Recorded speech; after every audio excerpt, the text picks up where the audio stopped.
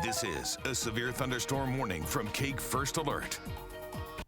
Meteorologist Jay Prater here. We got severe thunderstorm warnings, including the city of Hays.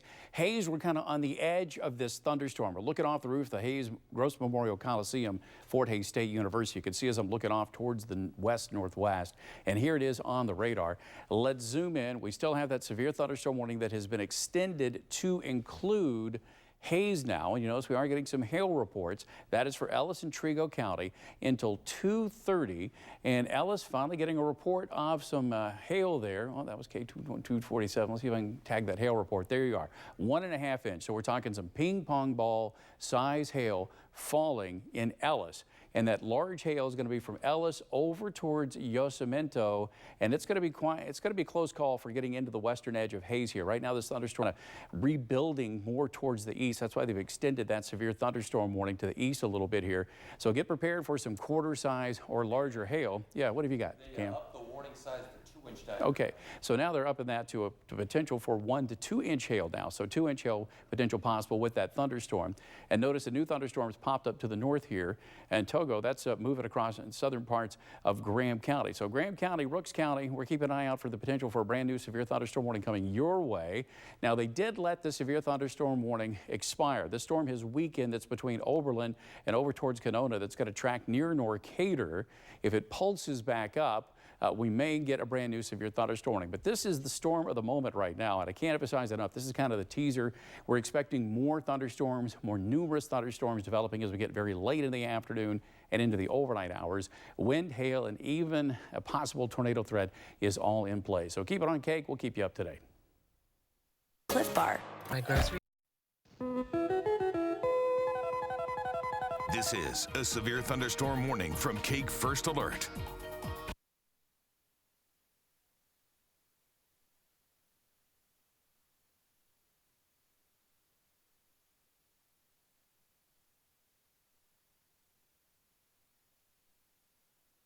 Near Oberlin in northwest Kansas, this thunderstorm is no longer severe. Let's take you live to Hays. Now, just to the west of Hays, we're getting reports of now golf ball size hail, about 1.75 inches in diameter, just shy of 2 inches in diameter now. So let's take you over to KAKE's First Alert Doppler HD. Got the 2 thunderstorms. Now, that's the photograph that I was showing you of the thunderstorm that is weakened and no longer severe, but had incredible structure. And again, we're just starting with this severe thunderstorm warning that does include the city of Hays. The storm initially was moving to the northeast, but now it's kind of turning more towards the right. It's until 2:30, and because of that right turn, you just see that little appendage down on the southern end. Yes, we're going to watch it in this environment to see if there's going to be a tornado threat with this. Right now, it's just kind of an area of interest. This is where we've had the larger hail reports in Ellis that have been between 1 and 2 inches in diameter. Let me go over and switch to, I'm going to use the Dodge City radar, and we're going to look at the velocity from this. And we do have a rotating thunderstorm. So if this rotation should tighten up, this may get upgraded to a tornado warning. Right now, there is not a tornado warning, but this is well south of I-70, southwest of Yosemite. Let me kind of put a distance on it from basically the campus of Fort Hays State University. That area of circulation is 8 miles to the southwest. So we're going to keep an eye on 8 miles southwest of Fort Hays State University to see if that circulation tightens up. If it does tighten up, this could be upgraded from a severe thunderstorm warning to a tornado warning. But again, at the current time, just a severe thunderstorm warning for the potential for hail that could exceed 2 inches in diameter. Now, this thunderstorm was severe earlier. It is weakened, and this thunderstorm that is weakening is the one that produced this very dramatic picture that came in from Nathan Kelly. So you can see what we call the stacked plates here on that thunderstorm. Very impressive supercell, but the good news is this one is starting to weaken. So I'm going to continue to monitor that thunderstorm southwest of Hays for you, and we'll keep you updated right here on KAKE.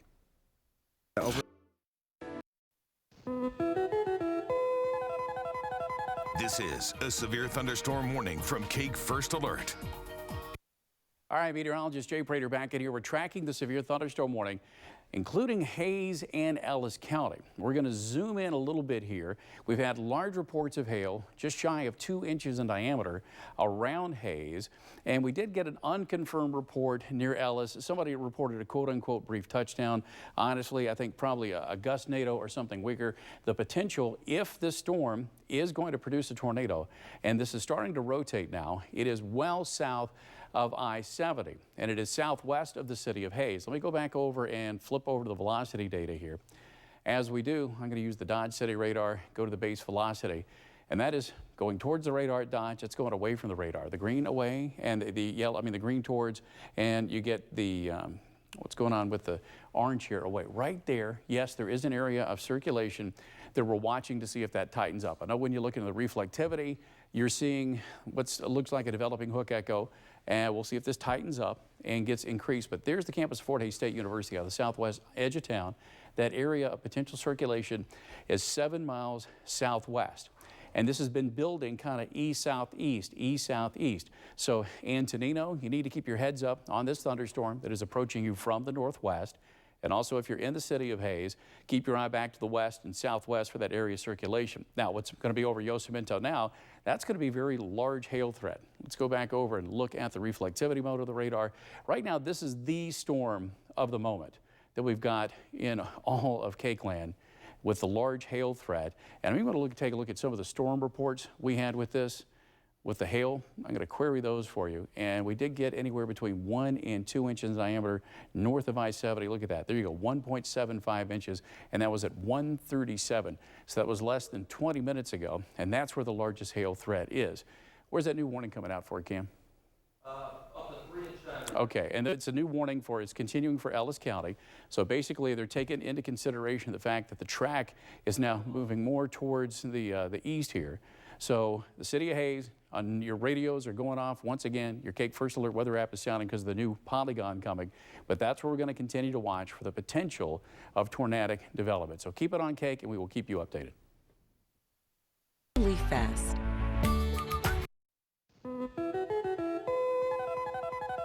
This is a severe thunderstorm warning from KAKE First Alert.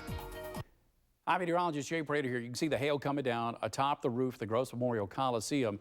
The risk that we're watching, though, is the potential south of town of a tornado development. Down here, we're seeing really good rotation, unfortunately. Let me kind of reposition the radar for you so you can get a little better look at what's going on. Down around Antonino, not the city of Hays proper, but between Antonino down to Shinshin. Yeah, you're seeing real good lowering here, and if the rotation in this tightens up some more, this might produce a tornado. It's been kind of teasing, looking like we got really solid circulation here. We're looking at the velocity data. I'm going to zoom in a little bit tighter. We're going to put it in motion over the past 30 minutes once again.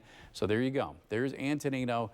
It's not what we call gate to gate here, but we've been seeing some really good lowering on this thunderstorm, and if that continues to wrap up, we may get a tornado. So southern parts of Ellis County from Antonino down to Shinshin, south of Hays, be prepared to take those tornado precautions should this develop. We're keeping a close eye on it. We're keeping you updated at kake.com/weather now. We'll keep you updated right here on KAKE. Hi. This is a severe thunderstorm warning from KAKE First Alert. Hi, meteorologist Jay Prater here as we take a look live from Fort Hays State University. The biggest hail threat is going to be south of town.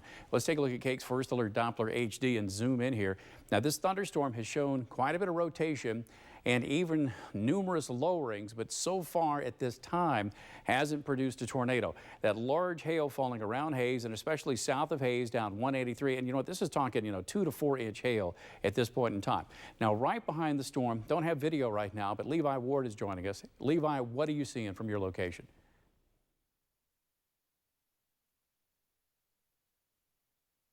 I guess we don't have Levi. Levi, you're there? Okay, so Levi is seeing the lowering here in the rotation, but at this point, no tornado, and we're going to keep you updated right here on KAKE. Case files of the accident recovery.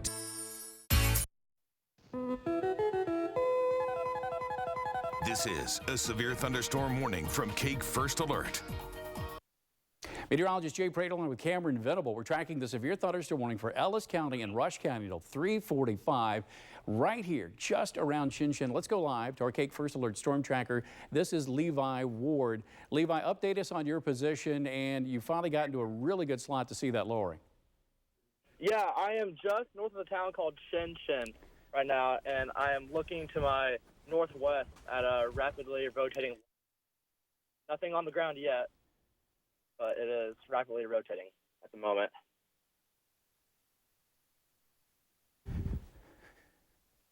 All right, so how long did it take you to finally get into that position, Levi? Oh, cutting through dirt roads all the way from Waukene, I'd say about 45 minutes. All right, as long as you've had eyes on that thunderstorm, there's been a lot of lowerings, but from your vantage point, nothing's touched down from that, correct? Yes, no, nothing's touched down yet. All right, and you're in a really good position where if something should develop, you're going to get right on top of it, correct? I am correct. All right, so let's go ahead and look at the velocity of this storm over the past few minutes here. And looks like the hand tracking is not working here. Let's go back over to that. All right, there we go. So let's go back over and using the Dodge City radar, we go to the velocity, and here we are over the past 30 minutes. And as we look at that, that's the area of concern. Right along 183, well south of Hayes, just to the north of Shinshin, and that's where Levi is perfectly positioned, where if this develops a tornado, he's going to be right on top of it and be able to give us reports. So we're going to keep you updated online and here on TV, and if there's a tornado developing, we'll start providing continuous coverage here on KAKE. Talk to your doctor about adding Rexulti. This is a tornado warning from KAKE First Alert. Good afternoon, meteorologist Jay Pradle along with Cameron Venable and Levi Ward. This is our first tornado warning of the afternoon. Let's zoom in here, and we're going to put it in motion for you over the past 30 minutes. Now, this is a second thunderstorm that's popped up very quickly. Having an issue with the hand tracking again, just FYI. So as we continue to look here, we are going to have the tornado warning in effect for this thunderstorm that includes Sault-Ste. And it doesn't include, let's zoom in, it's north of Hoisington at this point.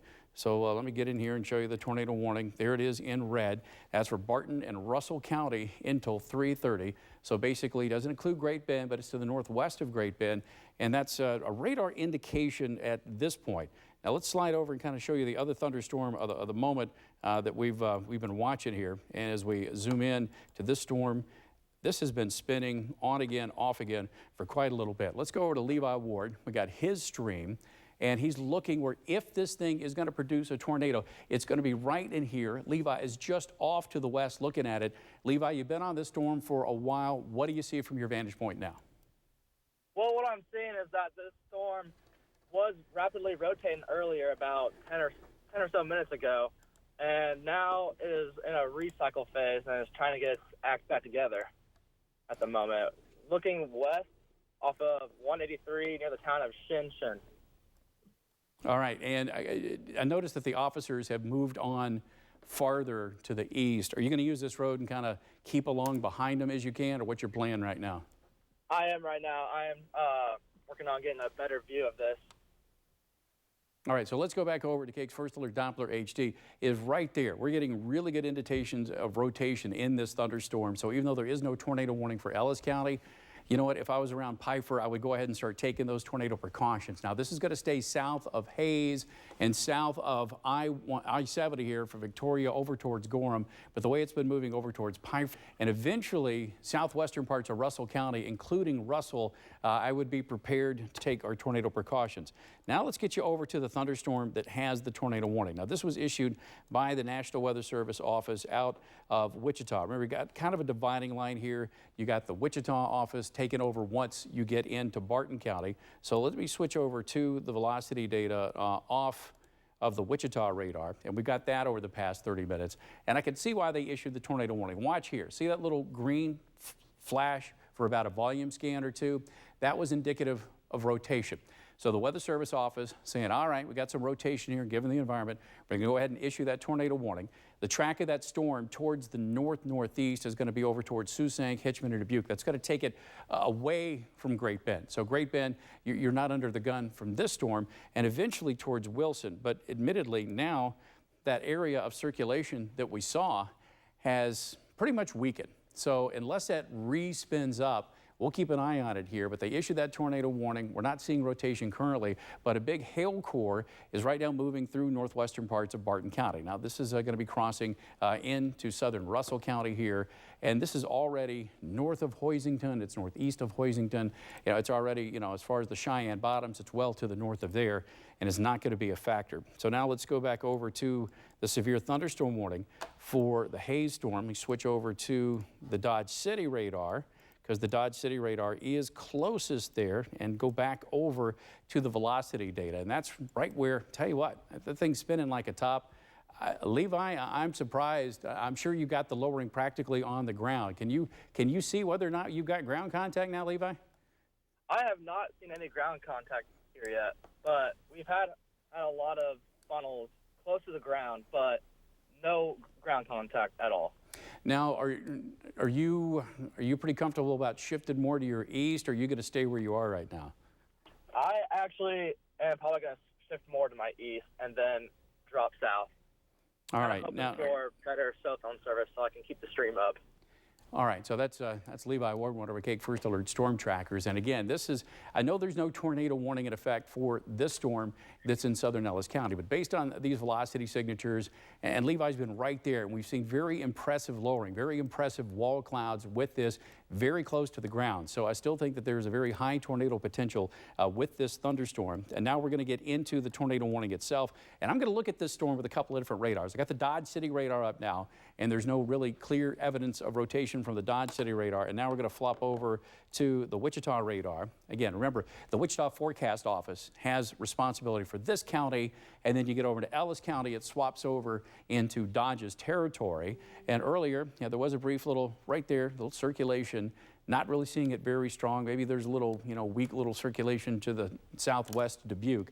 But Cam, back me up on this. We don't have any kind of reports from spotters or chasers or anything as far as any kind of confirmation with this storm, right, Cam? With that storm, no. But with the storm we were talking about in Ellis County, it sounds like deputies are confirming a tornado 2 miles north of Shinshin. And when did they do that? What time? That came in at 2:58, so just now. So just now. But it has since lifted. So that might have been the funnel action we were seeing, and it just kind of lifted back up. Okay, because Levi, you were right there. So yeah, did you see a funnel at that time? Yeah, I did see a funnel at that time, but I am trying to get a better view of this because it's trying to get rain rep at the moment.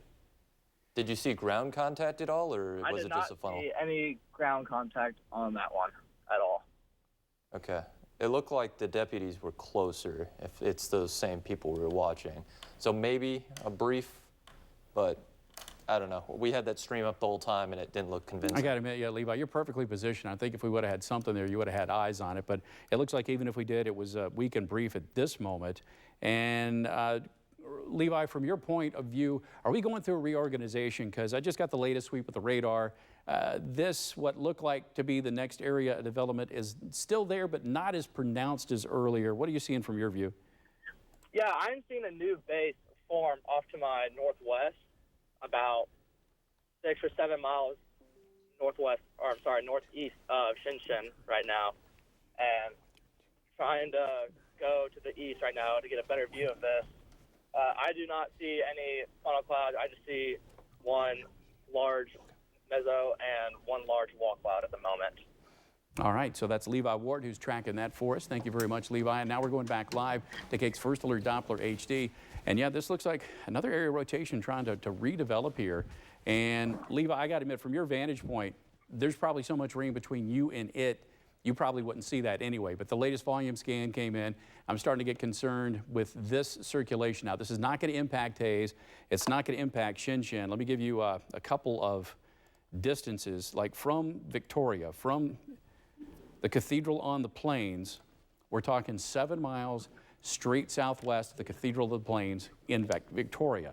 that is a really good radar indication of what may be a developing tornado, if not necessarily a tornado in progress.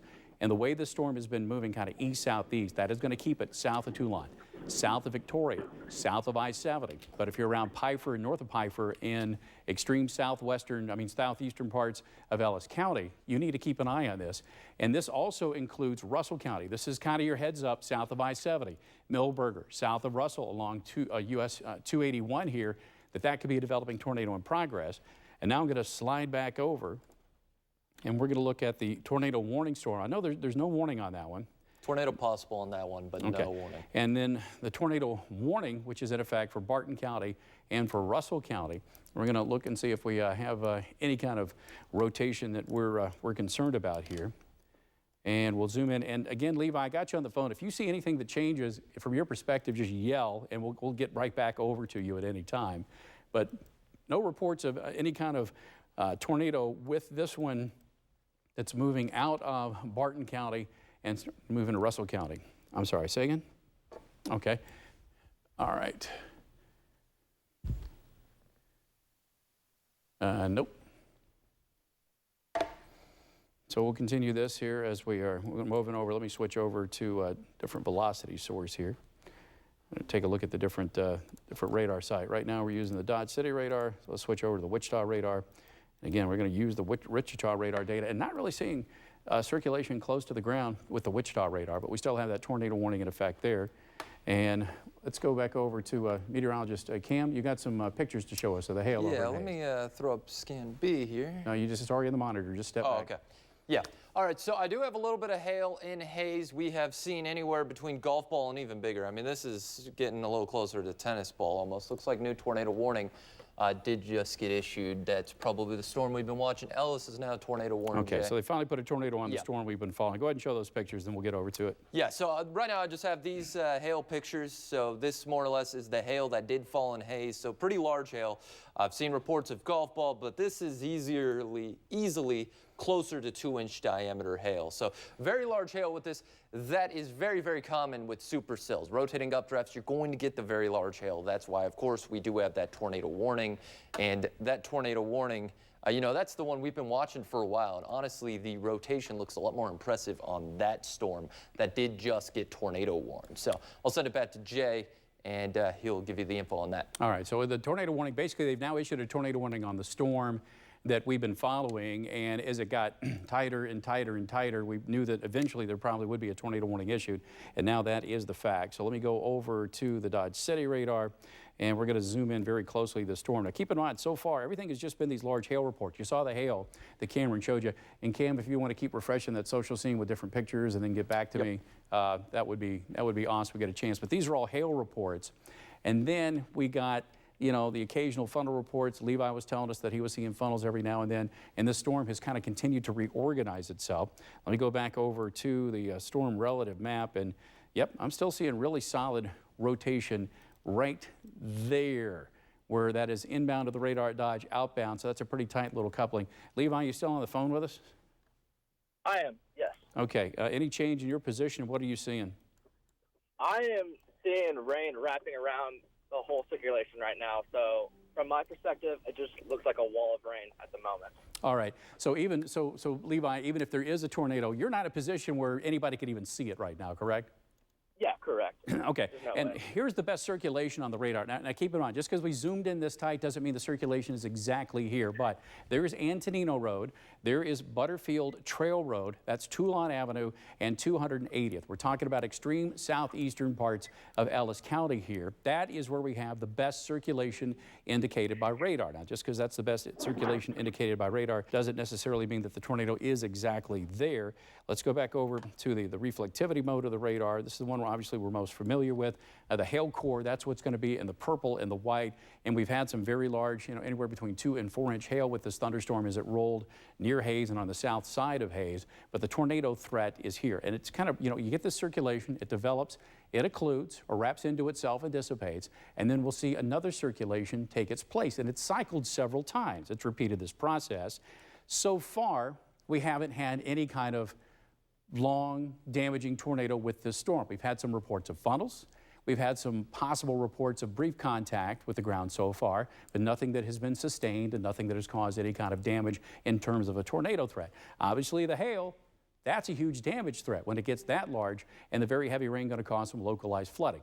So the tornado warning has been issued for Ellis County and also just kind of clipping northern parts of Rush County. That's until 3:45 Central Time. And this is going to cross over into Russell County. Now, parts of Russell County, yes, you too, are under a tornado warning. Let's get you back into the tornado. I haven't spent a lot of time on this one because after they issued it, there hasn't been much in the way of radar indications to support what was going on. Plus, you'll notice there's been absolutely zero storm reports. And Cam, you've heard no storm reports as far as this storm that's over here in parts of Barton County and into Russell County, right? I haven't seen any.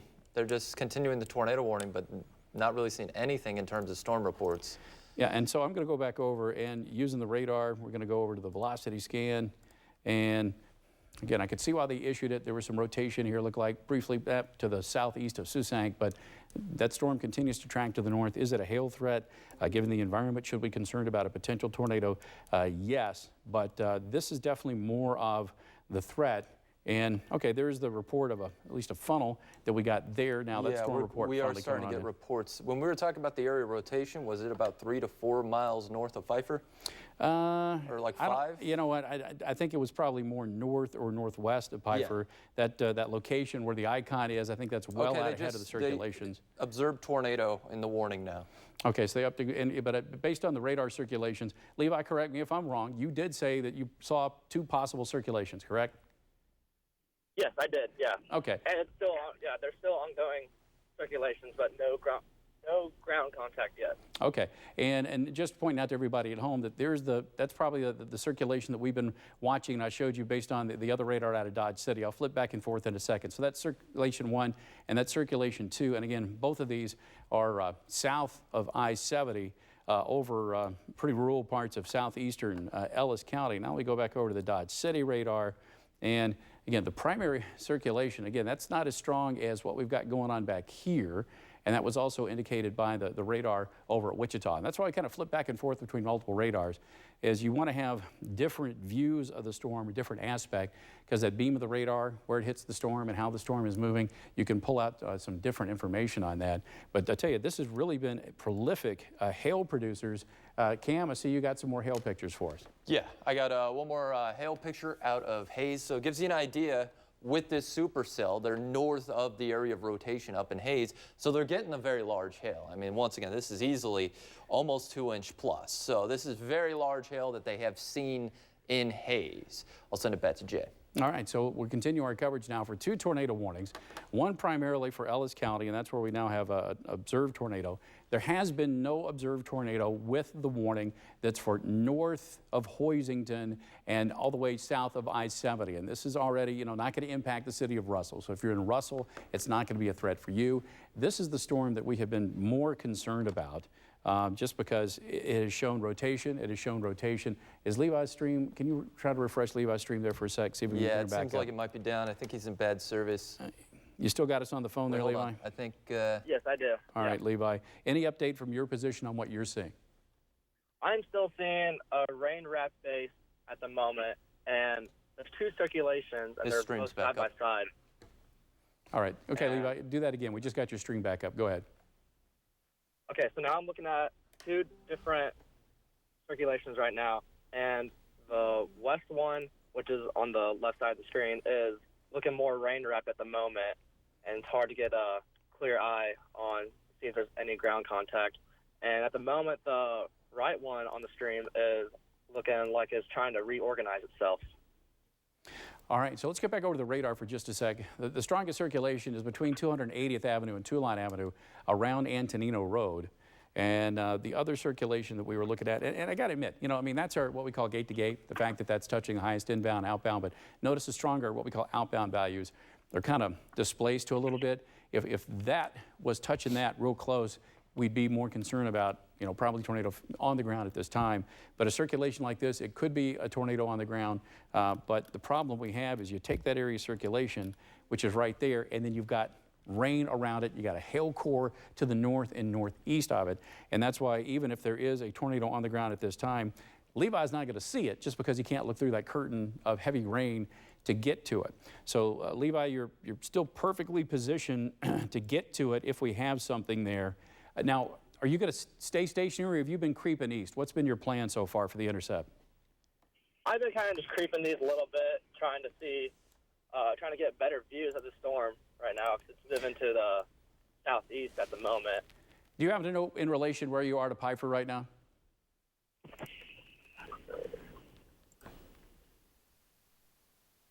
At the moment, I do not, but I am 4 miles to the east of Shinshin. Okay, so you're 4 miles. So there's Shinshin there. So he's 4 miles to the east of Shinshin. So he's right about here because we got that nice grid in the state. So 1, 2, 3, 4. He's right there, and the area of circulation is just to his north or northeast. So again, Levi, I can't thank you enough for being just absolutely perfectly positioned to see this, if anybody's going to be able to see it, because there's our area of circulation right there, and he continues to track that for us as it's moving not southeast, but kind of east-southeast, kind of track that circulation, not moving due east, but kind of east-southeast. So south of Victoria, you got the Cathedral of the Plains here. You go over to Russell, I-70 and 281. The tornado threat is going to continue to move away from Hayes at this point, be very close to, potentially north of Piper here, and then continue tracking into southwestern Russell County. So Millburger, you need to have it up. City of Russell itself, probably not concerned about the tornado threat, but I would be concerned about the potential for large hail. Cameron, what have you got? Talk to me. What have you got? It looks like there may be a tornado with this. I'm starting to see photos. I'm going to try to see if we can find some photos that we can use. Okay, right. So in other words, you've got confirmation visually that there was a tornado with that. Okay. So let's go. Is Levi's string back up? Put that up for a sec, full. Let's let him take a look at that. All right. So you're feeling okay. You're confident in that here? There's several photos of this now. Okay. And what's the position of that? Do you know? Looks like he's looking north. Okay, okay, but is that definitely the Hayes storm, or is that the other storm? I believe it's the Hayes. We got two storms under tornado warning. Let me double check. check. So verify what you got. We're seeing some pictures confirming that we do have a tornado in progress. So Levi, apparently we got some people that are positioned. It's the Hayes one. It is the Hayes. It is the Ellis County. Storm. Ellis County, not the city of Hayes. Hayes, you're not under impact. Oh, yes. But okay, apparently we got some people that are looking back into this part of the storm and actually have a pretty good shot of tornado on the ground at this point. So we're confirming a tornado. For us. It's just you're back to the west of it, and that circulation is going to be already northeast of Piper at this point. You copy? I do copy, yes. I'm trying to reposition right now. Okay, so are you going to, I'm about to say, is the road you're on going to be able to take you far enough east, or are you going to have to drop down and pick something else up and cross over? At this point, I'm thinking I might have to drop south just a little bit and leapfrog forward to get a better road. Okay, so all right, so you go ahead and reposition yourself there. So we continue the tornado warning, and obviously if the circulation increases, and this is what we're talking about, is that there was such a kind of an area wrapped in rain, it may be hard for him to see, but we do have, looks like some other storm chasers have intercepted it and are providing confirmation that the tornado is in progress with that one. So we'll continue keeping an eye on that. And as we continue on with our coverage here, let's just put Levi's stream up so we can take a look at that storm for a second from his vantage point as he's going to start to get repositioned with this. So we're going to continue our coverage. And Levi, I tell you what, while you're repositioning, why don't you give us a little bit of a play-by-play of how you intercepted? So I first started in Waukene, and then I dropped south from there and went on a concrete road going east, and it led me right to the circulation. And now I've just been doing some zigzags through some dirt roads, and currently trying to keep an eye on that rain-wrapped base at the moment.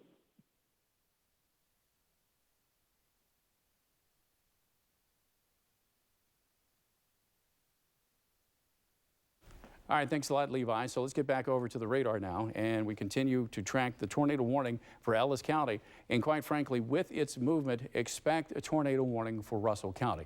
So this is your KAKE First Alert, and a tornado warning is going to be coming out for Russell County as this thunderstorm continues to move on. Cam, just curious, looking over your shoulder at Bryce on the map, any idea what Bryce's position is and where he's headed right now?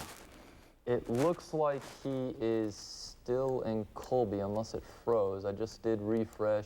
It looks like he might be dropping south. No, yeah, he's still in Oakley.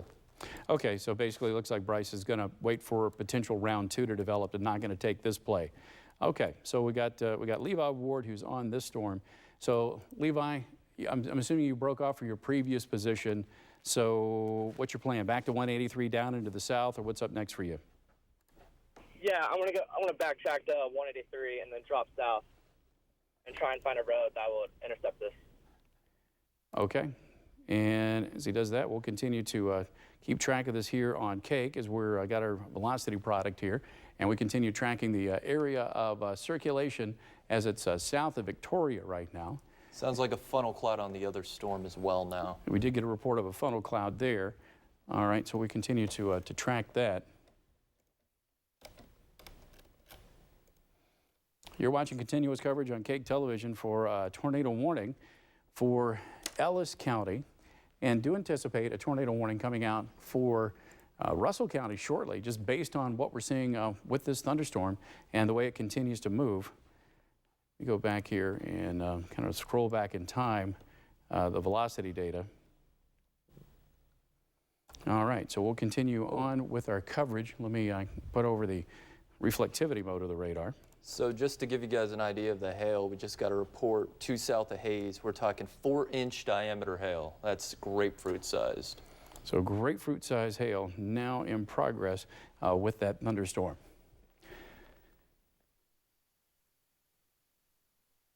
All right, so Levi, where are you now? Where are you going, bud?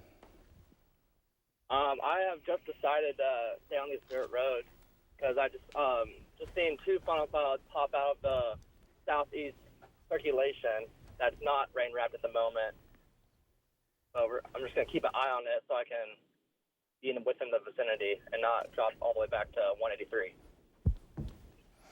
All right, so continue looking on that there. So we'll track it from our end over here. And to tell you the truth, let's go over to switch over to another radar here. We're continuing to look at from this point of view. Let me go over to the Dodge City radar, and we're going to put it in motion over the past 30 minutes here. I'm going to zoom into that, yeah, because there you go. See right there? All right. So let me go over and switch radar sources. And while I do, okay. Let's see if we get a little updated radar. Let me zoom into that radar hook right near Pfeiffer and just to the north of Pfeiffer. Tell you what, up in the booth, can you put Edge on the air for a sec? I'm going to switch over to a little bit of a different radar source we're going to track over the past half hour also. And we're using the Dodge City radar when you get a chance. And I'm going to go over to the velocity data from this product here and see what we get. So we're going to rotate it here. There's that area, stronger circulation. Yeah, we are seeing circulation right across. This is well south of Victoria, and that's probably where we have the tornado on the ground at the current time, at least that we've been getting some radar indications from. So continue the tornado precautions at this point in time. Here's the area of circulation. We got 2. We got 1 here. That's more likely the tornado. And here's another one back over towards the east that we're watching at the same time. So we do have the tornado warning in effect for just south of Victoria. And you've got the edge up here. Let me zoom in a little bit tighter. Just to the south of Victoria by 1, 2, 3, 4 miles due south. That's circulation number 1 that we're watching. As far as the tornado threat from Victoria, that's 1, 2, 3, 4, 5 miles. So 5 miles southwest of Victoria is where we have really strong indications of a tornado in progress at the current time. We've got 2 circulation areas. It's the one to the southwest of Victoria that's most concerning us at the current time, and that's also where likely we had the pictures coming in. So Cameron, you've already seen pictures confirming what's going on here, right? Yeah, I'm trying to find some picture or video to show you guys, but it looks to be a fairly large tornado at the moment. All right, so if you're in Victoria, you know, this is probably going to stay south of you, but you may want to go ahead and take some of those tornado precautions. Right there, the area I'm highlighting for you. And that is kind of switched over to a different radar feed here. And we're watching that area of circulation that we have a confirmed tornado now. Levi, you still on the phone with us? I am, yes. Yeah, I'm sure you're out of position now to put eyeballs on this thing, correct? Yes, I am. All right, so we'll continue to keep I'm just going to leave you on the phone in case you get repositioned here. But they have extended the tornado warning, and that continues for Ellis County. But if you're in Victoria, you're south of Victoria, it is time to go ahead and take those tornado precautions and update Levi's stream when you get a chance, see what's going on. Yeah, he's frozen. And, okay, and Dodge City, who's responsible for that. You know, I got definitely numerous reports of tornado spotted starting at 3:03, and it was confirmed on video at 3:06. So at 3:06, it was confirmed by video multiple reports. So is that what you saw earlier? Yeah. Okay, so we got the tornado observed there, and that's continuing based on these radar indications. That's definitely continuing. So here you are looking at over the past 30 minutes. I'm basically highlighting on the cursor where that tornado threat is at the current time. And that continues on. So we're gonna track that for you.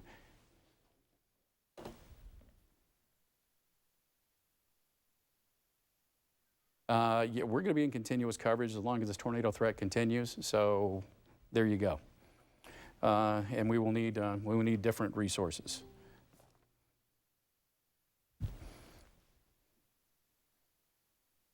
So no, we got a probably a significant tornado in progress. So if we still have a significant tornado progress at 3:30, we're still going to need a director and still need to use control one. Jay, I have eyes on it. Okay, so what are you seeing? I'm seeing a Punch tall, Levi up. white stovepipe tornado at the moment. Okay, and from what direction from your location? And control room, let's punch up chase one, please. I'm straight north right now. Okay. So there we go. Okay, your stream froze up again. But okay, Levi, go over it again. Tell us where you are. Tell us the direction you're looking and what you're seeing. I'm about 5 miles northeast of the town of Shinshin, and I am looking at a tornado on the ground and in progress right now. That is 4 miles north of my location at the moment. Okay, 4 miles. So this, I can admit, the pictures we were seeing earlier were probably of a more significant rotation. Is that what you're seeing now? Or do you think you're seeing that tornado or something potentially that could be a smaller? I am seeing. I'm seeing that tornado right now. Yes. Okay, but as far as but what you're seeing, I see it now. We got it on your stream. That is, it looks like a nice little elephant trunk tornado here. I think that could be a different tornado than the one that was reported earlier. So I think you're seeing one that's southwest of the bigger one that was reported earlier. Did you watch this form, or was it already in progress when you rolled up on it? It just appeared out of the rain, Jay. It just appeared out of the rain, so okay. Yeah, right now it is roping out. It is currently roping out at the moment. Okay, so we got a live tornado here, and again, this is northeast of Shinshin, and you're estimating by about 4 miles, correct? I am, yes. Okay, so 4 miles northeast of Shinshin, that's where we have that tornado in progress. And now we can go back over to the edge for a little bit here and show you the area of circulation that we're talking about. It's back to the southwest of Victoria, right here.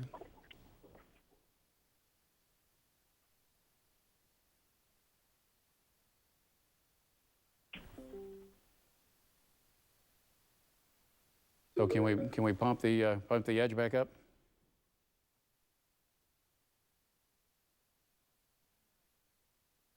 Okay. All right. There we go. So the area of circulation is sitting right there, and this is down to the southeast of Victoria. So what you can do is just every now and then come in here and refresh this and eyeball, and then click on the video, and then once it comes up, well, when it does, keep refreshing. There you go. Hit the full screen, and then you're good to go there. All right, so let's go back over to Levi's stream. Levi, is that a tornado still gone at this point? Levi, you with me or you gone? Yes, there is no ground contact at the moment. It is currently roped out. Okay, so that tornado dissipated, the one that Levi was on, that we're continuing to watch here. And I got to admit, I don't think that was the main show that was going on earlier today. Let me switch over to the reflectivity mode of the radar, and we'll put this in motion for you over the past 30 minutes, and we're continuing to look at that. So you're working on that, Cam? Yeah. Is it all of Max, all products are out, or is it just level 2? Yeah, it's just work on level 2.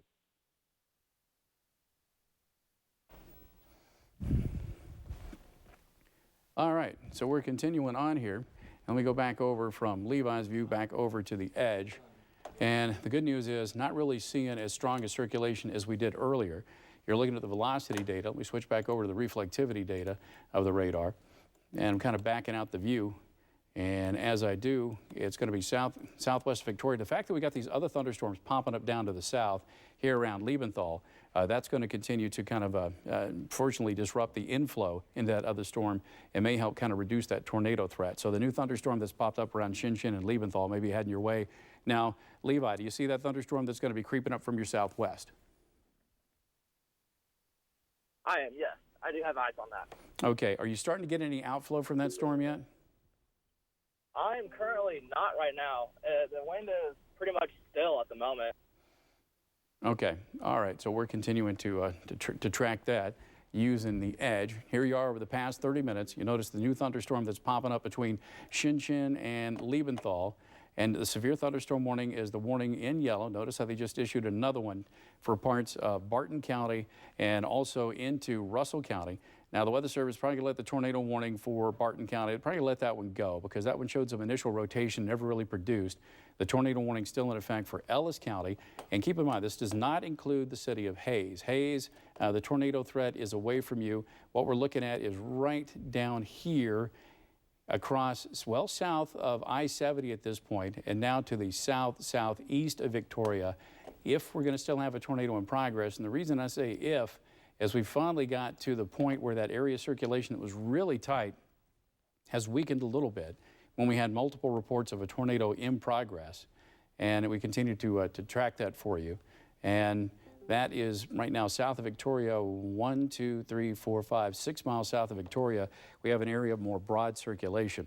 So Levi, I know you had that little elephant trunk tornado develop in front of you and then dissipate.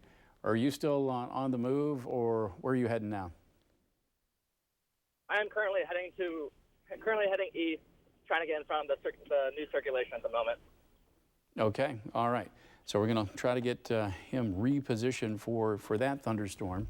Meteorologist Bryce Kintai is out and about, but he's stationed at Oakley because honestly, folks, this is round one of what's probably going to be a couple of rounds of severe weather. This is just kind of the start here as I back the view out. Other thunderstorms later on today we're concerned about developing and moving back into northwest Kansas. So this is just the first round of storms. This is not the main event. This is kind of what we call the teaser event here.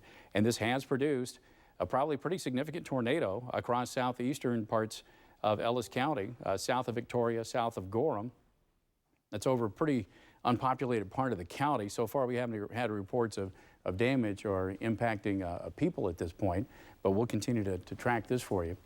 And I'm assuming we're talking with people right now in the box? Okay, good. So we'll continue on with our coverage here as long as we have the tornado warnings in effect for both Ellis County and for Barton County. But the Barton County tornado warning is probably going to be allowed to expire without incident. So the tornado warning for Ellis and Rush County, that's going on until 3:45. That's likely going to be extended for Ellis County and possibly into parts of Russell County. And the tornado warning for Barton and Russell, we will continue to watch that one. But that Barton County one is until 3:30, so it's going to expire right now. So it's in the process of expiring. There you go. So the tornado warning that was in effect for northern parts of Barton County is gone, and that is not going to be renewed at that point. So all right. So let's just stay with the edge here, and so I'm going to continue to drive the radar, and we have a brand new tornado watch that's been issued. You see the box in green that's flashing. So that tornado watch is for parts of north central Kansas. And I can't stress enough how we're probably going to see later on tonight some more things. So Levi, I see we still got your stream back up. Let's put his stream back up full. Levi, give us your current position and tell us what's going on where you are. I'm currently 7 miles south of Victoria right now on Pfeiffer Road, or Pfeiffer Avenue, and currently trying to get repositioned for this. So all I'm seeing, Jay, right now is just a wall of rain. Currently rain wraps at the moment. Okay, and I'm curious, is there, I don't know if you're monitoring any feeds or any chatter or anything as far as seeing any reports from any other chasers or anything about what's going on right now? I have not at the moment. All right, so let's see, another train spotted 4 miles north of Pfeiffer. And okay, that's the confirmation of your elephant trunk tornado. I saw another report just come in from another trusted spotter confirming what you already saw, Levi. And that would have been a different tornado than the more significant, the larger, what appeared to be a cone tornado earlier from that. Let me zoom back in here. And the area of suspect areas in the process of moving out of Ellis County and into southwestern Russell. This is, south of I-70 at that point. So we'll see if that starts to pick back up here. All right, so we just got to wait and see if that populates. Okay. As we continue to track live here with our KAKE First Alert Storm Tracker, Levi Ward, who is on a tornado-producing storm at this point. And Levi, looks like you're starting to get a little chaser convergence here. Yeah, just a little bit. There's a lot of chases out on this concrete road. All right, let's go back over to the edge. He's in the process of trying to, it's right here. This is where, if it's going to still produce a tornado, it's in the process of trying to cross the county line. So now it's up to the Weather Service in Wichita whether or not they're going to continue a warning. Looks like it's trying to get a little bit reorganized. Don't have a real sharp velocity signature, but here you are 1, 2, 3, 4, 5 miles south of Victoria. Right there, that's the area it's a broad rotation. It wasn't as strong an area rotation as what we had earlier. That it continues south of Victoria and tracking over to the south of Gorham. So we continue to watch our edge and also our KAKE First Alert Doppler HD. Fortunately, we got our chasers out in the field. Keep an eye on these thunderstorms for us as they continue to move across north central Kansas. And then later on today, we still have the risk of more thunderstorms popping up later on. I'm assuming they're in the core right now? Okay, they're going to reboot the services? Okay, that's what I thought. All right, so we're just going to keep it on the edge here and use that for our radar source.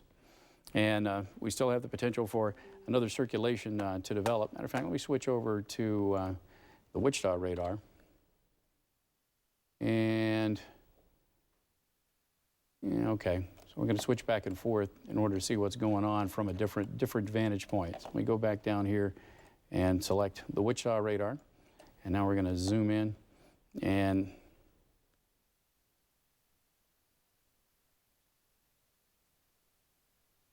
all right.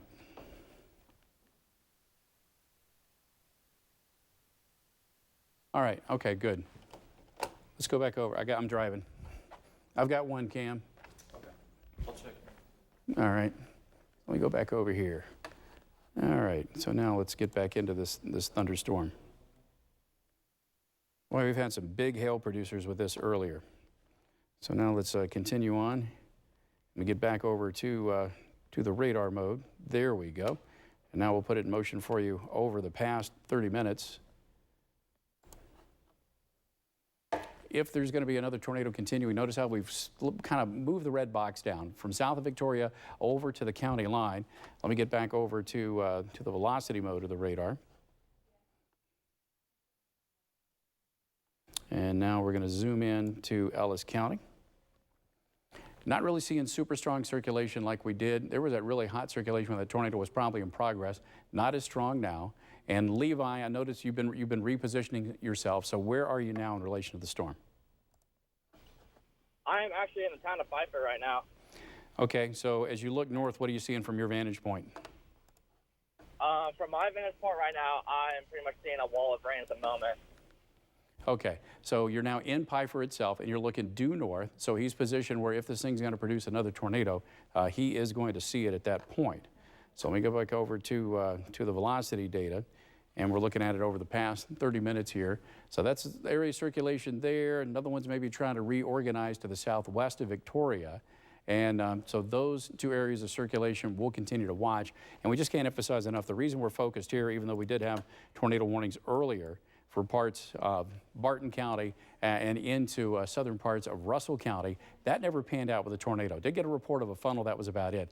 This did have confirmed tornadoes earlier, but at the current time, we're not getting anything confirming a tornado in existence right now. So Cam, when you get a chance, let's get back in the game here and look at the current warnings, and let's go and let's get updated on what's going on. So we're back here. It looks like we got the data flowing once again as we're looking south of Victoria, and these were earlier reports. Let me kind of show you what's going on. Earlier, you'll notice how there was one report of a tornado. That was multiple responders reporting a tornado back at 3:22. And that was what you saw live here on KAKE. That's where meteorologist Levi Ward, student meteorologist Levi Warner over at KAKE Chasers will look at that. And then we have the other report. This was earlier at 3:03. This was numerous reports of a tornado for spotters and confirmed on video. And that tornado was the more significant. That was the stronger tornado of the two. That was north. I know it says Pifer, but that occurred to the northeast of Pifer. So that tornado was the stronger of the two. Don't have any reports of what we had, any kind of damage or not with that storm. We didn't have any damage with the other one because, Levi, correct me if I'm wrong, the elephant trunk that developed in front of you, you saw that, it dissipated, didn't produce any kind of damage, correct? Yes, I did not see any damage from that. Okay, so there was no damage from that one. If there was any damage, it would have been from this earlier tornado here, and haven't had any reports confirming damage, whether or not at this point. So we'll continue to kind of back the view out a little bit. And now let's go over to the velocity data, and we're going to roll it over the past 30 minutes. And at least from this point of view, Levi, I'm not seeing anything. I'm seeing broad rotation in the storms, but I'm not seeing tight rotation at this point that has me concerned about a tornado currently in progress. What are you seeing? I'm seeing that rotation is currently in the course right now. And at the moment, I am trying to drop south and get a better view on the storm. Okay, but as far as anything imminent, you're not really seeing anything from your view, correct? Yes, correct. Yeah. Okay. And Cam, you've been looking at the chat rooms and everything. We're not seeing anything indicative of a tornado at the current moment, right? No, not seeing anything indicative of a tornado at the current moment. They, for the Ellis Rush storm, up to tennis ball size hail now. So tennis ball for Ellis Rush. Okay. And when you get a chance, if you can get any pictures or anything, let me know what's going on. I'll see if I can find pictures of the stovepipe. Okay. Have you got a mic? Which one? Slide up one. Okay, Deb, what have you got?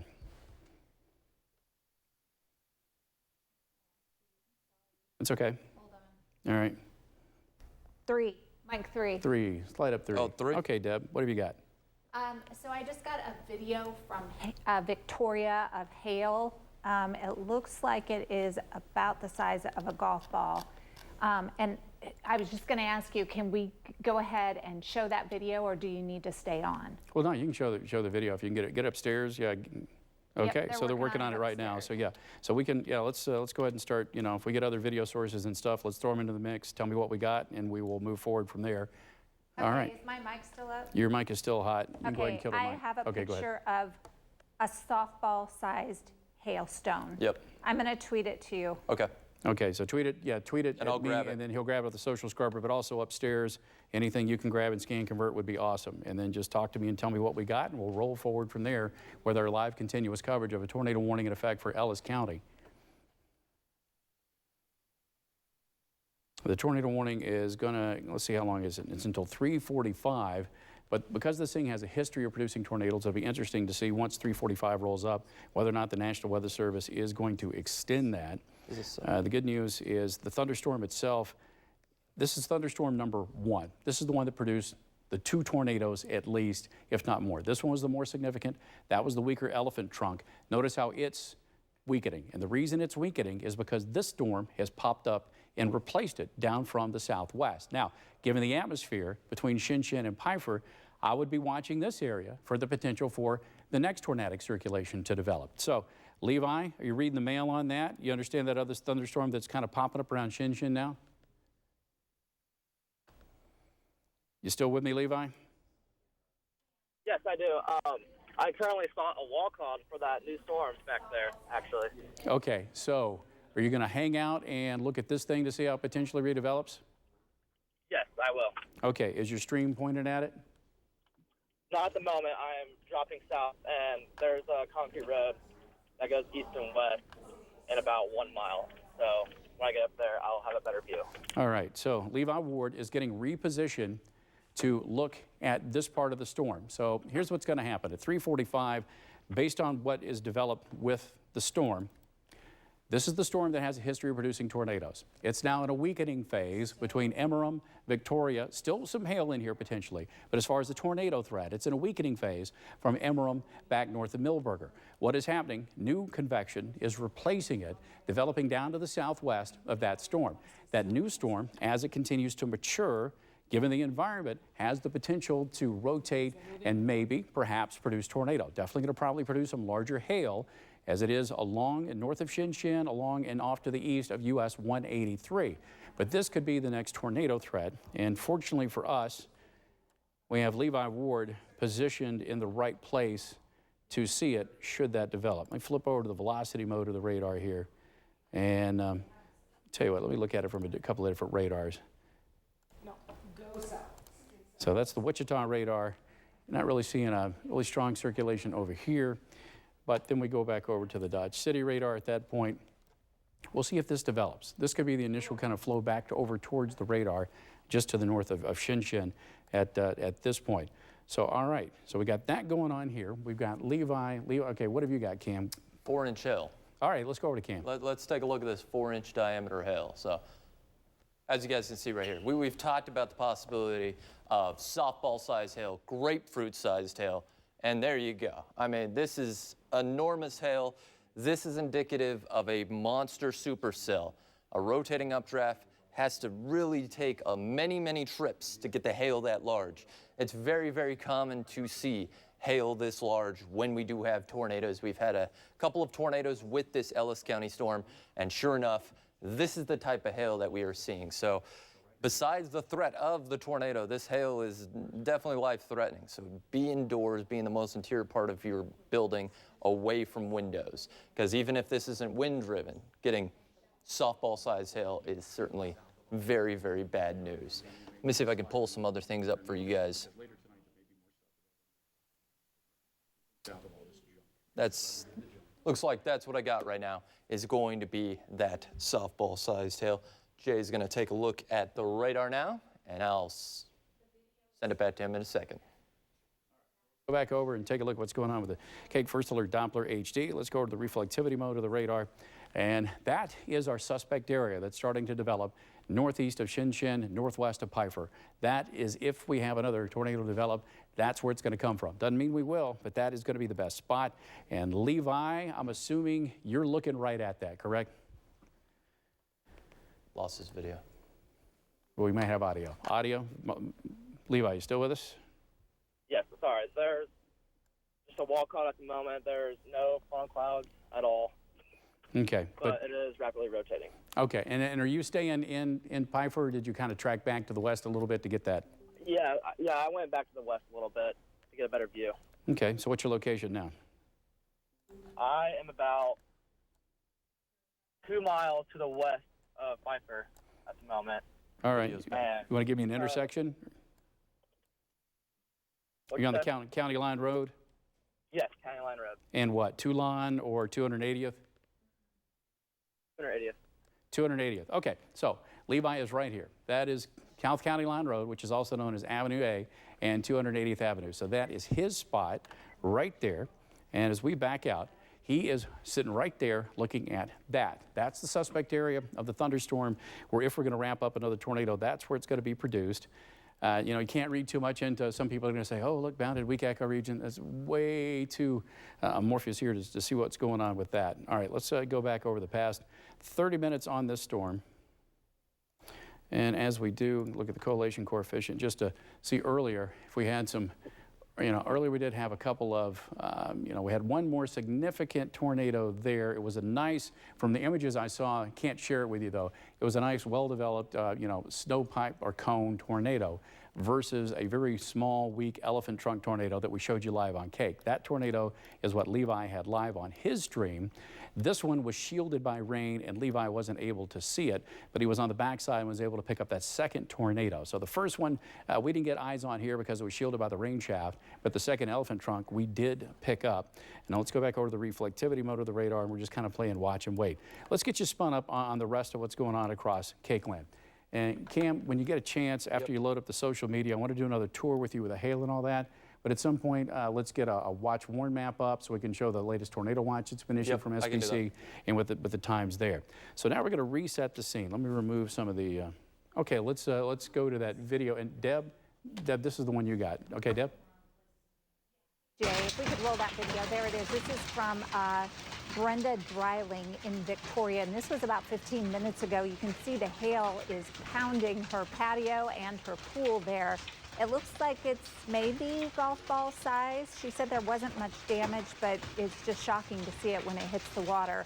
And then another friend sent us a picture of that huge hailstone that Cameron just talked about. It was about, gosh, the size of a softball, maybe bigger, and that was in Hayes, so you can only imagine the damage that they are seeing up there. And we, of course, have a crew close to Hayes right now, and they are getting set up for a live shot so we can get a live picture from them and a report on what's coming down and what the damage is, if there is any, that they see at this point. Jay?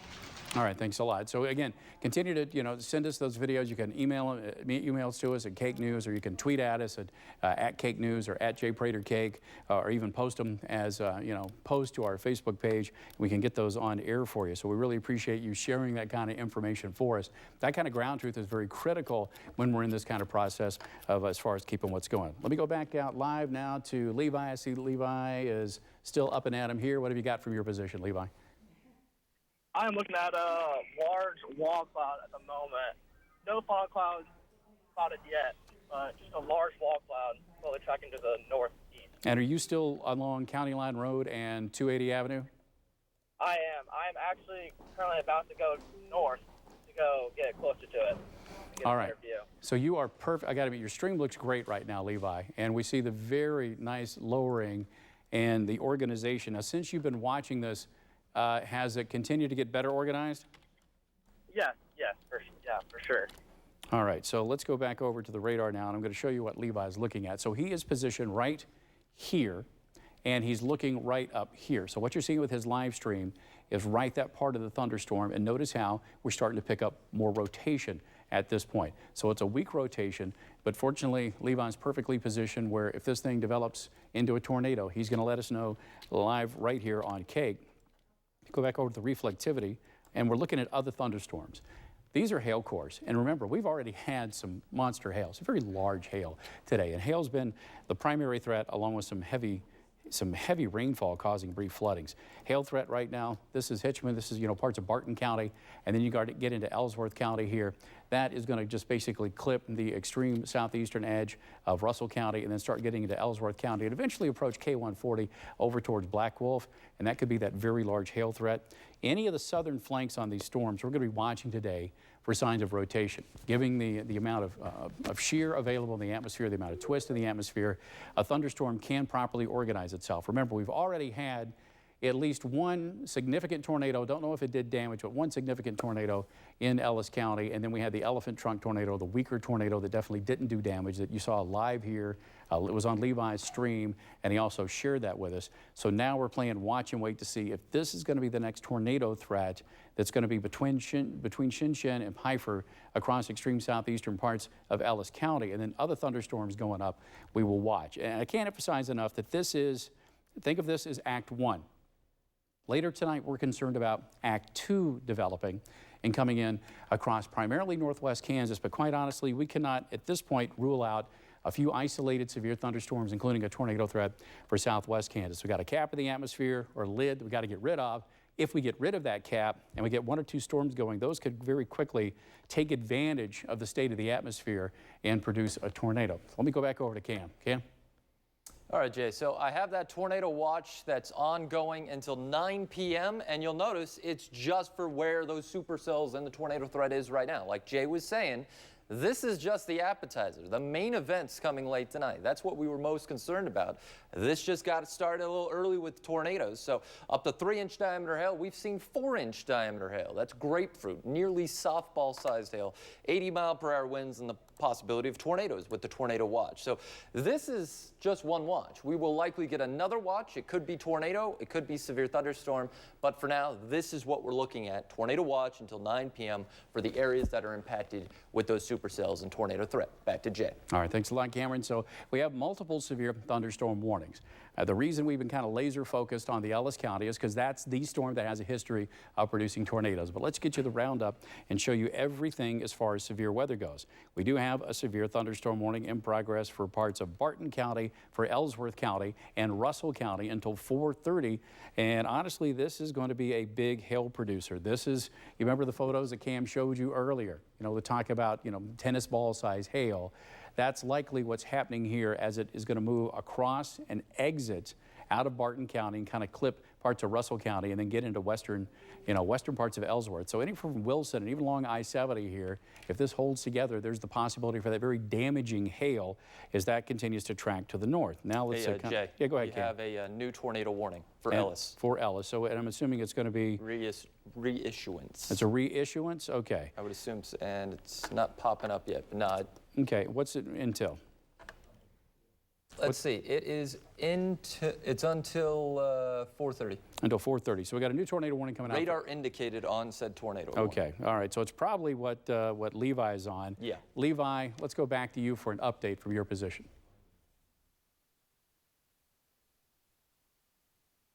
I'm currently at the same position as I was earlier, 2 miles west of the town of Piper, and currently looking at a large wall cloud at the moment.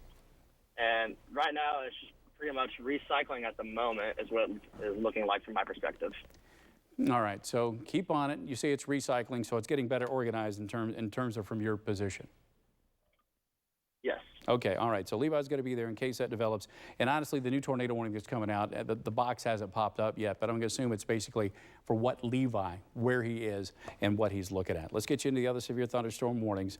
We get into northern parts of Russell County here. This is Waldo, Luray. That's until 4 o'clock. And then that same thunderstorm as it tracks to the north, the Weather Service issuing a severe thunderstorm warning until 4:15.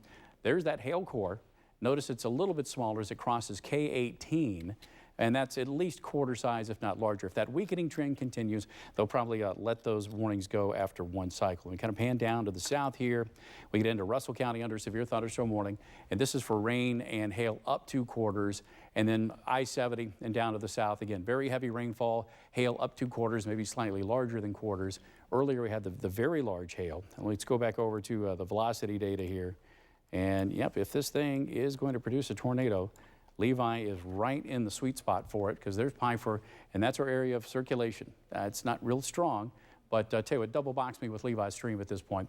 So basically, that circulation that you're watching there is what you're seeing just off to my left there with his stream. So that's Levi's stream, and that's where he's playing watch and wait. He talked earlier about the storm is trying to get a little better organized, and if it does, that's where it's going to produce the tornado. So let's go back here to the radar full screen, go to the reflectivity, and gotta admit, not really a strong radar signature in terms of reflectivity yet, but given the atmosphere, we're going to continue to watch. So Cam, just into the chat rooms, anything, what other kind of reports have you had on any of these storms in terms of ground truth or anything we're getting from any of our other chasers? Yeah, let me take a look at some of the ground truth with these storms. We've been getting... Oh, well, let's go back over to the desk. Some of the pictures that we're getting in from some of our viewers. If we did have some video of the hail in Victoria. That was about golf ball size, and you could just see it hitting the pool there. And then we also had pictures. There's that video there. You can see it hitting the pool and the patio. You just hear that sound. There has to be, that's a lot of force coming down in that area.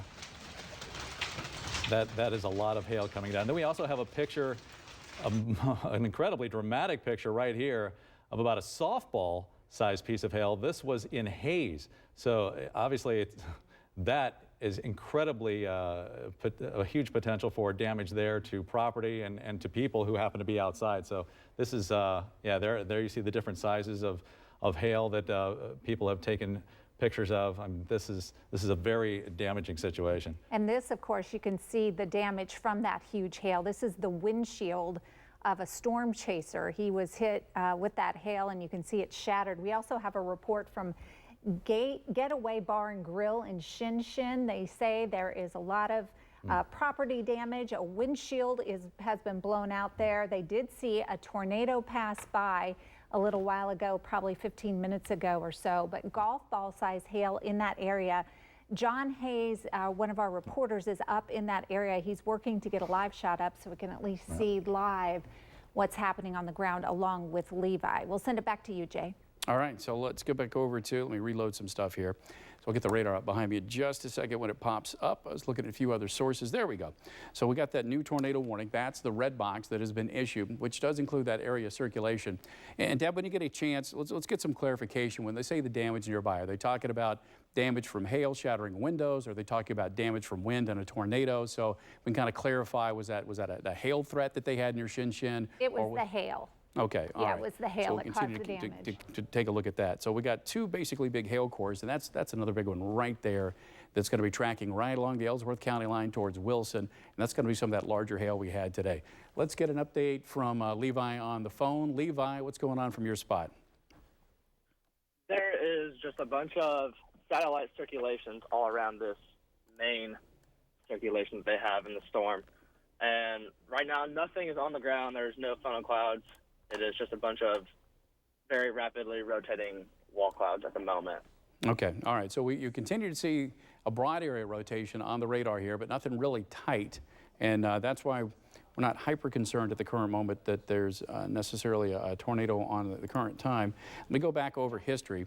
And these are storm reports. Remember earlier around 3:03, this was a confirmed tornado reported by several people. Unfortunately, was shielded from Levi because of the location of the rain versus him. But this one back here, closer to 3:30, that's the one that Levi showed us live on KAKE. And now what we're doing is we're just watching this new thunderstorm. Remember the thunderstorm that produced these two tornadoes? That's what's left of it from Russell over towards Gorham. That has dissipated because this new storm, new updrafts came and replaced it from the southwest. So this is the new parent thunderstorm with the potential as it reorganizes to maybe produce future tornadoes. And that's why Levi's basically just stayed parked at this point because they keep redeveloping over the same area. You can just see all the hail reports that we had. Let me turn off all the storm reports so we can get a little better view of just the radar. Everything yellow. These are severe thunderstorm warnings.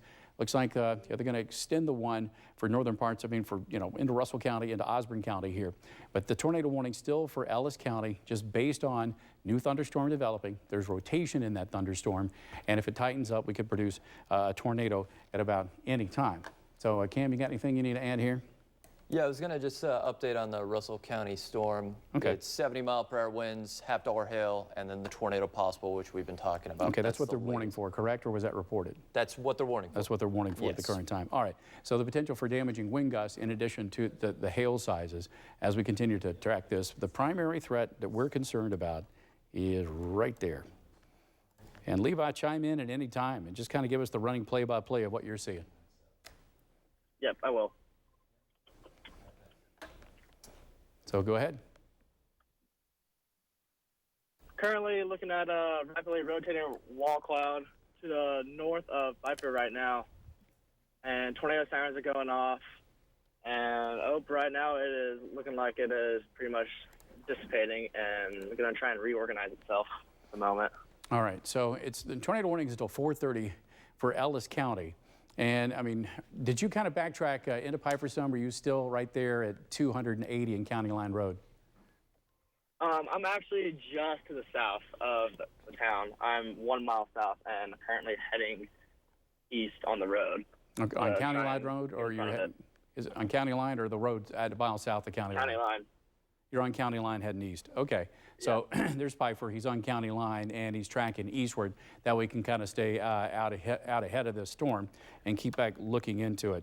And we'll see if it's been teasing him as far. There we go. I'm finally getting some decent velocity returns.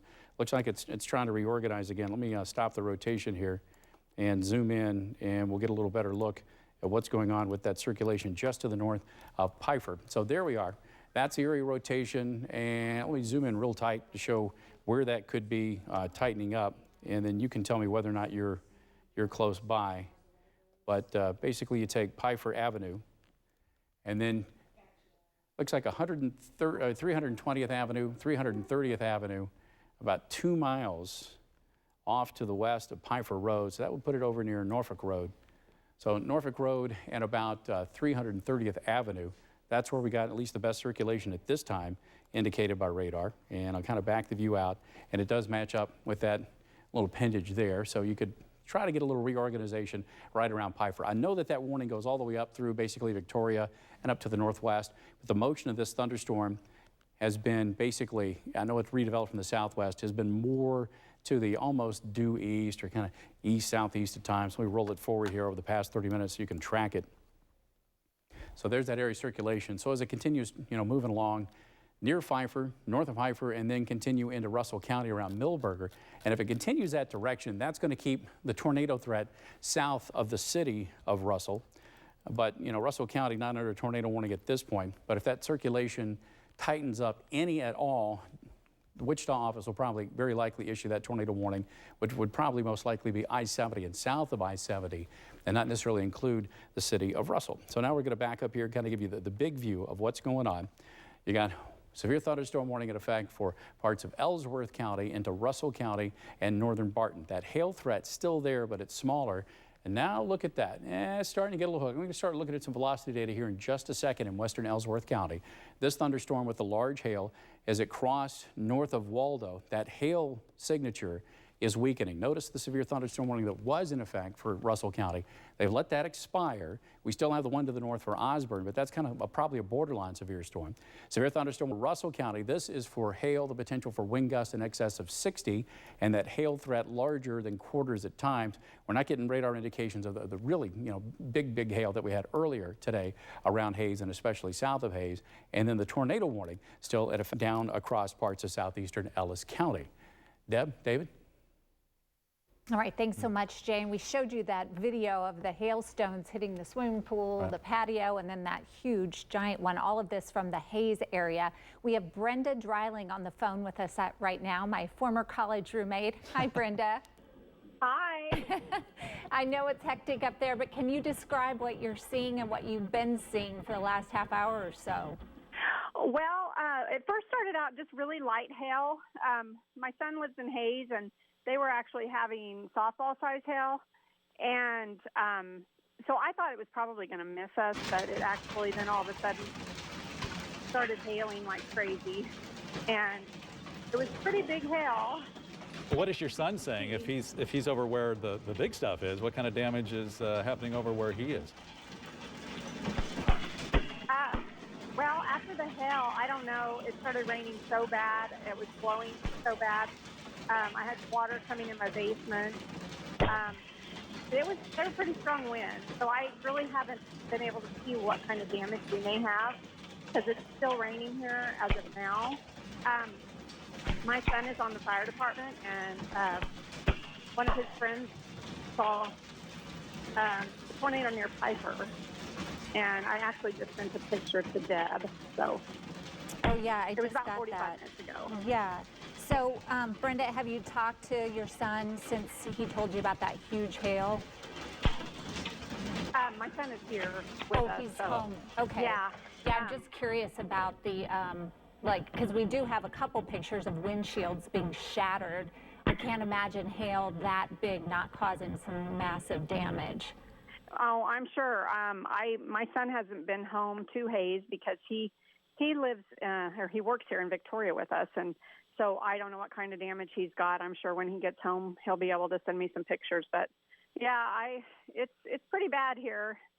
What are you seeing just looking out your windows at maybe cars that are outside, or are people actually roaming around?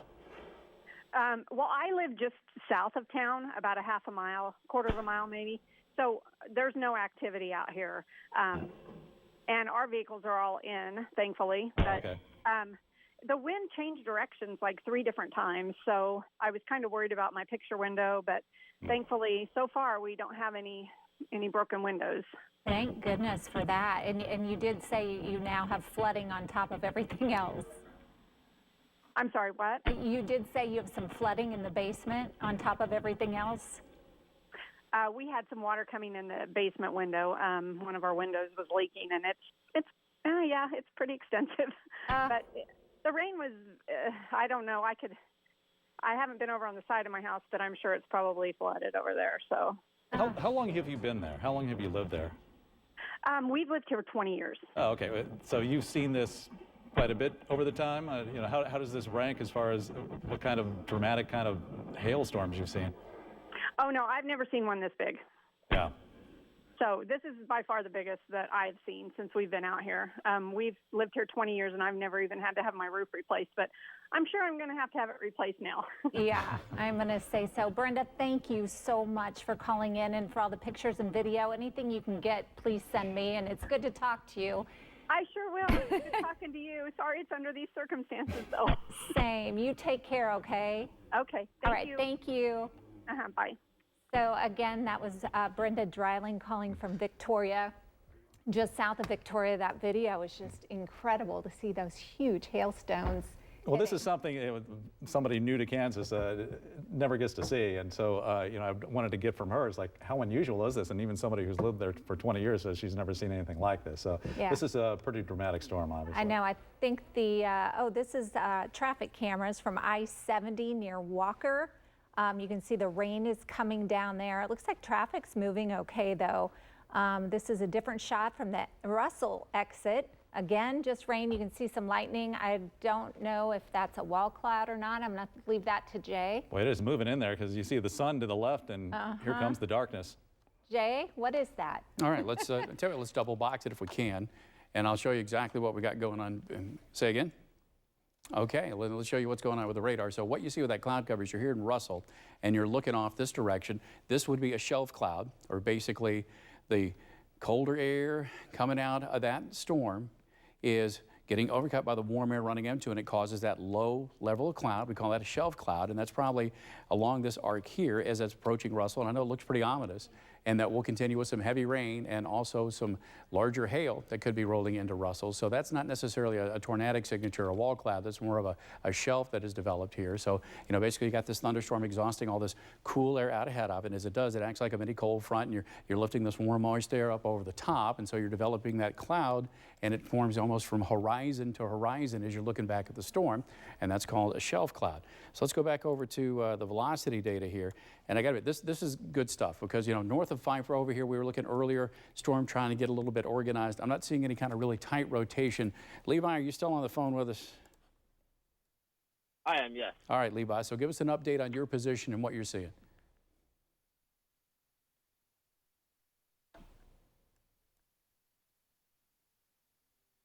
I am currently 9 miles east of Shinshin right now, and looking to my northeast at the developing wall cloud at the moment, but currently it is getting wrapped in rain from my perspective, at least.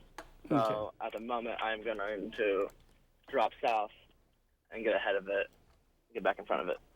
All right, so I got to admit, not really seeing anything as far as earlier, we were seeing a little area rotation. It's not as well defined now as what we had. So we'll continue to look here. It's just near Piper, off to the northeast of Piper now. Sure, that's a more broad rotation. And remember, this is a green going towards the radar going away, so that is a convergent signature here. That is not a rotational signature. I'm going to watch that. That's not a stinger. That's a convergent signature. I know some people may be seeing that at home and thinking, wait a minute, is that rotation? No, that is not rotation. That's just some kind of convergence going on at that level. We got some heavy rain and hail up to the north at this point. So we'll continue to watch this cluster of thunderstorms. I got to admit, I like what I'm seeing overall, and here's the reason. The hail cores are not as really big as what we saw earlier this afternoon. We got those monster hail reports. I mean, in excess of 3 inches. Oh, let's go over to Cameron. Cam? All right, Jay, so we finally do have a picture of that tornado from earlier. Let's take a look at that. So here we are. So you can see the tornado, stovepipe tornado. This was the one that was the more pronounced tornado. Then we had the elephant trunk. So this is one shot we've seen of this tornado so far. So sure enough, we have had a tornado today. I think we've had maybe about 2 so far on this storm alone. But yeah, a well-defined tornado in Ellis County. Yeah, this was, and let me go back to the storm track. So basically that photo was this storm around 3:03 that we saw, and then the elephant trunk that we had live with Levi was closer to 3:30. So the photo that Cam just shared with you is this position here of the tornado, and then the second tornado, which was the weaker. And even though we got the tornado, and that was a, like I said, well-developed, little cone to stovepipe tornado, we haven't had any reports of damage with the tornado itself. No, I haven't seen any damage. The elephant trunk, there was definitely no damage at all. Levi was on that live. It formed right in front of him. You saw it on his live stream. It dissipated within, a minute or two and didn't do any damage. Maybe just, kicked up a little bit of dust. But this one definitely more impressive looking in terms of visually what Cam just shared with you. So that's where we're going to continue to see if maybe did we have any damage in that vicinity. Haven't confirmed any at this point in time.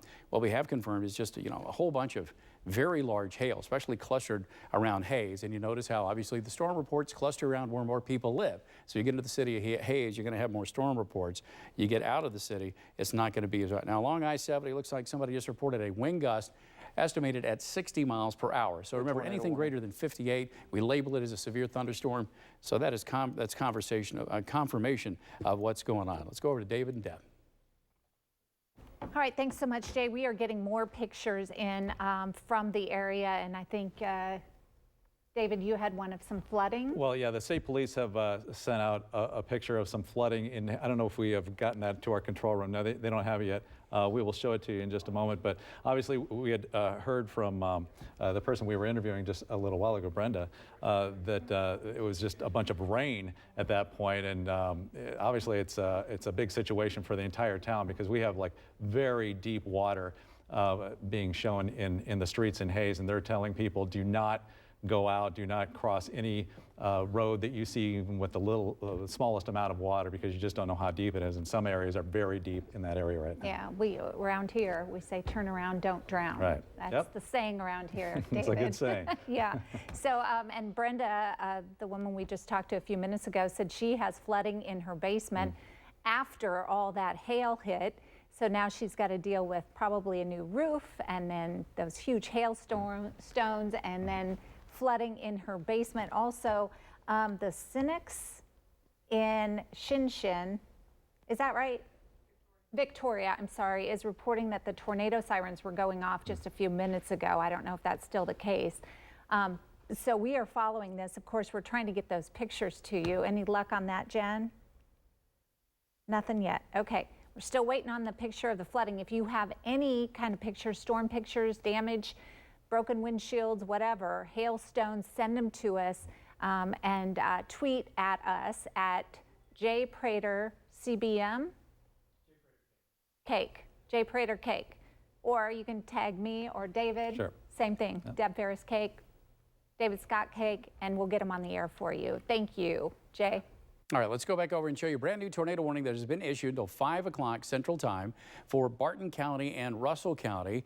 And this is an extension of the tornado warning that was in Ellis County. So basically the storm is rolling out of Ellis County now, and it's rolling into Russell County and the extreme northern edge of Barton. I know if you're living in Great Bend, your weather radio just went off, but it's for the northern edge of the county. This tornado warning does not include the city of Great Bend, even though I know your weather radio has started to sound at that point. So let's zoom in here and show you why they've done it. This is just a continuation of the storm. Remember, the one that produced 2 tornadoes earlier, at least, in Ellis County, that was overtaken by this other thunderstorm coming up from the southwest in Shinshin. It is now the dominant storm near Milberger. So we're going to go over the velocity data. And right in here, you do get some area circulation to the north of Milberger. So if this is going to produce another tornado, it's in the process of kind of cycling right now. Levi, have I got you on the phone right now? Yes, you do. Okay, Levi, have you crossed into Russell County yet? I'm about to ready to approach that county line right now. Okay, it looks like, unfortunately, that the storm has jogged enough of the south where you may start getting back into the rain at that point. Are you going to be able to get over to 281? Yes, I am currently going east right now and trying to get over to 281. I should. Rain hits me. Okay, you broke up just a tad. Try it again. I'm currently heading east on a county road, and I'm 20 miles. No, I'm sorry. I'm 15 miles from 281, and I should be at 281 in no time and be there before the rain. Okay, awesome.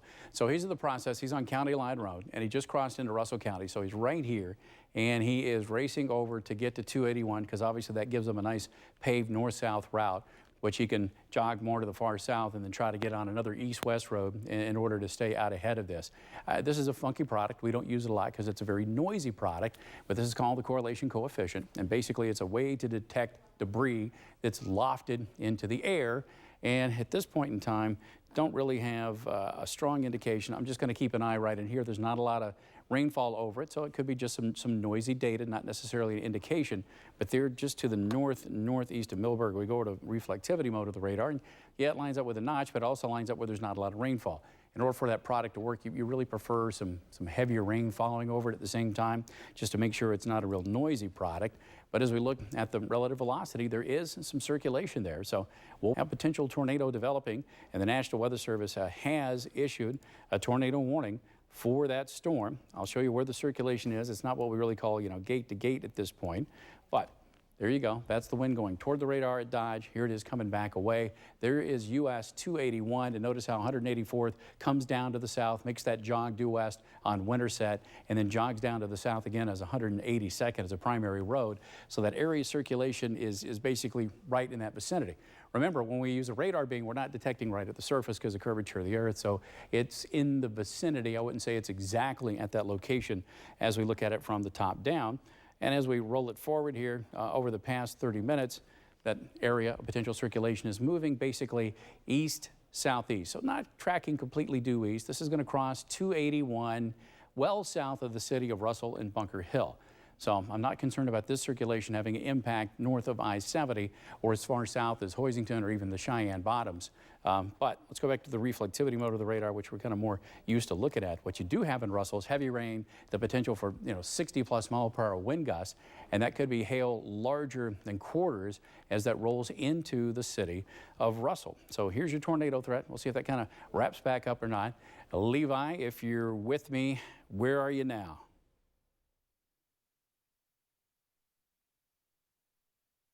I guess we've lost Levi. We'll see if he rejoins us soon. Okay, so we're going to back the view out and get you reset. So let's kind of reset the scene across KAKE land. It's one cluster of thunderstorms causing all of the business. And the reason we are on KAKE television is because of our customers that live here, that are on DirecTV or Dish Network. What they watch is KAKE television out of Wichita. Yes, we do have a cluster of low-power stations here, but we have tornado warnings in progress, and the only way for those residents to even see our programming via satellite is to be on KAKE Channel 10. So that's the reason I haven't broken off the network and split it into north central Kansas, is since we have tornado warnings in progress, and we've had at least 2 confirmed tornadoes during the day today. So that's why we're continuing our coverage right here on KAKE. I'm sorry, say again? Oh, okay. All right. So let's continue to zoom on in here. Let's flip over to the velocity data. Now I'm looking at out of the Wichita radar, just because we want different perspectives with what's rolling into Russell County. And right there, you can still make out some circulation. Remember, the green's toward, the yellow's away. Right there to the north of Millburger, not a real dramatic circulation. Levi, are you with us or we lose you? Okay, looks like we probably lost Levi, so Cam, do me a favor, go ahead and drop him so that way you can call back in later. There you go. All right. Let's go over to the desk. Tornado sirens are going off in the town of Russell. Just talked to someone by text saying that they are headed to the basement right now. They have word that there is a tornado south of Russell, so they're headed down to their basement right now. I don't know if you see anything on radar, but that's what they're telling me. Well, the tornado warning, remember we issue with polygons now, and you see the red box. So the red box does not include the city of Russell. They're exercising an abundance of precaution here and sounding the tornado sirens. Yes, there is a tornado warning for Russell County, but there is not a tornado warning for the city of Russell. This is basically a severe thunderstorm. The tornado threat is what we've been talking about down here, well south of Russell, well south of I-70, now to the northeast of Millburger, where it's crossing 281. So, hey, go ahead, exercise those precautions, head down to the basement. It's not a bad thing to do, but I can tell you that there is no tornado threat at this current time for the city of Russell. What we have is heavy rain, the potential for wind gusts in excess of 70, and the potential for hail larger than quarters. So that report of a tornado possible south of Russell, it's this far south. It's down here. It's not anywhere close to town. As far as just kind of putting a distance on it for you, if you go from Russell, let's see, where the potential tornado is up to the north, we're talking 10 miles. So 10 miles down to your south, if a tornado is going to develop, that's where it is. So hopefully, go ahead and exercise those tornado precautions, but hopefully a bit of peace of mind for people that are in town proper there, that we're not concerned about a tornado threat for the city of Russell at this time. Here's the velocity data, and if there's going to be something developing, it's right here now along 281. And any luck from Levi? It looks like Levi hasn't connected with us. So we'll continue to keep an eye on that. Do me a favor, get back in the chat room and tell Levi, remind him to call us. Okay. All right. It sounds like there may be a possibility of a funnel cloud south of Russell. Funnel cloud, yeah, that's probably with the circulation that we're seeing now. So, oh yeah, pop in that room and ask Levi to try to get in contact with us again, so we can keep you updated. Let's go back to the reflectivity mode of the radar. So again, if we're gonna have a tornado develop, it's gonna be down here. And that's why the tornado warning has been issued for Russell County, south of Russell, and for northern Barton County. It does not include Great Bend, doesn't include Hoisington, or doesn't even include the refuge area, the Cheyenne Bottoms. I don't know why I couldn't come up with a name there.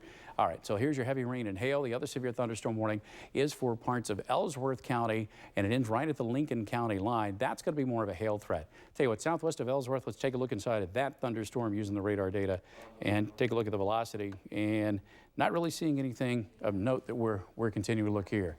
All right, Levi, you're back with us. What have you got? All right, I'm still on the same road, like 190th Street, and currently heading east. And now I'm just trying to get in front of it for the Wilson play. Okay, have you gotten to 281 yet? I am I have not. I'm not yet. Okay, about how far away are you? Do you know? 4 miles. Okay, so you're 4 miles from 281. So count them. You got to love the sections here. 1, 2, 3, 4. He's right there. He's on County Line Road. He's heading to 281. And then once he gets to 281, he's going to make a decision. He's got a north-south play, and they're going to head another east-west road. He's going to jog down to the south a little more and head over towards that. Are you thinking more of a jog to the south around Sault-Sainte, or are you thinking a jog to the north at this point, Levi? I'm pretty sure I'm just going to go to Sault-Sainte and then make a play from there. Okay. All right. Sounds good. Just as you... I know you probably just got a curtain of rain at this point. Yes, correct. Yeah. All right. Now they've got reconnectivity too. I'll tell you, can we try refreshing the stream and see if it'll come up? All right.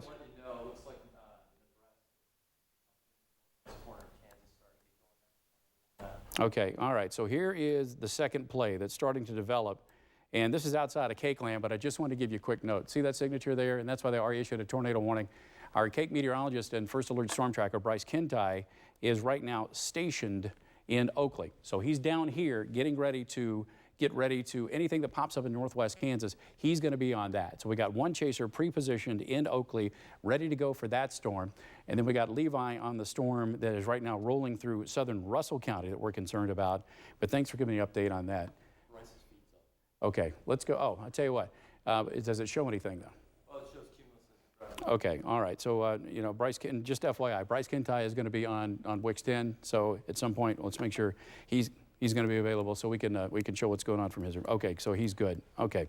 Any luck on trying to reconnect with Levi's stream now that he's back in cell phone coverage? As we continue with the tornado warning for southern Russell County, I know within the city of Russell right now, we got the very heavy rain going on. But I tell you what, let me see if I can get the, I think I've got the camera over in Salina pointed over that way. So do I have that one available? I guess I don't. Okay, let's go to John. Let's go back to the anchors. All right, thanks so much, Jay. We do have a crew up in that area right now. John Hayes is live for us. If we could take him and see what's happening out there, John. Deb, we are in Ellsworth right now. We were heading west on Old US Highway 40. We're about 60 miles or so east of Hayes right now. Now we are getting hit with some hail, there's some rain, and obviously you can see those dark clouds over in the area. We are standing by here and just kind of waiting things out. We think we're going to go south here. It just seems a little bit dangerous here, but obviously getting pounded with rain right now. Hail is a factor as well. We've been hearing it. We were driving west on this highway heading towards Hayes, like I said, but we just decided to pull over and think we're going to head a little bit further south to kind of get a little bit more in the safer zone. For now, I'm going to send it back to you. Reporting live in Ellsworth, John Hayes, KAKE News on your side. John, where have you been before right now? What direction from Hayes were you? Yeah, David, we've been heading west on I-70 up until now, but we just decided it wasn't safe, so we decided to kind of pull off and head towards the Ellsworth area. We've been riding it out there as things kind of develop a little bit further west. Okay, you're saying... but for a while, we weren't getting any of this rain. We weren't getting any of these conditions, and now, as you can see on the screen there, we're getting that rain, we're getting that hail, and so we're just kind of heading the opposite direction now, trying to stay safe. So have you had any weather so far, or just this, you're just starting to get into the rainfall and all of that? Yeah, we're just now starting to get into the rainfall. We did see some lightning earlier, obviously those dark clouds that you can see off in the distance here, but we're just now getting into the rain and the hail. So anyone that's heading in this area, just be advised, probably shouldn't be driving right now. Truck just passed us driving. And yeah, there are a couple of cars behind us as well, but you can see that rain is just pounding on our windshield right now. We did get some hail, and now we're turning around, heading back the opposite direction. Right. I think Jay has a couple questions for you real quick, John. All right, John, can you hear me? What road are you on? Yeah, right Jay. now? What road are you on? Jay, we are on Old US Highway 40 right now. We're heading east. Okay, you're heading eastbound. Okay, so you're currently heading eastbound on what, K140? Yes, sir. I think that would be accurate. Okay, here's the deal. I would suggest that, honestly, you get over to K14 and you head south on K14. You take K14 down to K4, and then you can head underneath the storms in the clear, nothing going on, and keep an eye to the storms to your north while you head over towards over towards Bushton, Claflin, and eventually Hoisington. So, I mean, how far are you from Ellsworth proper? How far are you from the city of Ellsworth? We are about 4.5 miles away. You're 4.5 miles east? Yes. Okay. All right. So since you're that far, go ahead and go all the way over to K141 if you want to. Okay? Once you get to K141, you can take that down to K4. You head due south on K141 to K4, and then that'll keep you south of the storms. That gives you a really nice east-west road, and that way you can be in position if anything happens with this Ellsworth storm, if anything happens with this Russell storm, you're going to be in the position for it. So what we're both double boxed here, so I'm going to show the audience what I've got going on. He's 4 miles from Ellsworth. I'm asking him to track over to here, go down to K4, and then he's got this east-west road down here. So you look at the storm motions. Everything's moving to the east and east-southeast. So if I bring John down here, and John, is it you and Nathan? Or Nolan? You're with Nolan. Okay, so you're Nolan. It's me and Nolan out here, yes. Okay, so Nolan Roth. So you and Nolan go all the way down to K4, and then you can go east-west here, keep the storms to the north of you at that point. So you and Nolan, you cool with that? Yes, sir, Nolan. He's saying to go all the way down to K4 to keep a better outlook of these storms, monitor things here. Yeah, we're good with that, Jay. Okay, so go down 141. You and Nolan head down to K4, and then you can head west on K4 and keep all this stuff to your north. And if something gets too close to you, then you just drift back down to the south again. Cool? Sounds good. Thank you, Jay. All right. Thanks a lot, John. Deb, Scott, you got anything else? David, you got anything else? No, at this point, we're still trying to get some of those pictures in. Jen, do you have any of those flooding pictures that we were sending? Okay, okay, let's take this picture of I-70 for you just to show what it's like near Russell. You can see the flood waters actually coming up over into the fields up onto the interstate, it looks like. Wow, that's pretty dramatic. Obviously, incredibly heavy rainfall going on right now. Hayes had said, the state police post there had said that the flash flooding warning was in effect until 6:15. And so this is obviously going to be affecting the Russell area far after that. Boy, that is amazing how quickly that water is rising there. Obviously not safe to be out on a road at all right now. That car, I'm sure the driver is very sorry that they had gotten themselves in that situation. Yeah, anybody who has any kind of storm damage from that huge hail, please send it to us by Twitter, on Facebook, just something so we can get it on the air. And Cameron, I know you've been following that Twitter feed. Do you have any pictures you can pull up?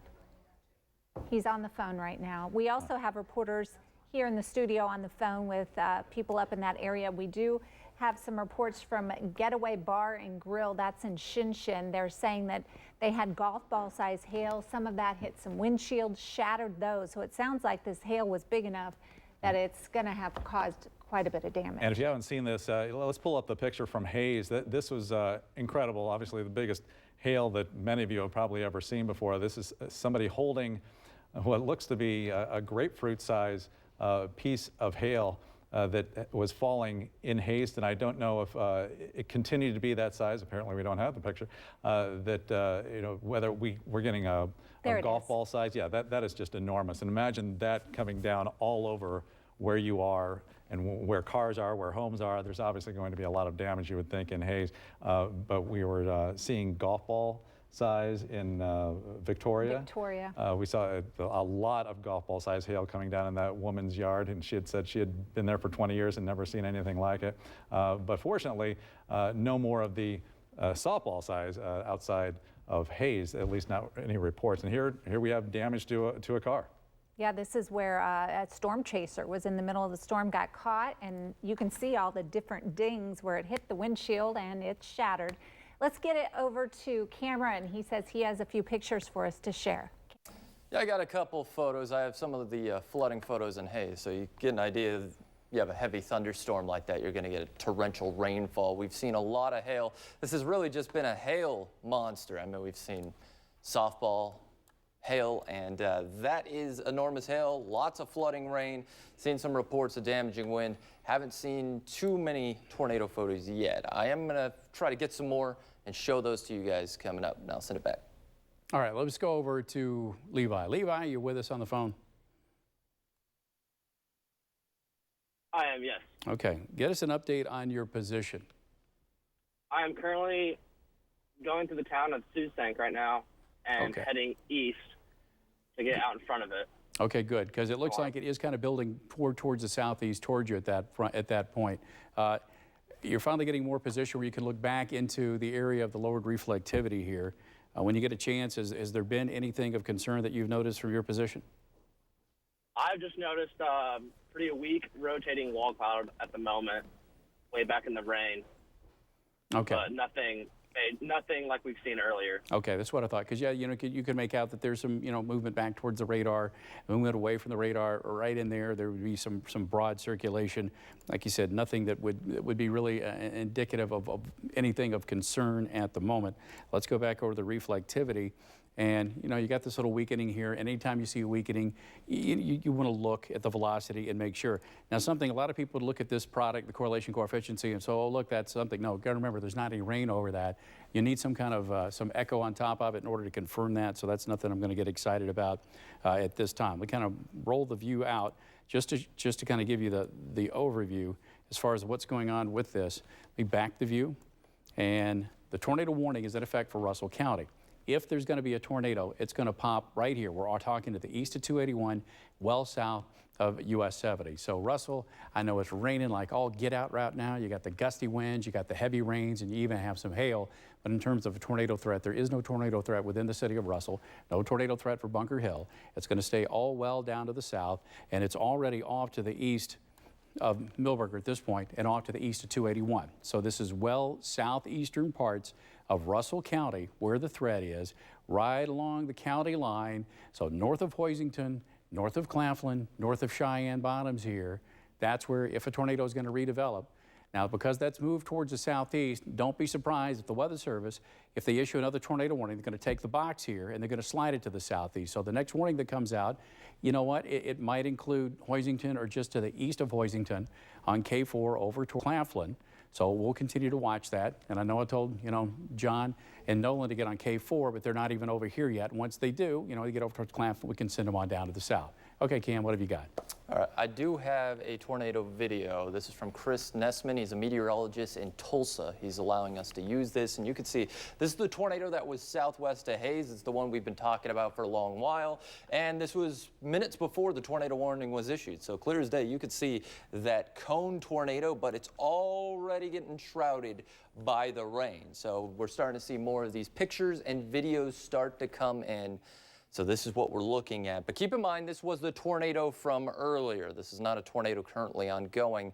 This is the tornado that was mainly south of Victoria. So there it is. I mean, you could see that cone tornado. And as you watch the video, you could just see the rain curtains wrapping around. We've been dealing with high precipitation supercells. That's where you have the tornado, and it's almost always wrapped in rain. It's extremely hard to see, but if you get in the right position like this, you can start to see it. But sure enough, as this video advances, we're losing visibility on that tornado. So I'm going to continue to scour social media to see if I can find more videos of the tornado, find any damage reports and whatnot, and I'll send it back. Okay, can you do me a favor? Reach out to him. That tweet says southwest of Hayes. Verify it's southwest, because according to it should be southeast of Hayes. So let's verify we're all talking about the same one. Because what I feel, what we just saw the video of was that. That report was around 3:03 this afternoon, and that was a well-developed cone to stovepipe tornado. And then around 3:30, that's the weaker, what we call little elephant trunk tornado that didn't do any damage. That what we had around 3:30ish. Levi Ward had you live here on KAKE. Speaking of Levi, you still on the phone with us? I am still here. Okay, so last time we talked, you were in Sault-Ste. And you were continuing to head off towards the east. Can you update us now where you are? Yes, currently I am 4 miles of Sault-Ste. Heading east, trying to get out in front of this. I'm looking back in the slight rain-free base back in the storm, but I don't see any rotation like we've been seeing earlier. Okay, so you're not seeing circulation like you did earlier. All right. We still have, obviously, we're gonna watch this. It is a rotating thunderstorm. You got that hail threat that's right along I-70 now that's starting to pull out of Russell, and that is going to move into Bunker Hill and then run right down along I-70 over towards Dorrance and eventually get into Ellsworth County. And then you see from Ellsworth over towards Black Wolf to the north, that is the hail threat there. As that continues to track towards the, that's going to the north, but this is going to the south-southeast. So you got two different storm motions. Ellsworth, you're getting the heavy rain and hail now. That continues to move north across Ellsworth County. And then you have that area of potential circulation that we're watching back around Sault-Ste. And that's where Levi Ward continues to go. So we're continuing to watch that. Sorry, I thought I heard my name called over there. So severe thunderstorm warning still in effect for Ellsworth County, for Russell County, tornado warning for Russell County, and the extreme northern tip of Barton. Does not include Cheyenne Bottoms, doesn't include Hoisington, does not include Great Bend. Now, I think that tornado warning may be extended more southward into the county. And then this is also your first alert for, over towards Holyrood and Ellsworth, that tornado warning may be pulled into Ellsworth County. Now, we're watching back in Ellis, another thunderstorm popping up just to the east of Hayes. And given the environment, we'll watch to see if that's going to be a problem later on. And now we'll continue to, now the computer's getting away from me here. Let me go over here. Go ahead. Mind if I show a tornado video? Go ahead, Cam. Okay, let's take the Studio 5, please. Check your mic. All right, there's the mic. There I am. All right, let's take a look at the picture behind us. But as you guys could see, can we take that full? Yeah, I understand. Okay. Got to work on a computer here. All right, so what I wanted to show you guys, this is from Jake. This is from the storm that was south of Victoria. And much like I was saying before, this is a high precipitation supercell, meaning that it's shrouded in rain and very, very large hail. And even though he has a beautiful shot of the storm, you cannot see the tornado because it is shrouded in rain. So you have to be in the right position to see this tornado, and this was earlier. So it just gives you an idea. We are dealing with high precipitation supercells. That means that's big time hail, and we have seen big time hail. So that's what we're watching. I'll see if I can find some more stuff on social. I'll send it back. All right, you got to love it when the computer gets twerky and you got to reboot it. So let's go over to, this is KSAL Salina. We're looking due off towards the west. This is the thunderstorm that is over in Ellsworth County. So this is not the storm with the tornado warning. This is the severe thunderstorm warning, and that is working its way into Saline County. So I do expect a severe thunderstorm warning to be issued for Saline County as this whole complex of storms continues to shift off towards the east. Let me go back over to KAKE's First Alert Doppler HD. We'll put it in motion for you over the past 30 minutes as we're tracking these thunderstorms for you. And were those watch updates that I was seeing? That's the main watch. It's for all of western Kansas. I'm going to populate that right now. Okay, so as soon as you get the map ready, give me a heads up and I'll pitch back over to you. Yep. So, all right, so what we're looking for is from Salina. That's the camera. It was looking due west. So you're seeing this storm right here that's through Ellsworth County, and that heaviest rain is north of Ellsworth. That is, you know, moving kind of towards the north. And then the thunderstorm that has the tornado warning, that's moving south-southeast, and the potential tornado threat continues to move south-southeast with it. Now, north of that, that's the heavy rain, that's the larger hail threat. Let's get back over to the velocity data here. And you're looking from Wichita and what we call this little purple stuff. It's called rain folding, so as the storm kind of gets through that, it gets a little junky sometimes. So what I'll do is I'll kind of shift the view and pick up that view from the Dodge City radar as we shift over. And all right, not seeing a strong area of rotation. A rotating thunderstorm, yes, but not what we call a stinger at this point in time. Hopefully, Levi, you're still on the phone with us and can give us an update on your location and also what you're seeing from your position, Levi. Okay, I guess we lost Levi with that one. So last time we talked to him, he was dropping through Susank and then was going to basically move right along the northern part of Barton County in order to continue looking back up into the thunderstorm from the southeast. When you're down here looking back up into this part of the thunderstorm, that gives you your best view of what we call the updraft, downdraft interface, or where we're going to see that wall cloud, where we're going to see that lowering, the best chance for visualizing a tornado if one develops. Because when you're on the backside over here, you can have the heavy rain curtain blocking your view of a tornado. That's what happened with the first tornado that was produced over in Ellsworth County, the stovepipe or classic kind of cone tornado. Levi couldn't see it because he was on the west side of that rain curtain, but he caught that little smaller tornado on the backside after that. So Levi's in the position of getting right in here so he can look back at it. Remember, you know, northern Barton County, tough to get that digital service there, so that's why he's going to be in and out. As far as Ellsworth County, severe thunderstorm warning for potential that hail core to the north of the city of Ellsworth, and that's going to roll into Lincoln County. And just given the hail indications I'm seeing here, a severe thunderstorm warning for Lincoln County, probably going to be likely at this point. So just anticipate that that's going to be coming out for you as that tracks over to the north. So you got the 2 severe thunderstorm warnings and 1 tornado warning. And just a reminder, northwest Kansas later on, we are concerned about, you know, thunderstorms are starting to develop now. So have you got it up? Yep. All right, let's take a look at that new tornado watch. It was just issued. There it is right there. So this tornado watch goes until 2 a.m. tonight. We're talking about very large hail, possibly up to 4 inches. We have already seen that. Possibly 80-mile-per-hour winds and several tornadoes are possible with this. Once again, everything we've been talking about, the I-70 corridor near Hayes, Russell, that's just been the appetizer. The main event is coming tonight and gives you an idea how long it's going to last till 2 a.m. This is why we have been concerned, so we're just getting the show started. So it's going to be a long night out there. Keep it a KAKE. We will keep you posted. I'll send it back to Jay. All right, you notice how the tornado watch is for a large swath of KAKE land. We're just starting to get things going here. Thunderstorms popping up in Wichita County. Remember, that's Wichita County, not the city of Wichita. Thunderstorms starting to develop in Thomas County. Thunderstorms starting to develop in Rollins County. We have our KAKE meteorologist and storm tracker Bryce Kintai basing in Oakley to cover northwest Kansas. He's underneath the Leota storm now. Okay, so Bryce is? Yes, same thing with Jake. Are they both on the same storm? Yes. Okay, all right. So we now have chasers getting into position for this storm that is just racing to the north. It's going to be interesting to see how they can keep up with them today, because those are racing to the north. Look at that thing take off and move compared to what's going on here in Russell County now, which is grinding eastward. Levi, are you with us? I think we lost Levi, so I'll drop him. clear it, and we'll try to get him back in here when we can. The part of the thunderstorm where if another tornado is going to be produced is right now on the county line between Russell County and Barton County, right in the vicinity of Dubuque.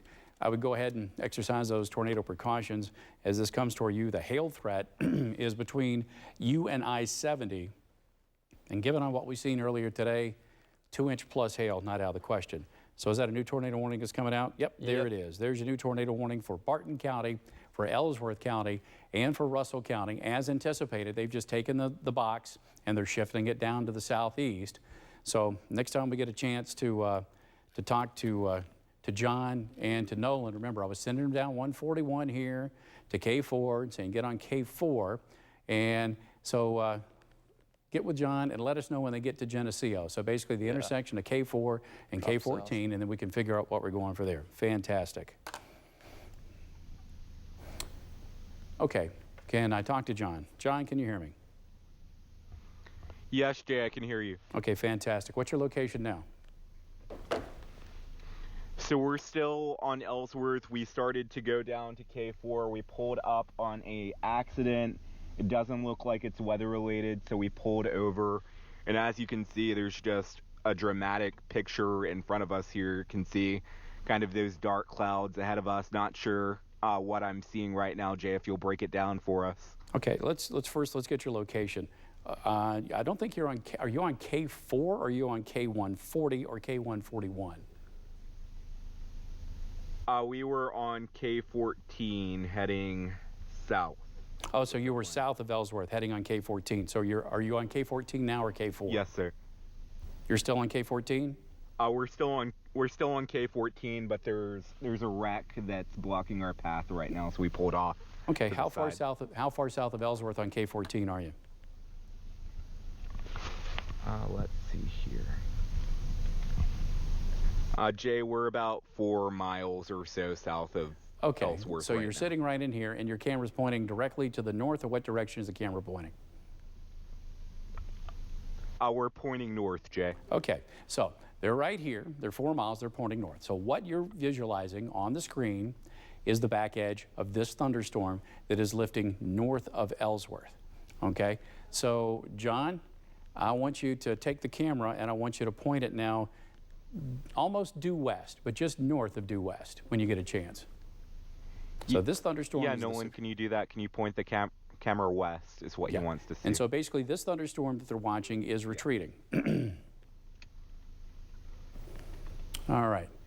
So we don't quite see it yet, but you say you're 4 miles south. Right now. You're 4 miles south of Ellsworth, right? Of Ellsworth, yes, sir. Okay, and you're sure you're on K14? Yes, we just pulled off to the side, but Okay. K14 is Here's the deal. directly to the Okay, here's the deal. There is a very powerful thunderstorm off to your northwest. It is moving towards your current position. You're going to want to, as soon as you can, get on K14 and head due south without delay, and I want you to get to at least K4. All right? I don't want you hanging out where you are right now because there's a thunderstorm that's going to be approaching you. I want you to get to K4 like we talked about earlier, please. Got it, sir. Okay. Okay, Deb wants to know if you can show the accident before you get out of there. Can you throw that, because if you got, is it just? Yeah. Nolan, can we pull out and show the accident that we were seeing? Can you hear me? Yeah, I can hear you, John.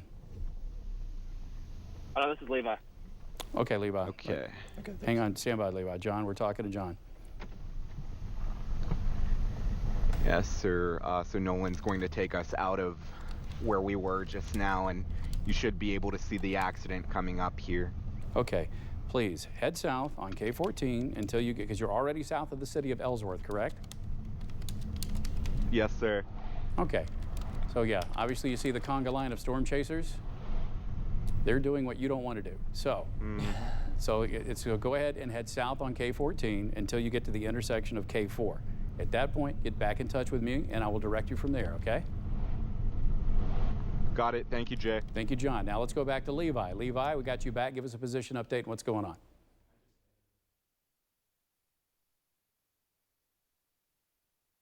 Levi, you with me? We had Levi, and it looks like we lost him. Okay, flush him and let's let him call in again. Yeah, I wanted to relay information. Go ahead, Cam.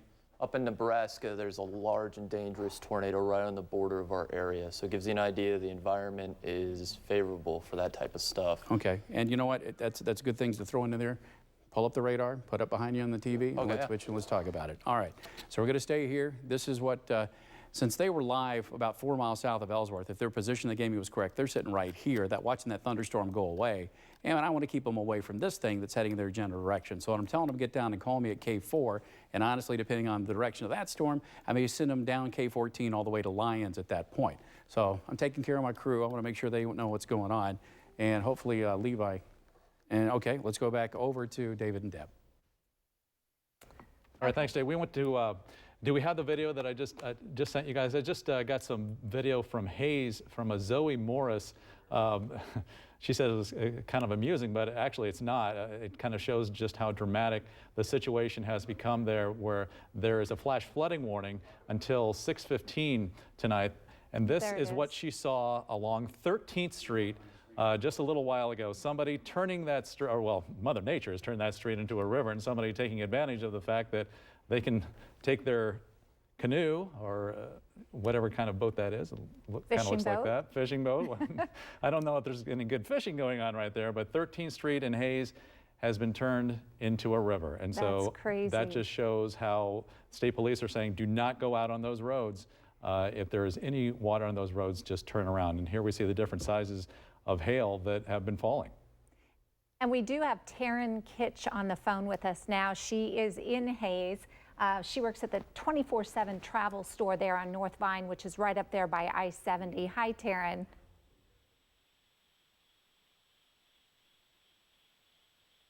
Taryn, can you hear us? Yep, sure can. Okay.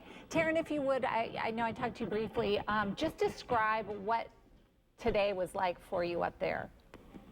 Right now it's not so bad. About between 1:30 and 2, the hail just kind of came out of nowhere. It was like a super hot day, and I was wearing shorts. I was outside, and the sky just got real dark, and this massive hail just started coming down, just out of nowhere.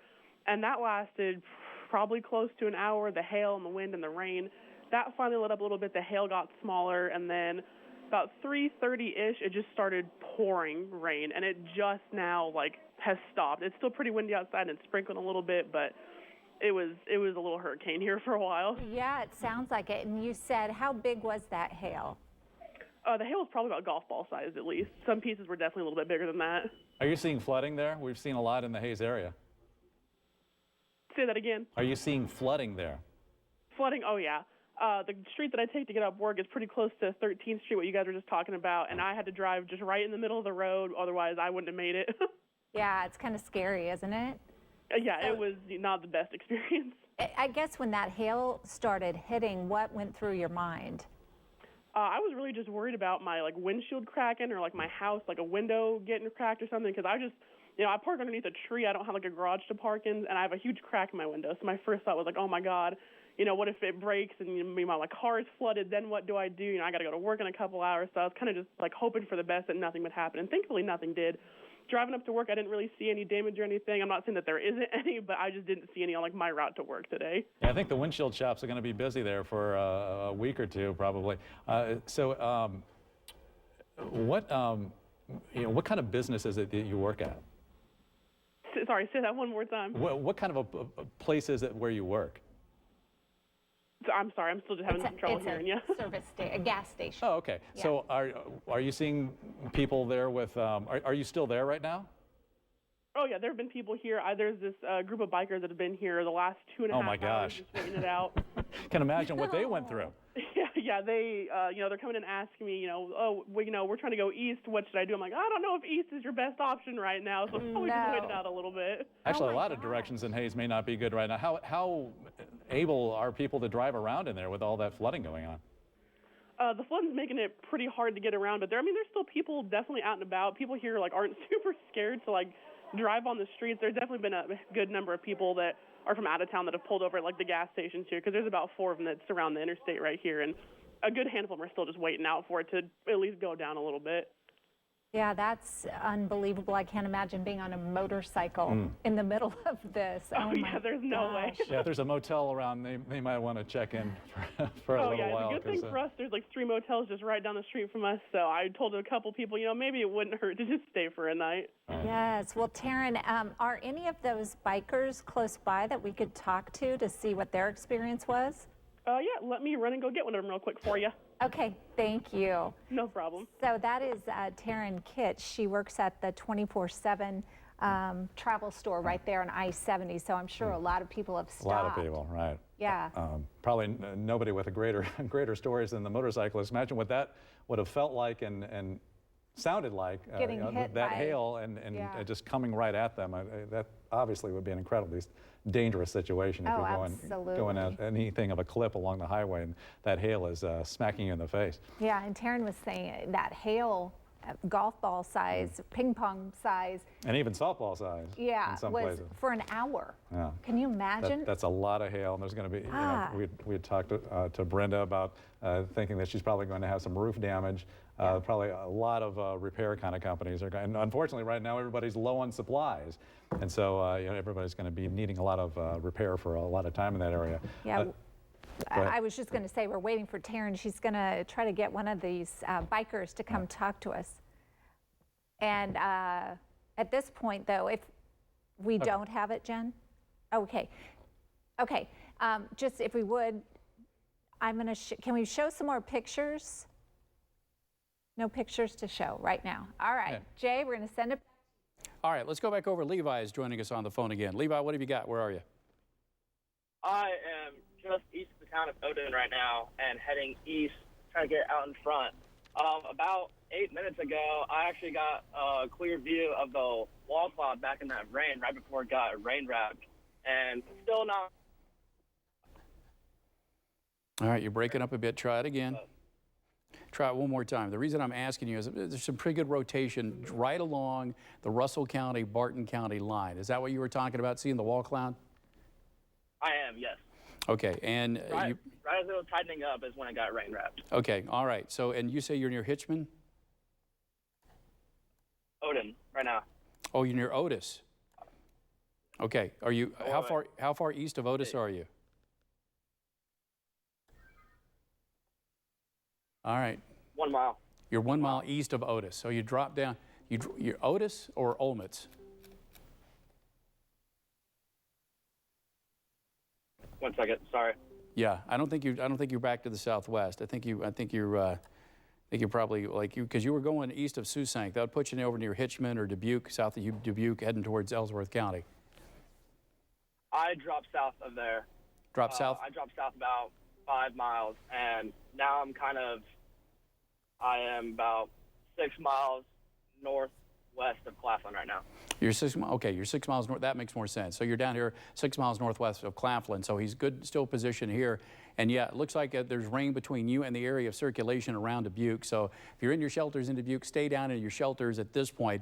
This area of circulation, if it's going to produce a tornado, is right on the county line, Russell County, Barton County. So Dubuque over towards Hitchman and then into Ellsworth County. You're under the tornado warning too, including Holyrood. So Holyrood, now's the time to exercise those tornado precautions because there might be rain between you and where that tornado develops. As far as Hoisington goes, this is not going to be near you. It's going to stay to your northeast.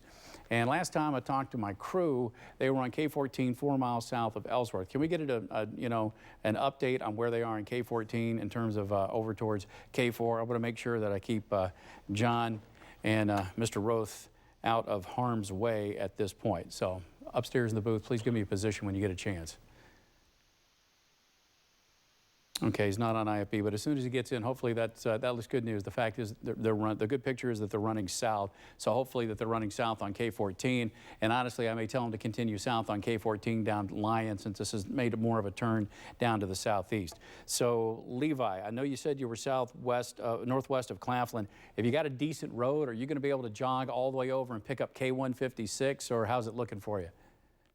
I can actually, yes. I do have a clear concrete road going all the way over there. Okay, excellent. So good. I'm feeling good about your position now. And still, if we're gonna see a tornado, it's gonna be right in here, right in Dubuque, just to the southwest of Dubuque.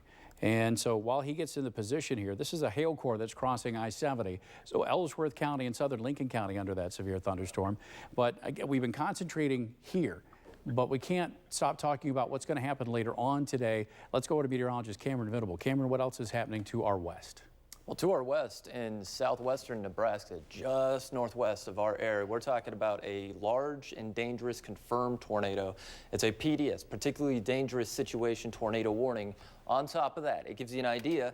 That's what we're likely to deal with tonight, because this tornado watch is a PDS tornado watch, meaning it's a particularly dangerous situation because we have tornadoes likely. Some could be strong, hail up to 4 inches in diameter, and possibly 75 to 80 mile per hour winds. So it's been kind of active so far, the I-70 corridor, but it's probably going to get a lot more active. This is what we've been talking about the last couple days, all morning, all day. So we're getting into the main event fairly soon. So we will be watching it. I'm going to keep looking at social media, see if I can find some pictures, and I'll send it over to Deb. All right, thanks so much, Cameron. And we do have someone from Hayes. Well, he's not from Hayes, but he was traveling through Hayes on a motorcycle. Of all things. Knows very well how active I-70 has been. That's where he was traveling along. He's now at the 24/7 Travel Plaza in Hayes. His name is Cujo. Cujo, how many people are you just traveling by yourself? No, sir. There's 5 of us in a support vehicle. So when did this start hitting you? It started hitting us west of here, coming out of Denver.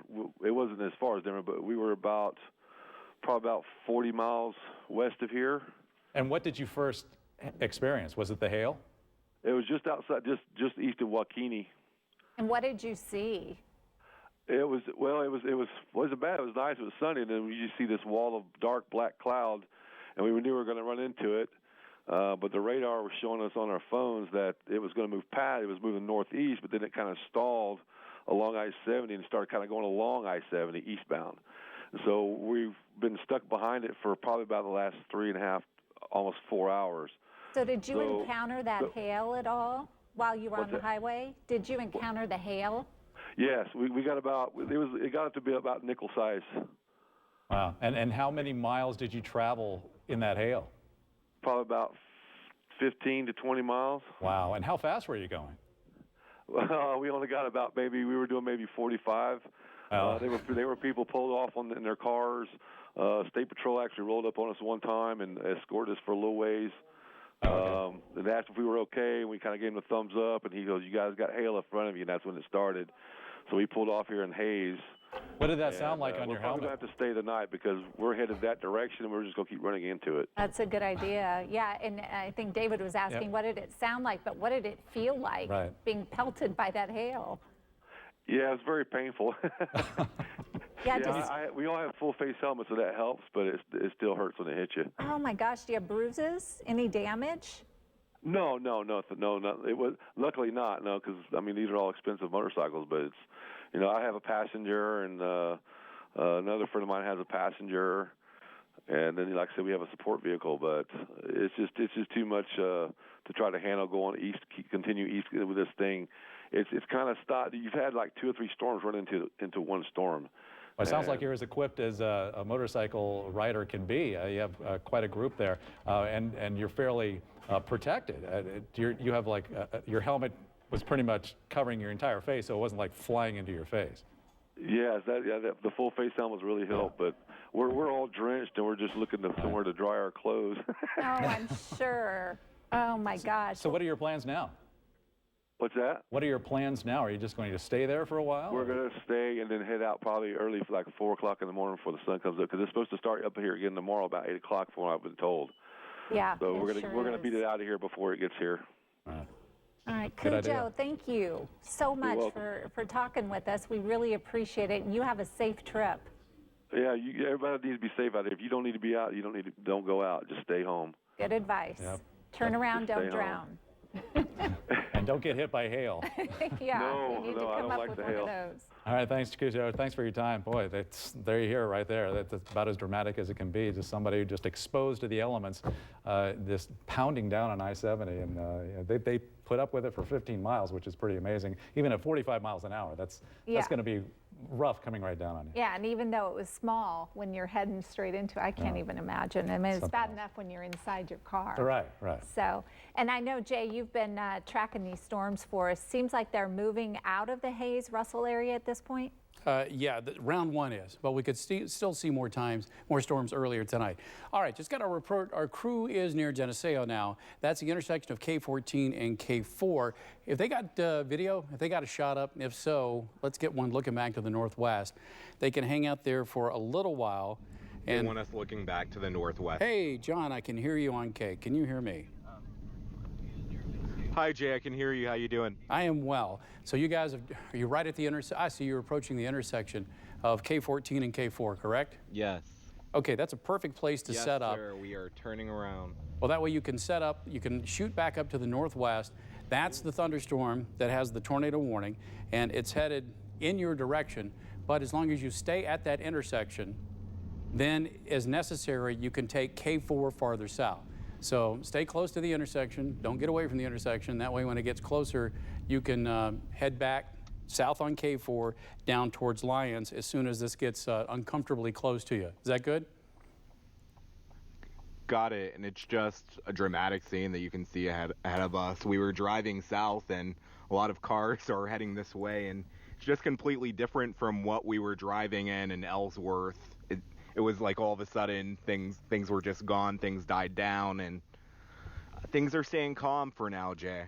All right, we're double boxed, and leave the double box up because they're right here. They're at the intersection of K14 and K4 near Geneseo, and they're looking off to the northwest. So the thunderstorm that has the tornado warning, what you are seeing, the outer edges of, is 12 miles away. So they're 12 miles away from the thunderstorm. And yes, it is going to head towards them, but that's why I haven't parked at this intersection. As it gets a little closer, they can just slide down K4 down towards Lyons, and then it'll just roll north of them and eventually off to the east of them. So they're perfectly positioned where they can observe and keep an eye on this storm. So as you watch from your vantage point towards the northwest, you're looking back towards the rain shaft. And John, this is where we're going to look for the lowered cloud base. You've already got a lowered cloud base there because you're seeing the rain shaft. But you're positioned to where if a tornado is going to be developing with this thunderstorm, you're right in the spot where you're going to be able to see it. I'm going to go over to the velocity data here, and this is it is a rotating thunderstorm. So I'm going to zoom in kind of tight. Where you see the green, that's coming towards, that's going away. So right there is the area of circulation. Again, the crew is 12 miles from the leading edge of the rain, and you'll see that back inside the rain core is where we have the circulation. So I'm not going to let them get anywhere, close to this thing. We're going to use their video while we can. But John, it's up to you, and it's up to Nolan. As soon as you start to feel a little uncomfortable, gets a little close, just slide on down K4, and we'll pick it up from there. Okay? Okay, we'll stay for as long as we can. Just give us a note if we need to dip out. Okay? Okay. Trust me, your spidey sense will tingle, and if you're not comfortable and want to get out of there, that's perfectly fine. Let's take his shot full, since he's kind of panning back over to more to the northwest here, and we'll get a good look at it. So it's getting a good panorama of the shot. So that is the storm that is moving in from Barton County, and he's right on the Ellsworth County, Rhines County line pretty much at this point, the intersection of, like I said, K14 and K4, and that's the storm that's currently under tornado warning. And Levi, are you still with us?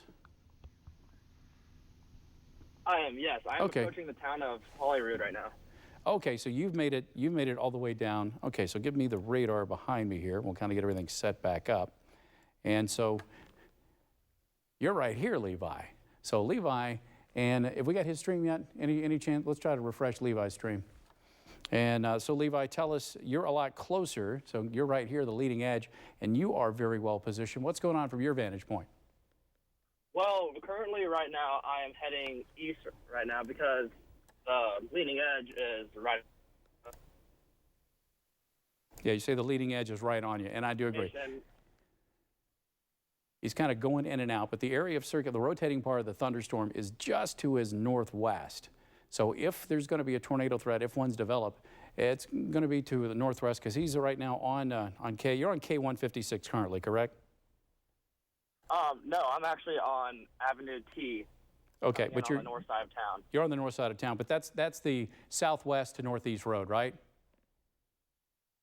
Yes. The main drag? Yes. Okay, that's also K156. So, okay. So the circulation is 6 miles to your northwest. So I'm sure you're very well of that. Are you heading northeastbound on 156, or what's your plan now? Actually, no, here, I'm sorry. I'm on Avenue T, and it's an east and west road that goes through town. Oh, And okay. I'm coming in from the west side of town, and about ready to turn to the west. But right now, it's just looking like a big wall of rain with a strong leaning edge at the moment. Okay, so the area of circulation is right back here, not necessarily producing a tornado at the moment. Let's go over the correlation coefficient, and we'll look back up in here. And, you know, okay, it's a little noisy signature, so really not a good tell if something's going on. But if there is a tornado being produced, it's going to be to the northwest of Hollywood by about 6 miles. So if you're in Hollywood, it's a go ahead and take those tornado precautions. Stay down in your shelters at this point if you're already there, and we'll let this storm kind of roll by at this point. Other thunderstorms we're watching, still the large hail producers rolling out of Ellsworth County right up K14 over towards Lincoln. I do firmly expect this severe thunderstorm warning that includes Lincoln County to be extended up to the north. Russell, you got another round of heavy rain and the potential for some golf ball plus hail heading your way with that storm. Oh, no, Levi's stream was up and then it went away. Levi, unfortunately, your stream's kind of playing peekaboo with us because of where you are in KAKE land right now. So hopefully we'll get that popped up here pretty soon. Do we have any other storm reports? Cam, you got any storm reports? Got anything else you want to share with us? David, Deb, anything going on over there? Yeah, it looks like we have same thing, some funnel cloud reports and a brief touchdown in Barton County. The same thing we talked about. Where in Barton County? That's Claflin. Near Claflin. Okay. Yeah. And I got to admit, Levi, there was a report of a potential brief touchdown near Claflin. You were right near there at the time of that report. What were you seeing at that time? I'm sorry, you're breaking up. What'd you say? We had a report of maybe a brief touchdown right around Claflin about the same time you would have been in the vicinity. Did you remember seeing anything at that point? No. I do see a lowering on the storm to the of me, actually, along 156. Okay, so you got a lowering, and basically it's kind of, I would assume, kind of heading right towards you at this point. No, I'm sorry. The storm that is currently north of Ellsworth, I can see a strong wall cloud coming down to the ground. No ground contact, but I can see a lowering back there. So you're in Hollywood right now? Yes. Okay, and that storm is 15 miles away from you? Yes. Okay, so you think you're from 15 miles away, you think you can determine that? I can determine or anything, but I can definitely determine rotation. But from your vantage point, you do see a lowering at that point and a large rotating thunderstorm? Yes. Okay, all right, very good. You might be able to see on the stream here in a little bit. Okay, yeah, we're efforting. Did the stream come up? No. Okay. So let's go back over to the velocity mode. As far as anything that's obvious on the radar at this point, Levi, it's what's just northwest now, about 5 miles from your location. That's the rotating part of the thunderstorm using the Wichita radar. Not really seeing anything indicative of strong rotation with the Ellsworth County storm. So are you in town proper, or are you, what are you doing as far as, are you going back down to the west? Are you going to the south? What direction are you heading out from Hollywood? Okay, I currently just went 2 miles northeast of Holyrood at the moment, and I am pulling over on a road to kind of determine what's the next move, to either stay with the storm that's approaching Holyrood or maybe go up to the storm up in Ellsworth. Okay, the storm up at Ellsworth, just FYI, is not showing any rotational signatures on radar. And what you're on is kind of the storm of the moment. What's basically looks like it's going to overtake you in your current position. Yes, you're correct about that. Okay, so I didn't know if maybe you wanted to jog back down to the south or southwest to kind of before it rolls over the top of you and stay with that one. Plus, I think the flow from this storm is going to disrupt any inflow into the northern storm and take away any kind of tornado play on that one. That is true, yeah. Okay, so with Levi Ward, he's our KAKE First Alert Storm Tracker, and Russell, you got a nice little big hail producer going on there that we're continuing to track. The tornado warning is still in effect. Let me kind of give you an update on the time here. It includes Ellsworth County, it includes Barton County and Russell County, and that's going to go until 5:30 Central Time. And then we're going to watch later on more thunderstorms develop across parts of western Kansas. Red. What have you got? Someone's calling red. Go. You're live on KAKE. Hello? Hello? I guess it dropped. All right, let's go back. Let's go back over here.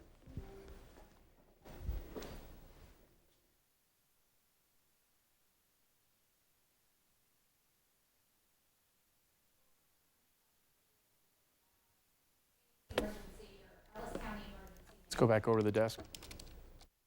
All right, we are joined now by one of the emergency managers for Ellis County, where Hays is located, Darren Myers. Mr. Myers, are you there? If you'd like to make a call, please hang up and try again. Hopefully we will hang up and try again, because we need to get some information from him. He's seen, actually I called him a while ago, and he just called and said that he was waiting to get the full assessment of what is happening up there, because so much has happened. We've seen incredible size hail today.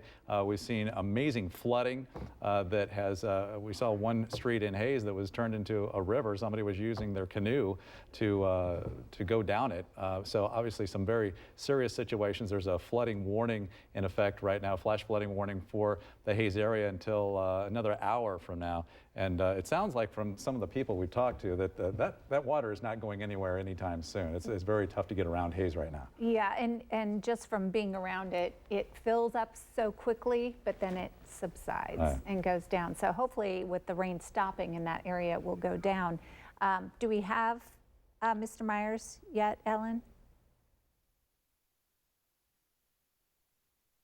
Okay, apparently not. So we're still working on that. Can we pull up some of those pictures and that video of the hail from earlier so we can show people who are just now tuning in?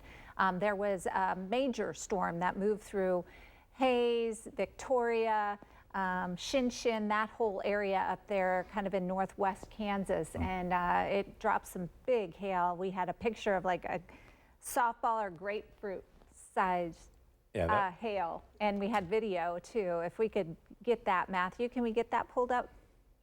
Okay. We're waiting on that. So we've had some reports of some damage, broken windshields, probably roof damage, that type of thing. Yeah, once people get out and see what's going on, because right now they're getting pounded with rain, and so apparently people aren't going to be going outside for a while. But we had talked to a motorcyclist who was with a group of about 5 who were traveling along I-70 to Indianapolis, and they just got whacked by that hail, and they still stayed on their bikes for about 15 miles, and then they got off at the 24/7 travel plaza in Hays, and they say they're going to make that their home for the next day, and going to leave tomorrow morning. Look for some a hotel or something to stay in, try to get ahead of the storms for tomorrow. Can you imagine? But yeah, so that area has just been pounded, and Jay says this is just round 1. There's going to be more coming. We're going to send it back to Jay, and then when we get that interview set up, we'll be back with you shortly. Jay. Sounds good. And now let's go over to Levi. Are you with us? Levi, you with us? I guess Levi got cut off, so dump him and hopefully he'll call back here. All right. Okay, so let's go back over and show you that the tornado warning has been, a new one has been issued here, and this is for Ellsworth County until 6 p.m. It's the storm that we've been talking about that's been producing over and over and over again. There's the new box, and it does include the city of Ellsworth. Did have Levi on the phone there, but then it looks like we got cut off, and hopefully he'll call back soon because he was in Holyrood, and that thunderstorm was kind of bearing down on him at this point. So they're going to continue the tornado warning based on a radar indication at this point, I'm going to assume. If it's not radar indicated, let me know. Because this is where we have the area rotation, but we haven't been able to confirm a circulation inside there. So it's just radar based, right? Yeah, it's radar. It's just radar based at this point. Okay, so we're continuing to watch that one, and hopefully Levi will be calling us back soon. Severe thunderstorm warning for Lincoln County, south of Lincoln, and that thunderstorm is going to roll towards Lincoln. I expect a new severe thunderstorm warning to be issued. Do we have Nolan and John? Do we have their shot available? I think Levi's back. Levi, are you with me? Yep, I can hear you. There you go. Okay, give me John's video. And Levi, what's going on from your location and where are you? From my location, I am 1 mile to the east of the town of Holyrood, and I'm currently looking due north at the rotation of the cell that is directly north of there. And Okay. right now, it is still not looking as major as it was earlier, but there is still an obvious rotation going on. Okay, so we do have a rotating thunderstorm, and we're not looking live from Levi. We're still trying to refresh his stream and get it up and going. So all right, so we'll continue looking at that. Hopefully we'll get a stream. But what you're looking at is from Nolan Roth and from John Hayes, who are at the intersection of K4 and K14 near Geneseo, and you can see the wheat wave in there. John, can you hear me? Yes, Jay. Okay, all right, so we're looking at your live shot now, and the thunderstorm, as it continues to approach you, you're looking kind of due northwest. You may want to look slightly more to the west, just a little bit here. Just a little Slightly rotation more to the left with the county. Nolan, if Got you that can. with the camera, just slightly moved to the left, not much, but they Yeah, got the Nolan is leading moving edge of that forward. storm rolling towards you. Oh, that looks really good, very nice. Okay, so at your location, looks like the wind's coming in and out of the south a little bit, but it's still pretty far away from you. How are you feeling about it? What are you seeing? Yeah, we're still feeling pretty good right now. We've just been kind of monitoring these clouds. We just saw a little bit of lightning here. I don't know if you all were able to see that on your screen, but it seems like the worst of it is to the north of us, and we're just kind of keeping an eye on things, feeling things out, and we'll dip out when we feel that it's appropriate to, but right now there isn't much signs of anything happening here other than, like I said, the lightning off in the distance and these dark clouds off in the distance as well, Jay. All right, so they're sitting right here at the intersection of K14 and K4 and looking off to the west-northwest, and that's the thunderstorm that still continues to have the tornado warning with it. And Levi has been in a position, he's over near Holyrood, and it is a rotating thunderstorm, but we're not seeing a real strong, what we call gate-to-gate rotation at this point. And Levi, let's get you involved here, and you're still not seeing anything that indicates a tornado at this point, correct? Hey, Jay, we have a new tornado warning with a confirmed tornado up in Rawlins County. Okay, let's go over to Cam. All right, so let's take a look at this. This tornado warning just got issued. I was going to actually mention this a little bit ago, that it sure enough looks like it is rotating. This is north of Atwood in Rawlins County. This is a confirmed tornado. It's most likely right about there, almost on the county line, moving into Nebraska.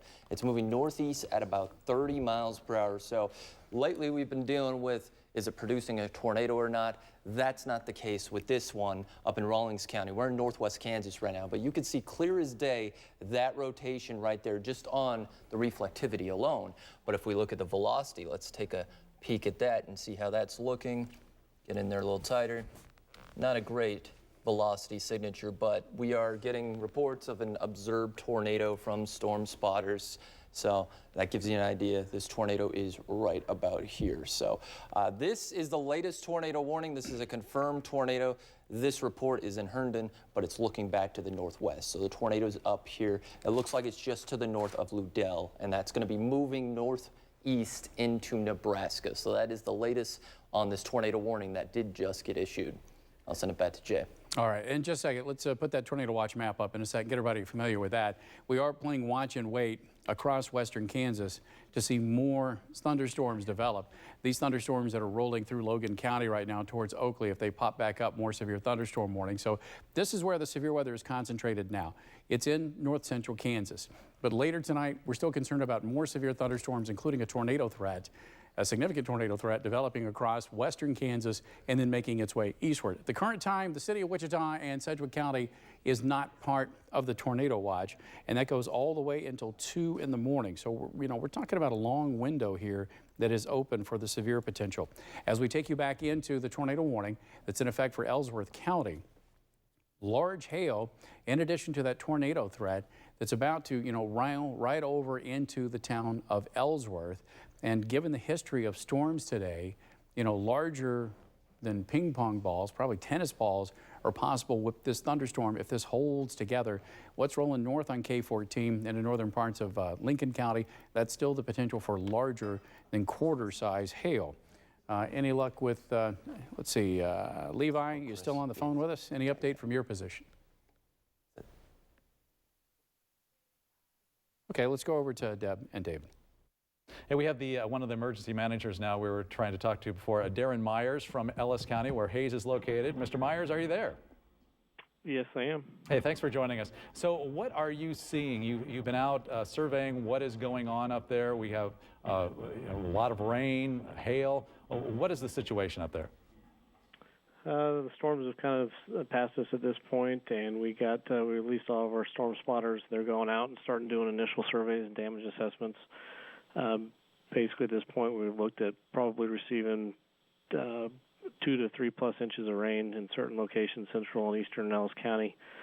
Several reports and pictures of baseball plus size hail, and we did have a couple confirmed touchdown of tornadoes from trained storm spotters, basically in the south and the southeast part of the county. However, at this point, we're not seeing any damage from the tornadoes. Luckily, at this point, no injuries.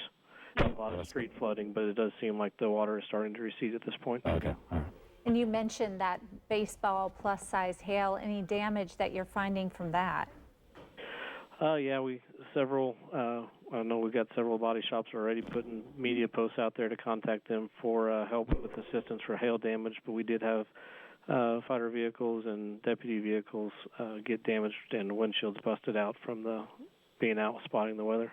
Oh my goodness, were you in the middle of it? We had fire crews surrounded throughout the county monitoring the weather as it came through, because we had the initial reports of tornado or rotation in the clouds before the tornado warnings were issued. So we were on top of that and making sure our sirens were sounded in different areas of the county. We saw one picture of I-70. The water had come up onto the highway. Is that, do you know, is that still the situation there? Is the water quickly receding? I'm not sure how quickly it's receding. I do know traffic was at a standstill on I-70, but I believe it's back moving again.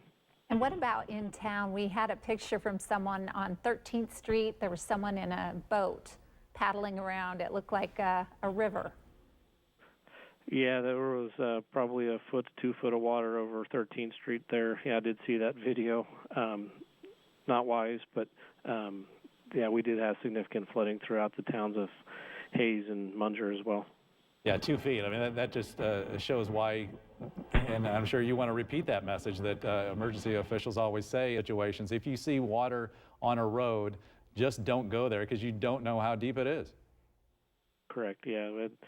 It's different areas, and you can never know what's underneath it. We've had some other rains in the here in the past couple of weeks that washed out some roads, but you have no idea what's underneath you and how susceptible that is to collapse. And whether you're in a boat or a vehicle, it's just best to find a different way around or just not get in it or get out in it at all. And as far as injuries, have you heard of any injuries from the storm at all? No injuries that I know of at this point. I don't think we had too many rescue calls throughout the incident. We had a vehicle accident right before the storm, a couple of slide-offs, and there was an injury accident on the interstate, a rollover, but I believe it was a non-injury accident. So at this point, I don't think there's any major injuries. So the precipitation is all stopped now, even the rain has stopped? Yeah, the rain has stopped, and it almost looks like the sun is shining at this point. I'm back upstairs out of our basement, our EOC, so we have a little break here for the next couple hours. Yeah, break. I know Jay said there's more coming. Yeah. All right, well, yes, I just got off the phone with the National Weather Service out of Dodge City, and they're kind of anticipating the weather in our area to start picking back up again around the 8 o'clock again tonight. Well, stay safe up there, Mr. Myers, and thank you very much for sharing your time with us. And we wish the best for your area and obviously for all of Kentucky tonight. Have a great night. Kansas. All right, I'm sorry, Kansas, sir. Thank you, Darren. Old habits. I am in Kansas now, not Kentucky. Jay, John wants to know if it's okay for him to head to Hayes to get some of the video of that damage and the flooding and all of that. Okay, here's the deal. They're right now at this intersection, and if they head over on K4, they're going to get at the southern edge of this thunderstorm is going to catch with them, and even over Susank. So I would not head directly to Hayes at this point. Once they are not comfortable in their current position, I would slide south down to Lyons and then come across K96 and then head over to 183 and head up through La Crosse and Shinshin to get into Hayes. At that point, I would not use K4 unless these storms start taking a little more to the north. But that's just maybe a little too close to call. But once he wants to leave Geneseo, yeah, head down to Lyons, pick up. I'm sorry, that's US 56. Pick up 56, take it into Great Bend, and then go through Great Bend over to La Crosse, up 183 that way. So I would not use K4. We do have the tornado warning still in effect for Ellsworth County. And Levi, you back on the phone with us? I am, yes. Okay, Levi, update us on your current position and what you got. Currently directly south of Holy Rood on K4 heading east. Try to get back in front of this. And from my vantage point, I am not seeing clear rotation. There's a large curtain of rain between me and the rotation at the moment. Okay. So from my vantage point, I can't really see it. And it is a rotating thunderstorm, but this is some pretty weak rotation. So tell you what, Levi, hang with us. I want to go back over to Cameron. Cameron, you actually have some video of that storm southwest of Ellsworth. Yeah, I do have some video from that storm southwest of Ellsworth. This is Chris Nessman again, Tulsa meteorologist, letting us use his video. So it gives you an idea. This is the storm we've been tracking, watching. You can see definitely a mean storm. There's all the precipitation there. But as you look, cloud bases are a little lower. And if you watch a little bit right here, there's a little bit of rotation within the clouds. Makes sense. It's a supercell storm after all. I do want to get back to our storm that is over here, though. And you'll notice this hook is very well defined. Continues to have a confirmed tornado northwest of Herndon by about 6 miles. So if we plot that and get in there a little tighter, so that gives you an idea. That's probably where the tornado is in Rawlins County. That's going to be the extreme northeastern part of Rawlins County. Another spot to look at, Ludell. So you're well south of it, but north of Ludell, really to the northwest of Herndon right there. This is moving northeast at about 20 miles per hour, so it's moving fairly slow, but that's what we're watching at the moment. This is a confirmed tornado once again. The Ellsworth storm and some of the other storms have been radar indicated, starting to go down a little bit, but this is a confirmed tornado. And unfortunately, this is just the start of the show, because we do have this tornado watch in effect. It is a PDS, a particularly dangerous situation tornado watch, in effect until 2 a.m. for almost all of western Kansas. We're looking at the possibility of 4-inch diameter hail. We have already seen that type of hail, 80-mile-per-hour winds, and we've seen a handful of tornadoes and more tornadoes. Some strong could be possible.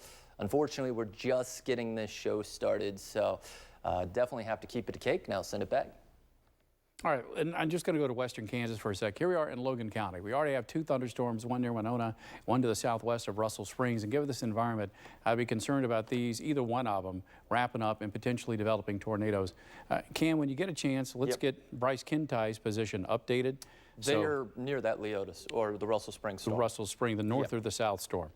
Let me double check. Okay, and is Jake in the same vicinity with him, or is Jake in a different spot? Jake's in the same vicinity. They're both in the same vicinity. Yep. All right, well, at some point we'll start using Bryce. Should we start getting tornado warnings there? Let's get back into north central Kansas and notice how other hail cores are popping up here in Barton County, Susank, over towards Millburger. And, so is Nolan and John, are they still at K14 and K4? Okay, so they're, okay, well, yeah, okay, got it. So they're going down to Lyons, and then they're going to go on 56 and get over. Is there a plan to go to Hayes? Is that it? Yeah. Okay. They're going to try to go get video of the damage and flooding. Okay. Yeah, as far as damage, that would have been hail damage, right? Yes. Yes, okay. And especially south of Hayes, as they go up on 183 between Shinshin and Hayes, that's where if there's going to be any hail damage, that's where they'll pick that up. But still, the potential for very large hail about to roll into Ellsworth. So even though the city of Ellsworth, you're under a tornado warning right now, if you're in Ellsworth proper, I would get ready for anywhere from larger than ping pong ball to tennis ball size hail about to roll into town. It's going to come in from the west. And it's going to be wind-driven, so this has the potential to smash a lot of windows and do quite a lot of damage in Ellsworth proper, too. So the tornado threat is down to your south, but yeah, let me kind of zoom in a little tighter. Here it is rolling along K140 now, you know, where K140 comes down from the northwest and starts to make that turn to a due east shot before it gets into town.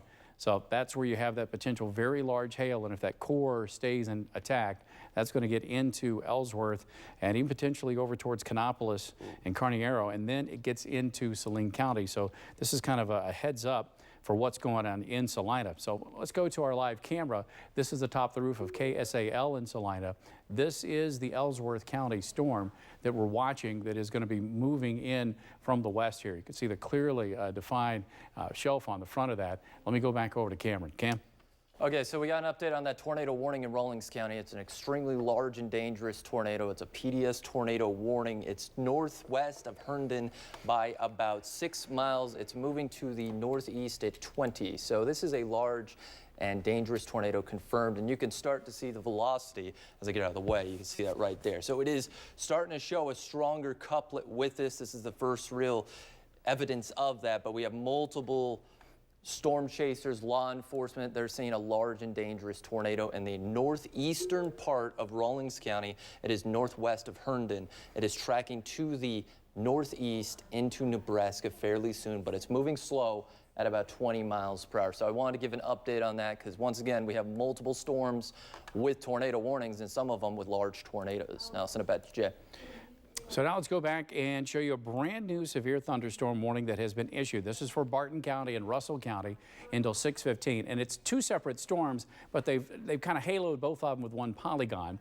So northeast of Russell heading towards Lucas, again, based on what we've already had today, you get radar indications like that. You're talking larger than golf balls, larger than ping pong ball size hail. Same thing as you head south of Russell on 281, right at the Barton County line, and that's going to be tracking over towards I-70, and that has the potential to bring some of that larger hail into Bunker Hill. So if you're in Bunker Hill, you need to get ready for the potential for the large hail threat. Let me kind of zoom in across Ellsworth County. Remember, we do have the tornado warning, but we also have the severe thunderstorm warning to the south. South of the city of Lincoln along K14, that's quarter plus hail tracking to the north. And then, okay, I know you're under a tornado warning, but honestly, the circulation here is not what it was. This is really starting to weaken. This is good news in terms of a tornado threat. Levi, are you still with us? You still on the phone? I am, yes. Okay, Levi. On radar, this is still look like a big hail producer, but as far as the tornado threat, that looks like it's really ramped down at the current time.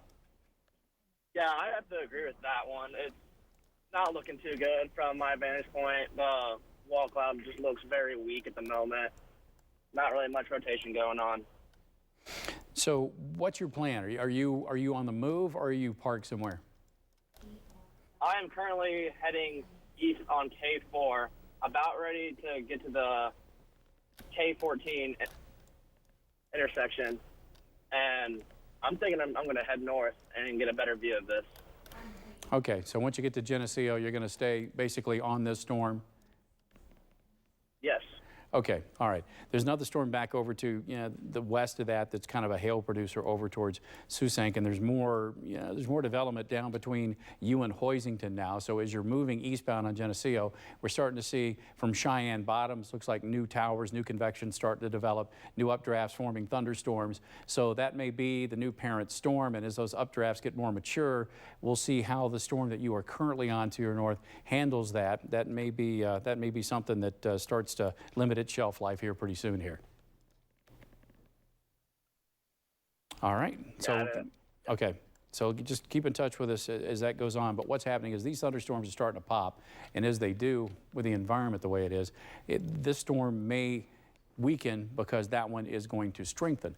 And given the environment, if this one strengthens enough, then we'll be looking along the southern edge of this storm from Hoisington down to Cheyenne Bottoms, and then we start to get into Rice County at that point, over towards Lyons as a kind of a head up as this thunderstorm starts to evolve. But at least in terms of a tornado threat at the current time, this is looking really, really good. I'm very happy with what we're seeing as far as not seeing a lot of circulation. We've been talking about, yes, it's been a rotating thunderstorm, but we never had that stinger that we associate with a tornado warning. And as that slides into Ellsworth and just southwest of Ellsworth, that area rotation is much weaker. So in terms of a tornado threat, we're not as concerned, but that's the big hail threat that's still rolling in. So very large, damaging hail easily golf ball size and larger, is the western edge of Ellsworth and is moving into Ellsworth. Plus, we have these other 2 hail cores of the very large hail that continue to develop to the northeast. So tornado warning in effect for Ellsworth County, including the city of Ellsworth down to the south. Severe thunderstorm warning for Ellsworth and Lincoln County from the city of Ellsworth to not quite the city of Lincoln. Severe thunderstorm warning for Russell County, including Lucas, but not the city of Russell, and then down over towards Dubuque, and it does dip into Barton County just as far south as about Susank. And quite frankly, as this new thunderstorm development takes off here near Hoisington and north of Cheyenne Bottoms, if that matures a little more, we're probably going to have to see an extension of the severe thunderstorm warning. Other severe thunderstorm warnings in effect across western Kansas, that Logan County storm, and they went ahead and continued that Thomas County. So this is your first alert for Colby that is moving towards you. And then Cameron has been keeping you updated on the storm with the confirmed tornado. What was the phrasing, Cameron, for that tornado near Large and Herndon? dangerous tornado. I've seen, it sounds like it's a large cone now. Large cone tornado still in progress. I mean, that's and it's hardly moving. Yeah, go ahead, Deb, David. Yeah, I just talked to Nathan Kelly. He is up there by that exact tornado you were just talking about. Nathan, are you there?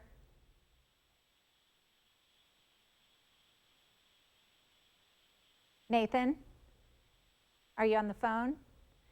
I was just talking to him. He actually called and said he has eyes on that tornado as we speak. He says Oberlin is 8 miles to the west, and he's south of McCook, if that makes sense. Nathan, are you there now? Yes, I can hear you. Okay, Nathan, describe where you are and what you're seeing. I am 8 miles east of Oberlin and 4 miles south of what would be a direct east line of the tornado. It's on the ground. I can see the debris from the ground from here, and I'm every bit of 12 to 13 miles away from it. Jay, do you want to ask him a couple questions? Well, I noticed it's tracking to the northeast, so this is, it's already to the northwest of the city of Herndon, and it'll be crossing into Nebraska as that continues tracking. But so you're already seeing, I mean, you said what, 13 miles away, and you're seeing debris lofted? Yes, I can see the cloud that would be the debris cloud at the base of the tornado. I can see it from here. And are you stationary, or are you trying to get closer? I'm stationary. I got close enough on Monday. I'm not doing that again. He was the one that was in the pickup truck, Jay. Oh, okay. Well, there you go. I'm staying. My farm's a mile and a half east of me, and so I'm close enough. That's fine, but 2 more and you get a merit badge. So I'm just letting you know that. So all right. Jay, I do have a picture of that tornado. I'm going to tweet it out. Camera, if you can get that up. Nathan, what's your situation? Were you actually needing to go somewhere right now, or were you wanting to do some storm chasing, believe it or not? I'm sorry, I'm not hearing you very clear. It looks like there's a second tornado trying to come down next to it. And this is all going to be the same vicinity. I tell you what, while we talk to him on the phone, let's put Weather 1 up, and so we can show the position of the tornado while Nathan's talking about it. So yeah, so you can go ahead and tell us what you got going on. But yeah, that is where the tornado is. This is northwest of Herndon, and he's viewing it. You got to remember, he's back over here, down over here, Oberlin. So he's got a view all the way into that part of the thunderstorm. That's how far away you're looking at it. And yeah, look at the velocity. I mean, this is still, Cameron was on top of it. This thing's spinning like a top. And you think that there's a second one being developed right now? Yes. There's 2 spots of clouds that are dropping directly east of where the tornado itself is on the ground. Now, they're not spinning. They're not really like a funnel, but they sure are trying to. All right, Cameron Venable just showed me another photograph. This is the wonderful world of digital we're in, is even though we can see some stuff in here and confirm what's going on, until we get permission or rights to broadcast it, we necessarily can't show it. But we definitely have not only the confirmation of Nathan. My wife is standing right here next to me taking pictures and sending them to Deb. So if they're coming from her, you have all the rights in the world to share whatever you got. Fantastic. Thank you for... All right. There you go. You gotta, yes, this is our first really active day that we've had in the wonderful world of social media, where we got to jump from platform to platform to platform to platform, and hey, I got a picture here, but I got to get it over there and get it over here to there in order to get it on TV. So that's part of the process that we're having to work through here. But this is a definitely confirmed tornado, and this storm hasn't been moving very much. So I'm assuming that the tornado really hasn't moved a lot from your vantage point, has it? No. I mean, where it's at right now, I mean, I watched this storm build. I sent Deb a picture earlier. It looked like a nuclear explosion. I mean, it did. It had a very distinct cylindrical shape to it that went up, and then it disappeared up into the thunderheads. And it was 3 minutes after that McCook started getting tornado warnings. And then all of a sudden the entire thing was engulfed by all of the clouds, and it just ended up being a massive supercell. And then I happened to look out of the shop, and I see this funnel trying to come down. So we jumped in the pickup and drove again 1.5 miles. I'm staying a long ways away, and sitting here watching this thing. I mean, it's like a panoramic. It's not moving. It's staying in the same exact spot. And yeah, and you can see on the radar here, I'm showing, while you're talking, Nathan, I'm showing everybody the radar. And the tornado is right around in here. And notice, this is a 30-minute loop. So even over the past 30 minutes, there's only been a little bit of a drifting to right here. So yeah, this is just, continuing to spin and spin and spin over the same spot. Last time we had a really slow mover like this was probably, got to go back to the Bennington tornado. But because of the high base, I'm assuming that you can see underneath the clouds very easily. That's why you got such great view of this at a distance. Yes. Oh, yeah. It is daylight. It is daylight behind it. I mean, the sun's not even close to the horizon. And it is just, I got to be honest, it's one of the most beautiful things I've ever seen. All right. We got the picture up. So, yes. You can see the high base there, and the cone tornado, and you're going to hear us talk a lot about shapes. Shapes don't necessarily equal wind speed and equal severity, but they can be a bit of a tell. And so, as a well-developed cone tornado, like we're seeing here, that's going to be a stronger tornado than what we call an elephant trunk or a very thin rope tornado, which literally looks like a piece of rope hanging down from the sky that you're moving around. So yeah, we are seeing the photo, and I got to admit, you got a fantastic vantage point, even considering how many miles away you are. Yeah, yes, I mean, it's a very. I see the different shapes that you're talking about. It's not a perfect cylinder. It's most definitely a funnel. I mean, it's much bigger at the top and it's little at the bottom. And I mean, it's been on the ground the entire time we've been on the phone. It has not gone back up. And just before y'all called, it's kind of wanting to maybe try and come up right now. I'm starting to see a little bit of daylight between the horizon and the base of the funnel. All right, and as we go back over, thank you for sharing that with us, by the way. Okay, so here's where the tornado is being produced. It's nearly stationary, but notice this new thunderstorm starting to develop right out ahead of it. What's probably going to happen as this continues to mature a little bit, that this is probably going to steal some of the moisture that's flowing into here, plus it's going to disrupt the inflow into this storm. So once we kind of get this a little more healthier, this storm is probably going to disrupt the tornadogenesis process. So I wouldn't be surprised within the next 5 or 10 minutes, as this takes off, gets a little more mature, we start bringing more of that rain-cooled air down to the surface, that the rain-cooled air starts flowing out of this storm and kind of messes up all the ingredients that we need to have to develop the tornado. Plus, you'll notice as this gets more mature, the storm's finally getting kicked off to the northeast here. And once this crosses the state line, that kind of moves out of KAKE land and gets more into the Hastings and North Platte television markets. We hand off right at the county line there. So we're only going to track the storm until that moment. So, Nathan, you still see it as in progress right now? It's kind of got to where, well, actually it's now back down on the horizon. So it's not as wide as it has been since we've been on the phone. It's most definitely much thinner. But there's a substantial drop in clouds around where the funnel is trying to get bigger, smaller, bigger, smaller. I mean, there's a lot of activity going on the east side of the actual tornado that's on the ground. All right, thank you for sharing that. And I tell you what, just hang on the phone with us for a little bit and kind of give us the play-by-play if it dissipates. I want to get everybody else spun up. It's getting really thick. It's turning into the elephant trunk that you were mentioning. Okay, so it's starting to get, instead of being wide at the top, it's starting to get skinny. So that means it's spinning faster, correct? The velocity is getting higher? I know you're talking about the conservation of angular momentum here, but I don't want to toss out too much physics to people at home. But it could also be just a weakening phase of what's going on. Okay. The fact that the funnel's getting smaller, we could start to be getting in a weakening phase of that too. But what you're saying is not incorrect. Sometimes you start bringing that in. The tighter can mean faster, but sometimes smaller, more rope can mean weakening phase too. So let's keep an eye on it. I see what you're saying, because it's starting to get much thinner at the base and actually lift up off the ground. Okay, so it's kind of So if a guy were to drive by and look at it right now, it just looks like the rest of the little drops in the clouds, and it's gone. It's gone. Okay, good. So the thunderstorm down to the south that we were talking about that's developing has interrupted the flow into that storm, and so you don't have a tornado anymore, correct?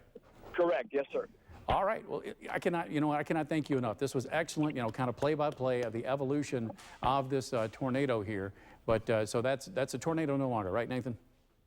I'm sorry, say that again? You no longer have a tornado, correct? Yeah, oh yeah, absolutely had one, but we do not have any more. Okay, It's gone. excellent. It dissipated. Listen, thank you so much. Let's go back over. Oh, Cam has got a picture of your tornado from just a few minutes ago. Cam? Yeah, this is the same exact tornado. This is from Gavin Short, and he's a bit closer, and it gives you an idea. This cone tornado is definitely quite menacing. Look at the coloration, and this is a little funnel trying to get down on the other side. That's where it looked like it was trying to develop into a second tornado.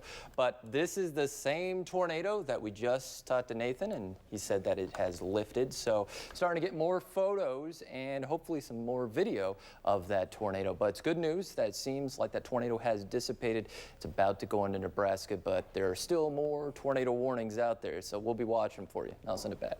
All right, so David, Deb, you got anything else for Nathan? Because that tornado's dissipated, we can cut him loose here soon. So what do you want to do? No, I just messaged him on Facebook, and he's going to send me some video so we can turn that and get that on the air. But wow, that's some amazing stuff. All right, thanks a lot for sharing that with us. Nathan, you have a good day. All right, so now let's get back over to the tornado warning that's in effect for Ellsworth County. And Levi, are you still with us on the phone? I am, yes. Okay, Levi, update your position and what you have from your vantage point. I am pretty much at the intersection of K14 and K4, trying to decide what's the next play on which storm right now. Okay, because you got the one to the north in Ellsworth that was a hail producer that quite frankly is not as impressive as it was. You got the new storm kind of going back up to the southwest that even though it's developing, it's not developing in a really menacing manner at this point, thank goodness. But from your vantage point, just verify, you're seeing nothing at all that would be indicative of any kind of tornado threat being imminent, correct? Yeah, I'm just seeing a wall of rain pretty much. Okay, just seeing a wall of rain. I'm curious, any luck on getting Levi's stream up? Nope, okay, all right. We keep trying, Levi. We keep trying. We had your stream earlier. It was so good. We keep trying. So basically, we've got the severe thunderstorm warning, which includes the city of Lincoln. So from Lincoln all the way down through Ellsworth. And the other severe thunderstorm warning for Russell County down into Barton County. Now, the good news is this was issued initially for 2 thunderstorms. The one that's moving towards Lucas, that is right now dissipating. No longer a big hail threat, heavy rain, some gusty winds. The other thunderstorm that was issued for the large hail threat was what was moving along 281 right at the Barton-Russell line, tracking over towards Wilson. That hail threat has settled down. The big hail threat that was moving into the city of Ellsworth, it's still quarter plus probably at this time, but the hail is not as large as what we were concerned about earlier. Just 10, 15 minutes ago, it was probably easy larger than golf balls. We've had some tennis ball earlier today, but notice how that has settled down a little bit. So very heavy rain, the potential for localized flooding like we've already seen in Hayes. And then you got the new thunderstorm development from Dubuque all the way down to Holyrood. And if this continues to get a little stronger, I do expect another severe thunderstorm warning to be issued, including maybe even Geneseo at this point. I think we got Levi's stream. Okay. Oh, we got Levi's stream. Let's go back. So. Let's put Levi's stream up. And so he's at the intersection of So K4 and K14. Oh, there we go. It's a little intermittent, but we have it. Which way is your stream pointing, Levi? I am currently facing north right now. Okay, so you're facing north, so we're looking northbound along K14, sitting right near Geneseo there at the intersection with K4, correct? Yes. And basically, this part of the thunderstorm you're looking at is going away from you, right? Yeah, correct. Okay, and then you're looking at the new development, which may be catching up to you. It looks like even around Bushton and back to your west on K4, you got pretty solid storm development at this point in time. Yeah, I can see that right to my west. Yeah. All right, well, I'll tell you what. I know you're going to make a decision here pretty soon. Once you do, let us know what's going on. In the meantime, we have severe thunderstorm warnings in progress in western Kansas. Let's go over to Cameron Venable.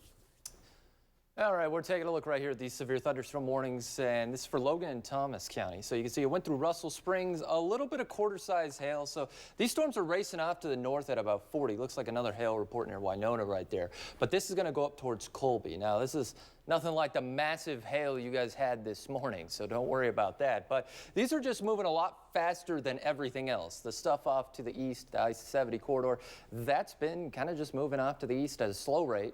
Then, of course, we track that confirmed tornado up in Rawlins County was nearly stationary, moving northeast at about 10. So these are moving much faster, not as severe. And one thing I'm really liking on the radar right now is if you look right here, you can see these little blue lines. Those are outflow boundaries. That means that these storms are throwing out a bunch of cool air.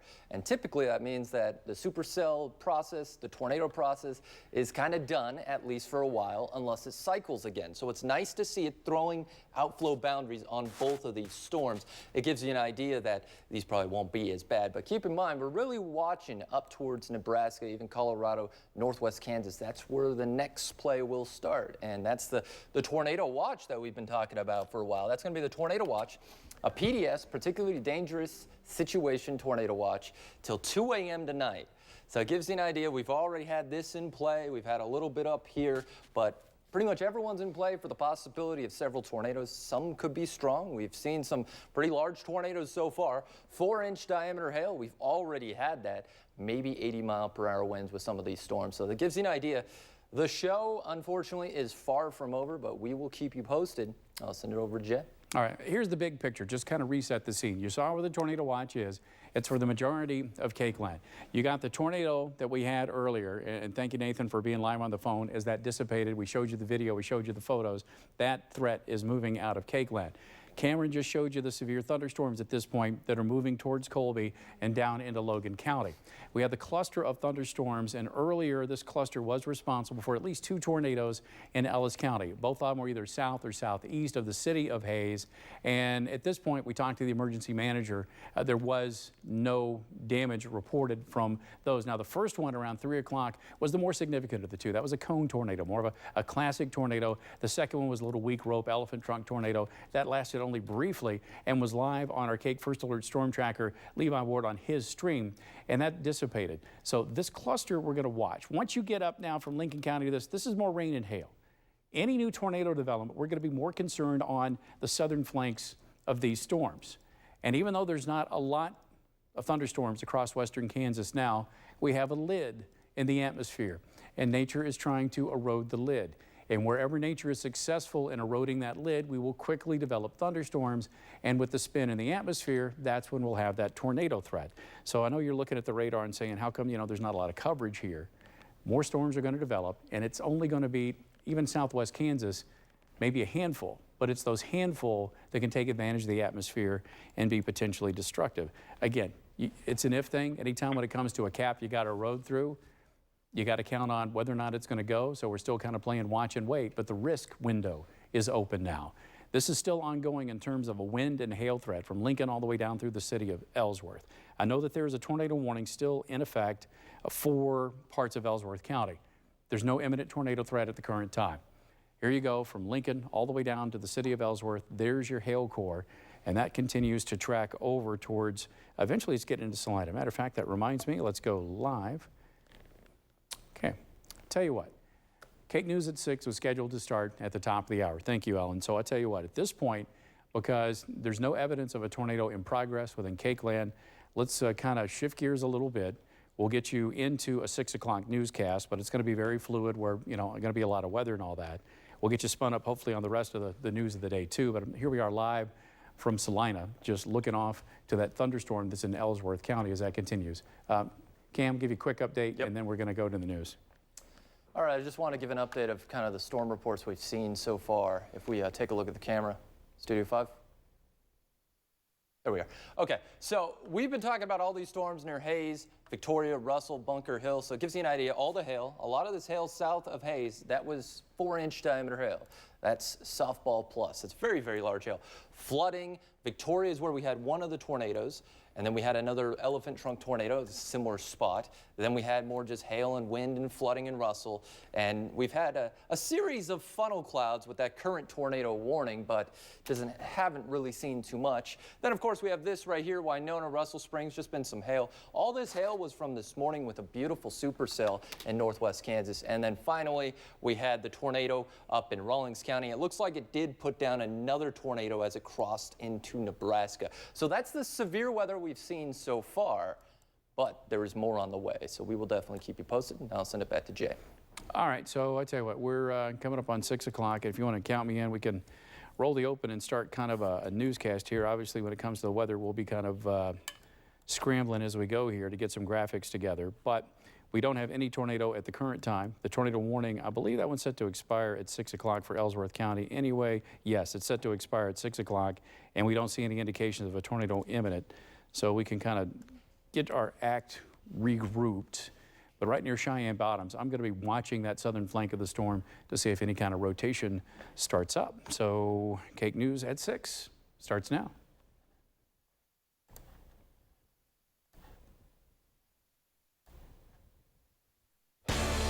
Now live from the KAKE studios, this is KAKE News on your side at 6.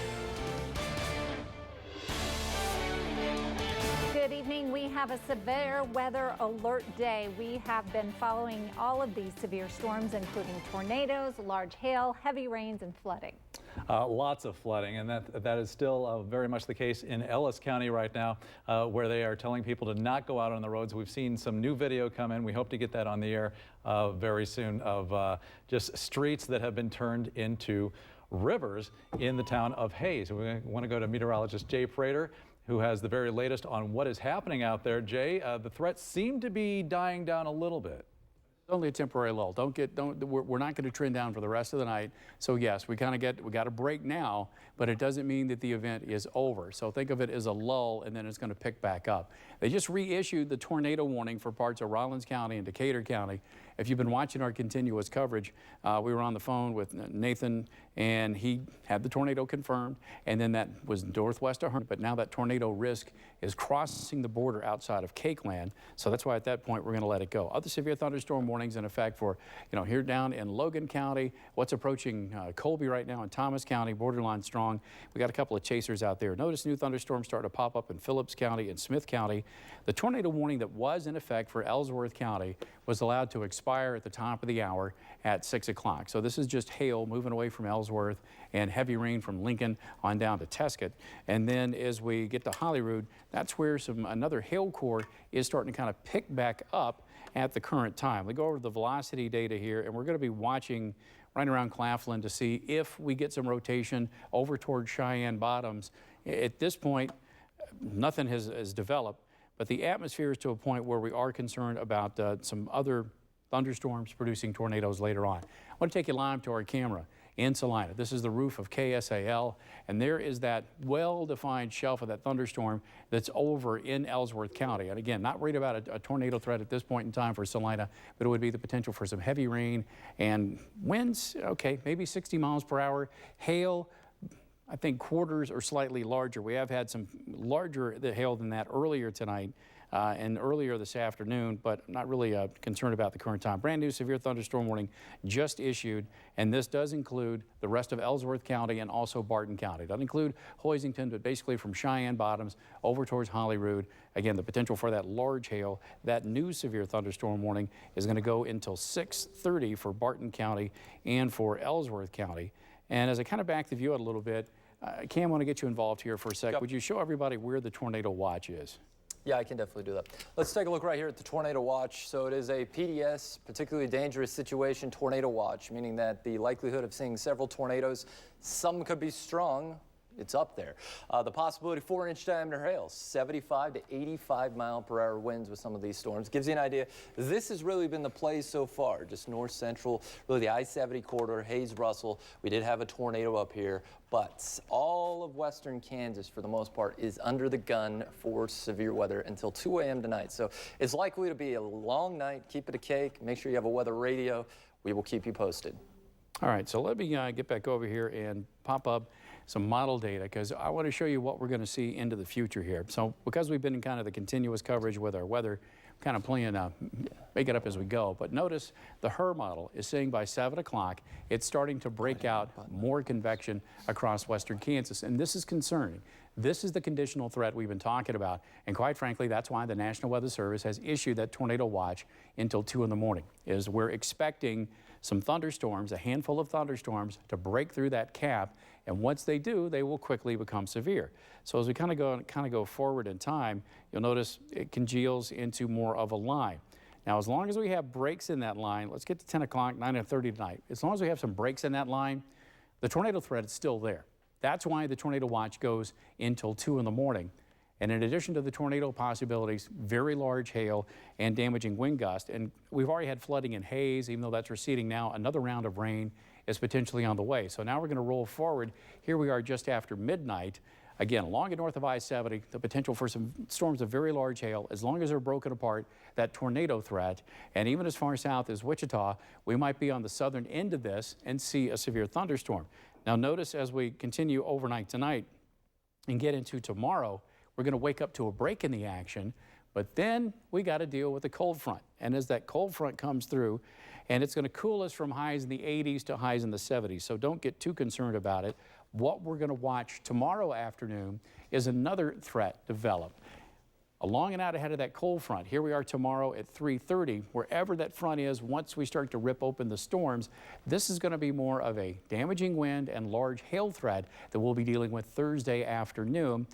Could there be an isolated tornado? But very quickly, this is just going to be a wind, a hail, and very heavy rain threat that's going to roll through Thursday afternoon and into Thursday evening. And the good news is this is going to exit KAKE land before we get to midnight overnight on Friday night. And then beyond that, on Friday, we're going to catch a break from the severe weather. As far as what's going on with the cool down behind this, it's going to be quite welcome. So we're going to continue to watch this. Let's go back. I tell you what, let me see if I can show you what's going on with the. Here we go. Jay, we have Levi's stream. Okay. Hey, let's punch up Levi's stream. Levi, a new are you with us on the phone? Where are you, dude? On the phone. Wow. Levi, okay, we got your stream up, and try it again. Can you hear us, Levi? Yes, can I hear you? Yeah. Okay, Levi, give us your location and tell us what's going on.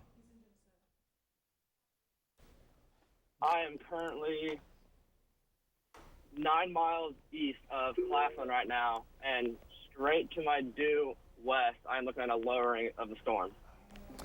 Okay, we just lost it. Now you said lowering, but are you? I mean, is it rotating while it's lowering, or what are you seeing from your vantage point? Right now, from my vantage point, it's looking like a developing mesocyclone right now. Okay, so you think it's trying to reorganize itself? Yes. Okay, well, stay where you are, and obviously, if just shout out if you see something that we need to know. I'm gonna leave you potted up and just yell, and we'll be able to hear you immediately. All right? Yep, sounds good. All right, thank you. So just kind of looking ahead here. Here we are Thursday afternoon. Notice how we're looking at temperatures in the 70s and maybe some 80s along and out ahead of that front. So it's going to be cooler tomorrow than what it was today. So all right, let me go back over to fire up the radar mode here. We'll also take a look live from Salina at that storm system as that continues to move over. So the camera first in Salina. Remember, this is the top of the roof of KSAL on Santa Fe Avenue. This is the storm essentially that you just saw Levi looking at very closely from the south. Here we are farther away in Salina, given a view of it from the east. And we go back over to KAKE's First Alert Doppler HD. Oh, we're getting, unfortunately, a big hail core starting to redevelop right there between Hitchman and Holyrood. That is, you know, considering the radar data we've seen earlier today, larger than ping pong balls is definitely possible with that part of the thunderstorm. Weather radios are now starting to go off in Saline County, including the town of Salina, because of what I showed you on the camera from the roof of KSAL. As that thunderstorm is rolling towards Glendale and Brookville, the potential for wind gusts between 60 and 70 miles per hour and hail to exceed an inch in diameter. Right there, that's probably inch and a half in diameter. You get back over to the west of Holyrood now, that's easily ping pong ball and larger. So ping pong balls are definitely going to be on the way for this particular storm. We'll kind of back the view out and go across western Kansas. Yes, we have the tornado warning, but that tornado threat basically getting out of KAKE land and starting to get up into parts of Nebraska. So that's kind of the rundown of where we are right now. Obviously, earlier we had a lot of very large hail around Ellis County, especially near Hays and south of Hays, had flooding, but the water starting to kind of recede there a little bit. So only tornado warnings that we have currently are just outside of KAKE land. I know officially that's for parts of Rawlins and Decatur County, but that storm threat, that tornado threat continues to inch its way out. Quick update on, I see they issued a new severe thunderstorm watch too, Cam.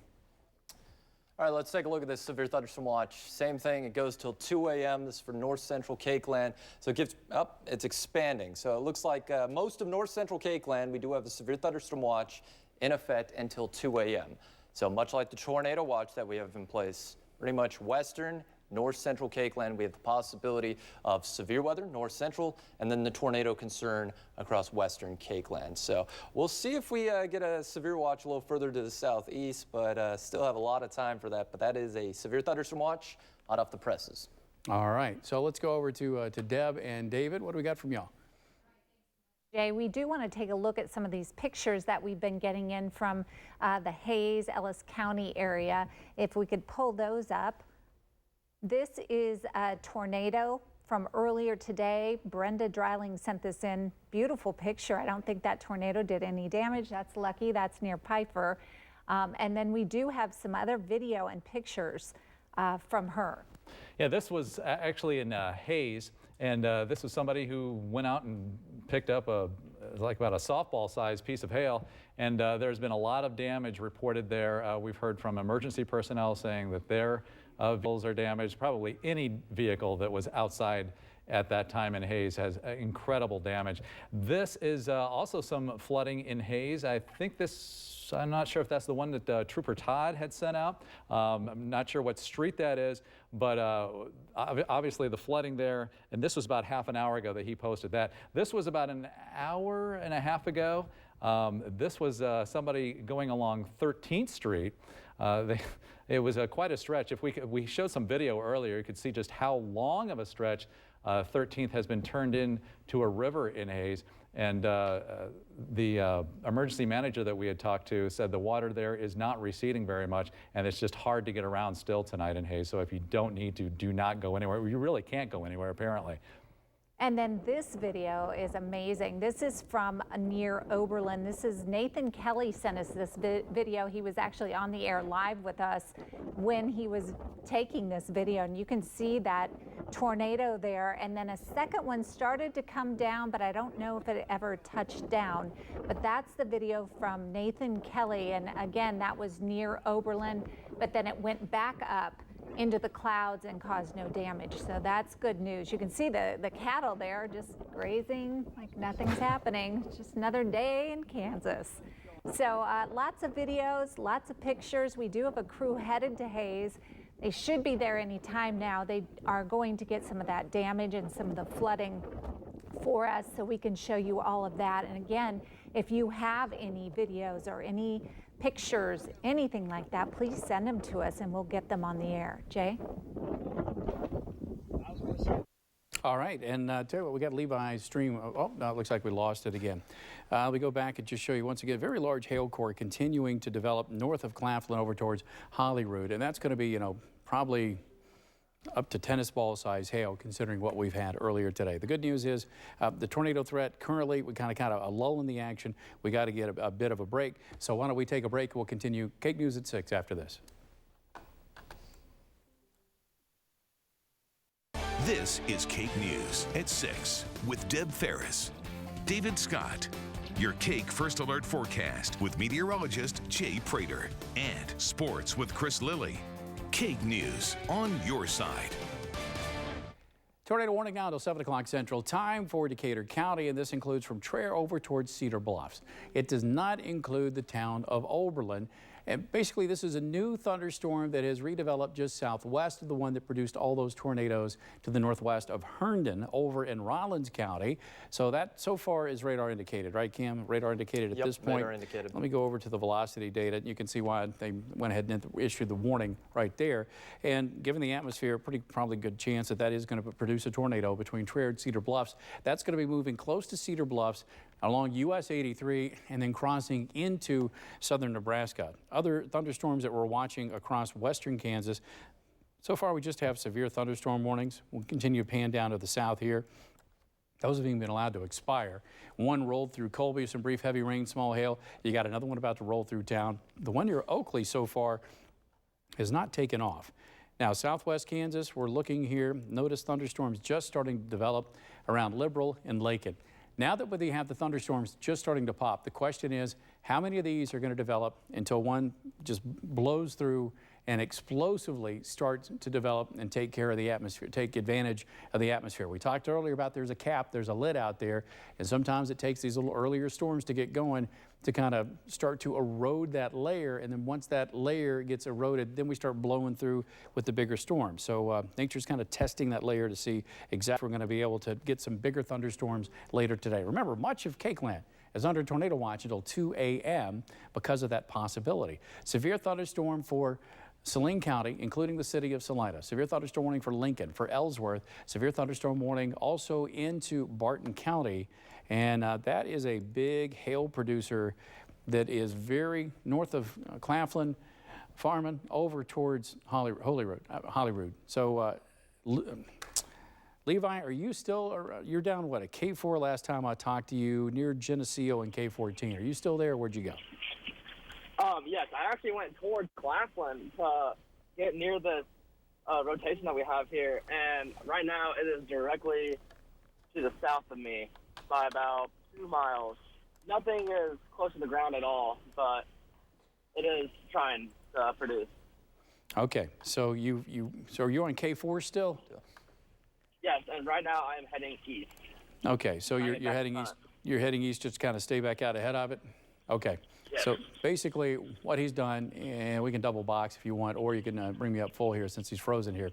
But what Levi has done is he came out on 4 towards Claflin, and now he's kind of backtracking back to the east in order to keep this part of the thunderstorm at his back. He wants to keep an eye on that, and he was seeing some lowering. So as far as his big hail threat, that's staying to the north of him, over towards, Holyrood and Lorain. This big hail core, it's going to move more towards the due east here, so that may miss Ellsworth proper. But I wouldn't want to be anywhere near that. Based on what we've seen today with that kind of radar indication, Cam, I'm thinking tennis ball plus at this point. Yeah, definitely looks like that rotation's tightening. It looks like it's cycling. Yeah, right around Bushton. So that's going to be the part of the thunderstorm we're going to watch. You saw a little pop in the velocity data here. Let's see right there again as that moves through. So between Claflin and Bushton, if you want to go ahead and take those tornado precautions, not a bad idea because it looks like this is trying to reorganize. And Levi, from your vantage point, you're seeing better organization of the storm, correct? Yes, correct. Okay, all right. So he's getting repositioned off to the east so he didn't get caught up in this. But between Claflin and Bushton, if you're around Bushton, tornado precaution is not a bad idea. And so this is your KAKE First Alert for Chase, for Lyons, and even Geneseo. If this tightens up and produces a tornado, not guaranteed that it will, but just based on its current development over the past 30 minutes. And that part of the thunderstorm is kind of moving east-southeast. Looks like, okay, it's moved to probably about that area of circulation about 10 miles in the past half hour. So that means that it's moving at about 20 miles per hour. So if we're going to continue to track that, and it looks like a tornado warning is just coming out. Is that for, yep, there you go. Yep, so the National Weather Service is seeing the same thing that we are, and now they've issued that tornado warning for northern parts of Rice County and southern Ellsworth County. We'll put a time on it for you.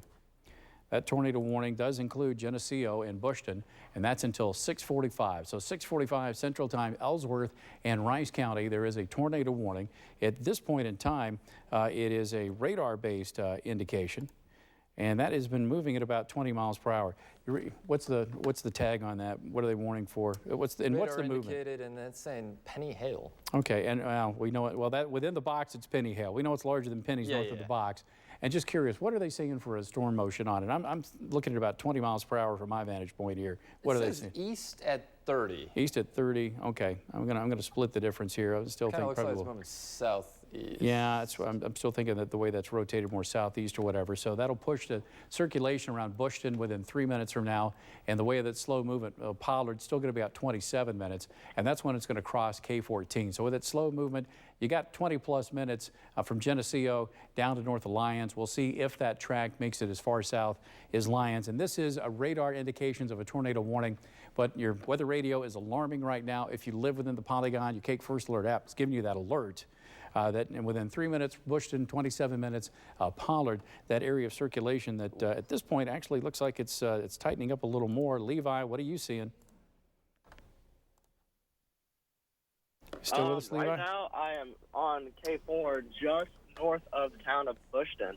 Okay. And right now, it is it's almost pretty much past Bushton right now. And so I need to get back east. There's really no, obvious lowering in the clouds yet. I don't see. Okay, all right. Well, it looks like you're basically, Bushton is right on top of where it's trying to reorganize and cycle. And your plan is you're coming back east on K4. I'm assuming you're going to hit K14 and maybe head down towards Lyons a little bit, just kind of stay south of that development? Yep, correct. Okay, so we'll continue to watch that. So there's the new tornado warning. And so here's your tornado threat, but that is very large hail. Again, Holyrood, unfortunately, this is probably going to be tennis balls rolling in. If they're not already falling, they will be shortly. Let's roll up towards Saline County. And you got that thunderstorm. Looks like just heavy rain at this point. Let me kind of reset my, my view here.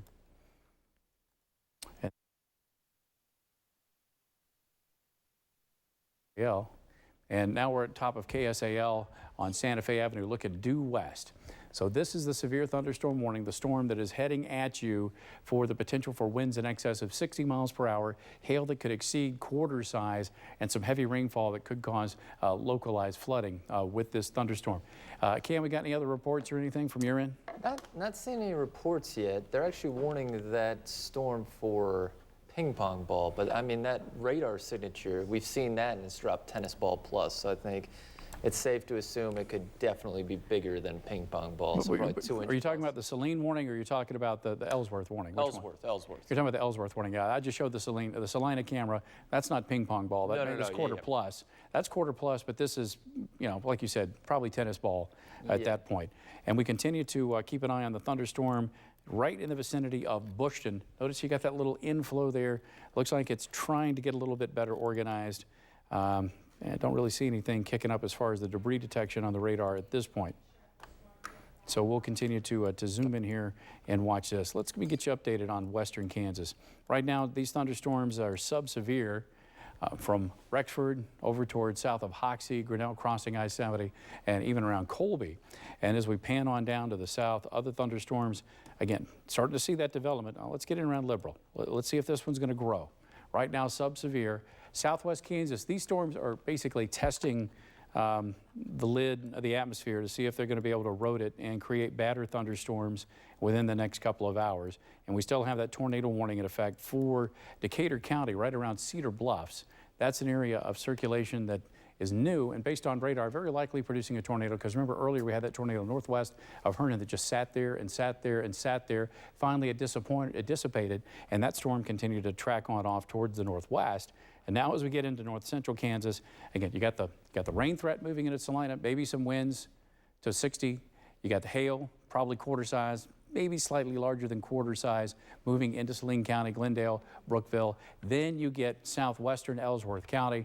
You get down over towards Holyrood. That is still a very large, probably, tennis ball size hail radar indication. Photo go ahead, Cam. Yeah, let's take a look at this photo right here. All right, so this is a photo from Crystal Smith. This is the storm near Hollywood, so you get an idea. The base is definitely looking quite mean. We do have some cloud fragments, scud, being sucked into the updraft, but a very mean-looking storm. It is a little bit lower, but once again, you know, we have Levi out there, and we're not really seeing too much. But a mean-looking storm going towards Hollywood. That's definitely going to be a hail machine. Probably tennis balls. It's being worn for ping pong, but we've seen a history of much larger hail. I'll set a bet, Jeff. All right, and do you know Crystal, or is this just somebody that's tweeting at us? Somebody tweeted at us from Deb. Well, you know what? Be sure and thank Crystal, and since they're near Hollywood, there will be very large hail nearby, and if they can help us out with the hail size, that would be awesome. That would be fantastic. We would appreciate those reports, because also anytime we get that confirmation of the hail size, we can also give that to the National Weather Service. So based on the radar signatures and what they're seeing, they can take, okay, here's the ground truth we're getting via social media. Then we can take those reports, we can pass them directly along to the National Weather Service. We have the ability here to get directly to any of the Weather Service offices covering KAKE land with any kind of reports, in addition to what we broadcast over television. So let's kind of reset the scene. We're going to back the view up here. Deb, David, anything going on over there? You got anything new? Okay. Flooding from haze. If we want to take a look at that real quick. This was sent to us by Nisi Holton, and this shows just how much rain there was in haze. She said about 20 minutes ago or so. If we could take a look at that video. Do we have it, Scott? Oh, that's an ad, but we'll show you this video. Brenda Dreiling sent us this video from her backyard. This was about 3 o'clock, maybe a little bit earlier. Golf ball sized hail hitting haze, or Victoria actually. This is where this was, Victoria, hitting the pool and her patio. She says she's got roof damage. She has flooding in her basement. And a lot of flooding certainly in the Hayes area, and perhaps in Victoria as well. She said she lived there about 20 years, and you know, this kind of stuff happens in Kansas, but she said this is the worst hail that she has ever seen at that house in the 2 decades she's lived there. So obviously a pretty severe storm right there. Yeah, and she also said that it hailed for about an hour there and in haze for about an hour. We're still trying to get that video. There it is. This is the video from Nisi Holton. She just sent this to us on Facebook, and this shows you the extent of the flooding in haze.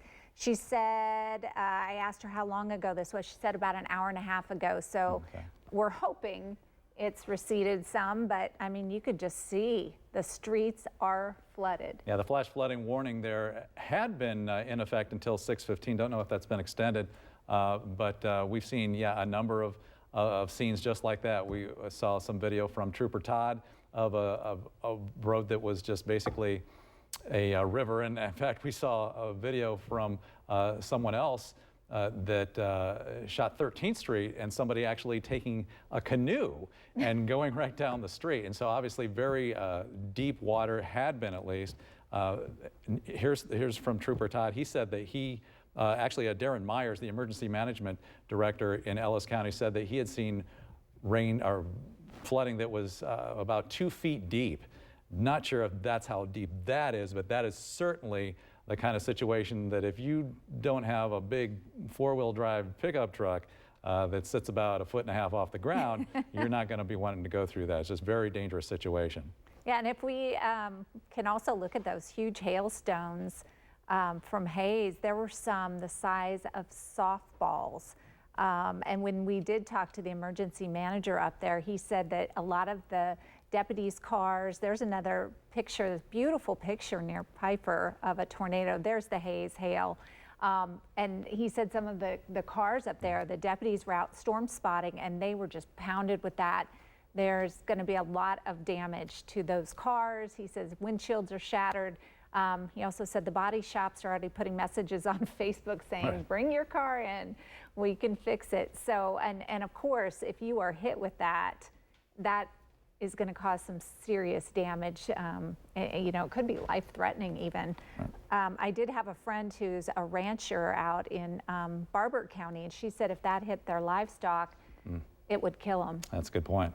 Yeah. And the woman we had talked to in Victoria had said that she hadn't taken a look at her roof yet, but it was about 20 years old, and it may have been needing to maybe be replaced anyway. But yeah, that's one thing that people don't really have a grip on right now, because we're being pelted with hail and rain and hadn't really taken a good look at the roofs. But yeah, windshield repair shops, body shops, and roofing companies are probably going to do a lot of business in the Hayes area in the next probably several weeks. Yeah, that's for sure. I know we also had talked to John Hayes. I just texted him a couple minutes ago. He's one of our reporters. He and photographer Nolan Roth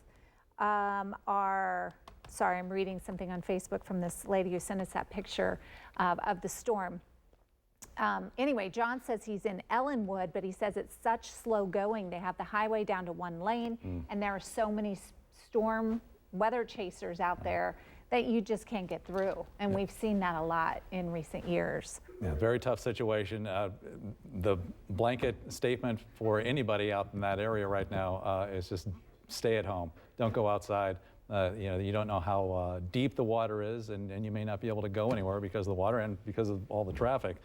People just going out and sightseeing, basically. Yeah, and Jay, you still have a tornado warning over there? We do, and matter of fact, let's go over to Levi. Let's put his stream up. And Levi, if you're still on the phone with us, give us your position update and what you're seeing from your location.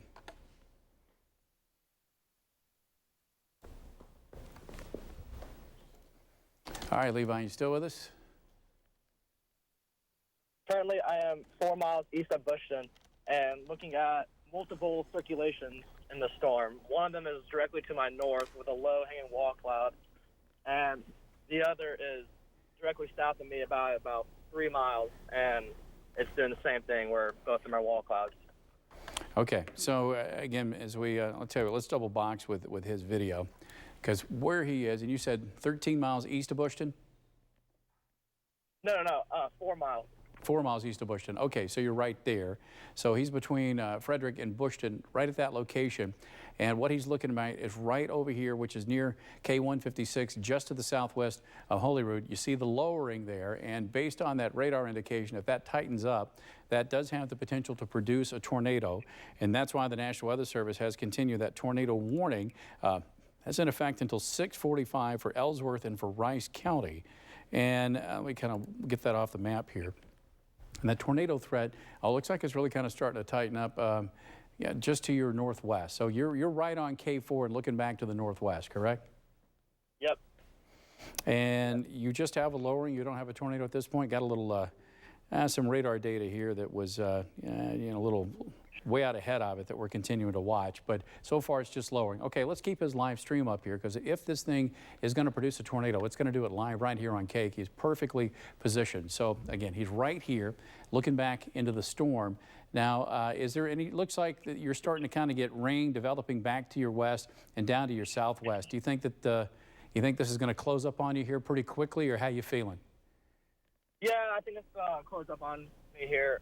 And so I'm going to head east here in a little bit. I'll go wait this one out, but at the moment, I'm good. But I'll eventually have to move east because of this rain. I'm not going to be able to see it. Okay, so, but yeah, you've got an excellent position. I mean, your shot is looking good right now. We see the lowering very clearly. And if that storm is going to produce a tornado, he's right on it, and he's right at K4 between Bushton and Frederick. And the storm motion is moving towards the southeast. It's not moving due east at this point, kind of more east-southeast. So this would take this tornado threat right along the county line, right along the Ellsworth County line, basically along K4 as you head over towards Geneseo. Now, by the time you get to Geneseo, we'll see if this area stays right at the county line or starts to sink a little more into Rice County. So Lyons, this is kind of your heads up to keep your eye to the north to see if that's going to move down to the south to your direction. But at this point, yeah, it looks like the last couple of radar sweeps, it's trying to take a little more of a turn to the right, so it's kind of more of an east-southeast movement and not a due east movement. And it looks like the lowering's even getting closer to the ground. Is that what you're seeing too, Levi? Yeah, it's definitely getting closer to the ground. All right, let's take Levi's stream full. Yeah, you got your position really well here, and so you're seeing the rotation and quite a distinct lowering. And you're sitting right on K4, correct? Now, is this north of K4 or is this south of K4 at this point? This is north of K4. Okay. Are you comfortable? How you feeling about your position? I'm good right now. give it about a minute and a half or 2 minutes, and then I'll have to leave. Okay, well, whenever it's up to you. Whenever you need to reposition. But we're definitely seeing the lowering. And how high off the ground is it? It only looks like it's a few tens of feet here. Yeah, from my perspective, I'm thinking it's gonna. I don't even know for height reasoning, but I don't see any funnels to the ground yet. I don't see any ground contact. Okay, but that's it's quite an impressive lowering we got. So we're going to stay with it. You're looking live with our KAKE First Alert Storm Tracker, Levi Ward. He is along K4, right along the county line with Rice County and with Ellsworth County, at the only tornado warning that we have in KAKE land at the current time. And if this storm is going to produce a tornado, he is right on top of that location at this point. Now, earlier, the very large hail. Looks like we just, Cam, why don't you look Hollywood, see that storm report just came out? Yeah, it's what's the hail? It's big, so we did verify it. I got to admit, I'm shocked it's that small. Yeah. Based on the radar indication, I thought it would be larger than ping pongs at that point. Well, if you watch the bring it out to Studio 5 real quick.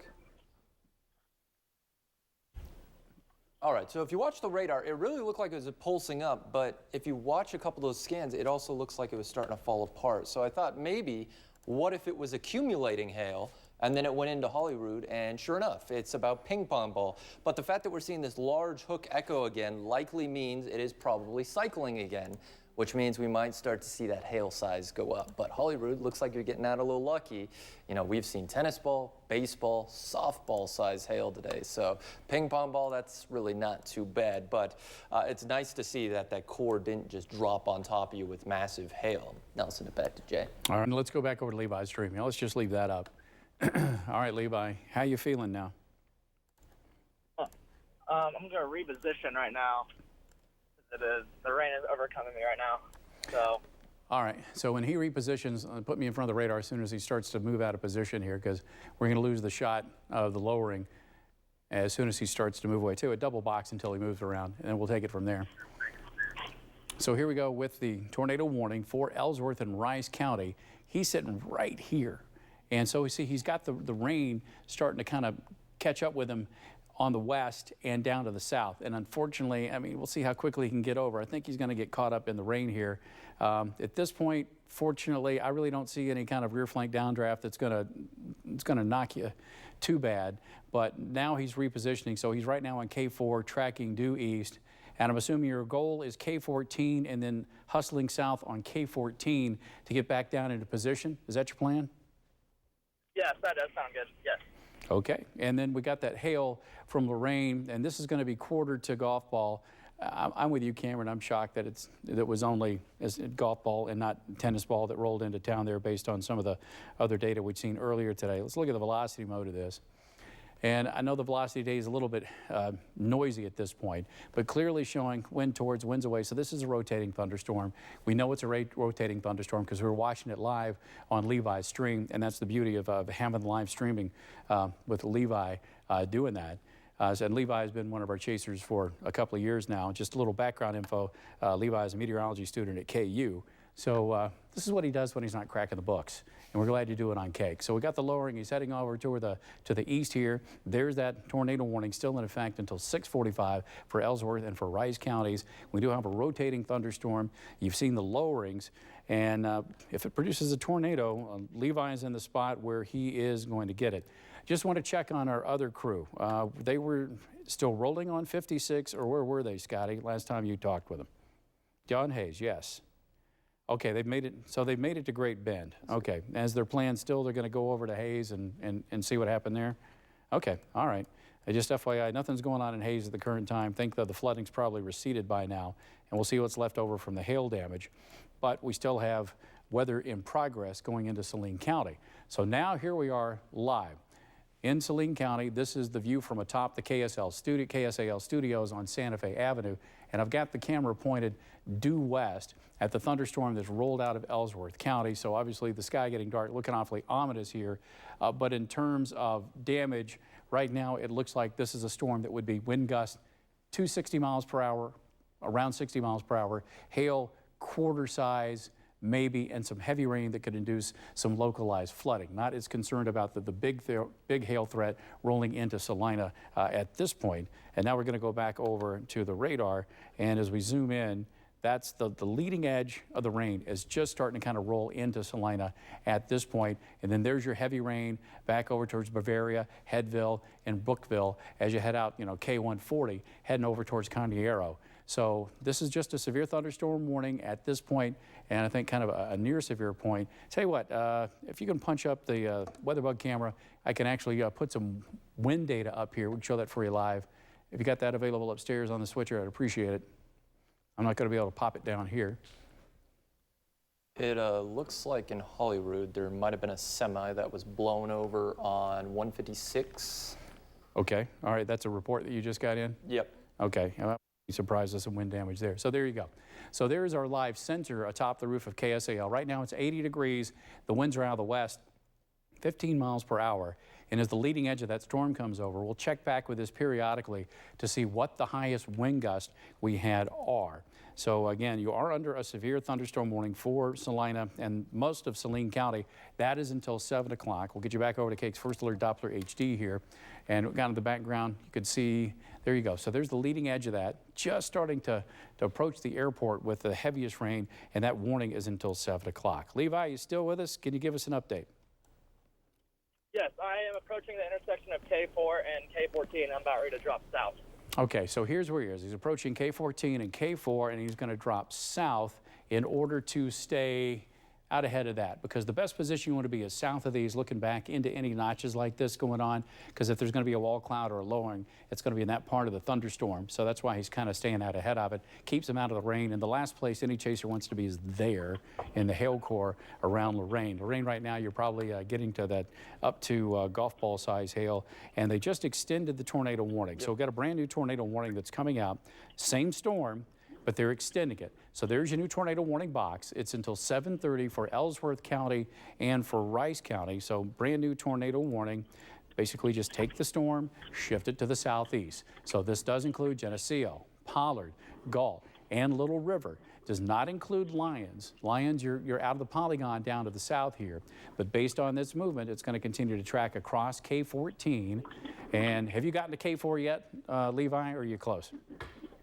Yes, I am 100 yards away from the intersection right now, and I'm about ready to turn south. Excellent. Glad to hear it. Glad that, okay, so he's approaching here, and now it's the race to get south before that catches up with him, because there's still the potential for some quarter-size hail, and wind-driven hail doesn't do anybody any good. So we're going to continue to watch that. Severe thunderstorm warning still in effect for Saline County also. That's kind of rolling into town, too. Let's back out temporarily and think of the big picture across western Kansas. Ooh. They still continue that. Yeah, Cam, what you got? No, that. Across, oh yeah, up here? Yes, they still continue. Complex of supercells. Still continue the supercells right north of the border. So as long as that tornado threat gets up into Nebraska, that's going to be North Platte and Hastings turf, and we're not going to worry about those. So it sounds like for Ellsworth and Rice, it was reissued because of a funnel cloud. I mean, we saw that with Levi's stream. It looked like it was almost on the ground. That wall cloud was scraping the ground. So. Yeah, so basically because of that organization, rotating thunderstorm, and what you're seeing with Levi, the Weather Service in Wichita is extending that tornado warning. Good news so far. All these thunderstorms in southwest Kansas have built up, have basically tested the cap layer of the atmosphere and fallen apart. And we're at 7 o'clock. If those things don't get going, Cam, if they don't get going by 8 o'clock, they're probably not going to go, would be my guess at this point. Break the cap by 8. Right. So the whole thing is we're in a window where once we get to about 7 or 8 o'clock across western Kansas, if those thunderstorms haven't broken through and become severe, that's increasingly good news as far as keeping the lid on and not blowing that open across southwest Kansas. Northwest Kansas, I still am more concerned about what's in play here. Just curious, where is Bryce Kintai currently? Let's get an update on Bryce at some point. And looks like we got Levi. Looks like your stream's still available. Is Levi's stream still available? If so, let's punch it up. And give us an update. You're heading south on 14 right now? Yes, I'm heading south on 14, and the rotation of the storm is about 3 miles to my southwest. So I'm trying to get in front of it and to the southern side of it so I can get it safely. All right, so as he is racing down here, you notice the radar, Doppler radar, toward the radar away, still indicating good circulation there. So the risk of developing a tornado at about any time is still well in play as that storm continues to the southeast. And even though you're not in this warning polygon, this is just kind of heads up for the folks in Lyons. The storm approaching you to the north is a rotating thunderstorm, has the potential to produce a tornado. At this point in time, it does look like that threat is going to stay north of you. But you'll notice it won't take too much of a right turn if this thing really wraps up like a top, too much of a right turn to potentially jog it just enough down to the south to potentially put Lyons in harm's way here. Now, as far as Chase and over towards Ellenwood, this particular storm is not going to bother you at this point.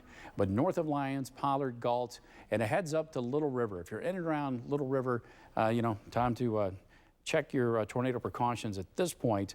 And then as we get into McPherson County, this is, you know, just kind of a pre-warning that storm is eventually going to get into McPherson County. So let's kind of roll back up to the north here. We're starting to get the leading edge of that heavier rain into Salina. So can we go live to the bug and show our data atop the roof of KSAL? Notice how we were at 80 degrees. Now we have cooled to 68 degrees. The winds are out of the west at 7, but only gusting to 25 miles per hour. This is the leading edge. Admittedly, what's going to roll into Salina is going to be a lower end severe storm. The rain's going to be heavy and could cause some brief localized flooding before it recedes. There might be some occasional quarter-size hail that rolls into town along with heavy rain. The wind gusts, I think, are going to be at the most maybe peaking at 60, and I'm going to say maybe at this point. Cam, did I hear a new tornado warning coming out? That's for Nebraska. That's for Nebraska. Okay, so we will we'll ignore that one. Bryce sounds like he's going to play the Sheridan storm at this point. That's about all he gets. Okay, all right. So Bryce is going to intercept that. We got meteorologist Bryce Kintai, another one of our KAKE First Alert storm trackers. He's in northwest Kansas because we were really concerned about that part of the state erupting into several storms that would be problematic here. So your hail threat now developing from Lorain, Frederick, near the intersection of K14 and K4, moving into Geneseo. The tornado threat, if it's going to wrap up now, is just to the northwest of Pollard. And we'll go to the velocity data, and we still have a rotating thunderstorm approaching K14, and tracking south on K14 is our KAKE First Alert storm tracker, Levi Ward. I'm sorry, say again? Stream's down. Oh, okay. Stream's currently down, but Levi, we got you. Are you still on the phone with us? Yeah, I'm still here on the phone. Okay, awesome. Give us an update on your position, what you got. We temporarily lost your stream. I'm about 6 miles north of Lyons, still heading south of this. The rotation is directly to my right, and I'm trying to get out in front of it.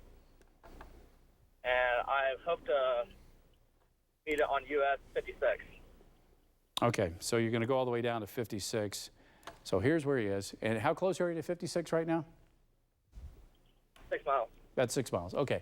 So he's right here, and he's heading down towards Lyons, and he's going to head on 56 there. So basically, he's got a east-west road, so we can kind of keep ahead of it here, but that'll kind of get him back into the storm. But that's where the area rotation is, right near Pollard.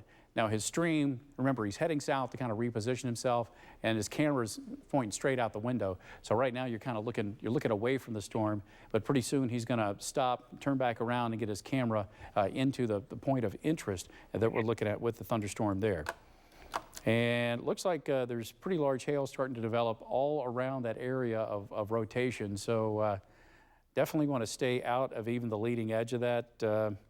Levi, because I think there's going to be some pretty large wind-driven hail in the rear flank downdraft of this storm. Yeah, I'd agree with that. All right. Yeah, go ahead, Cam.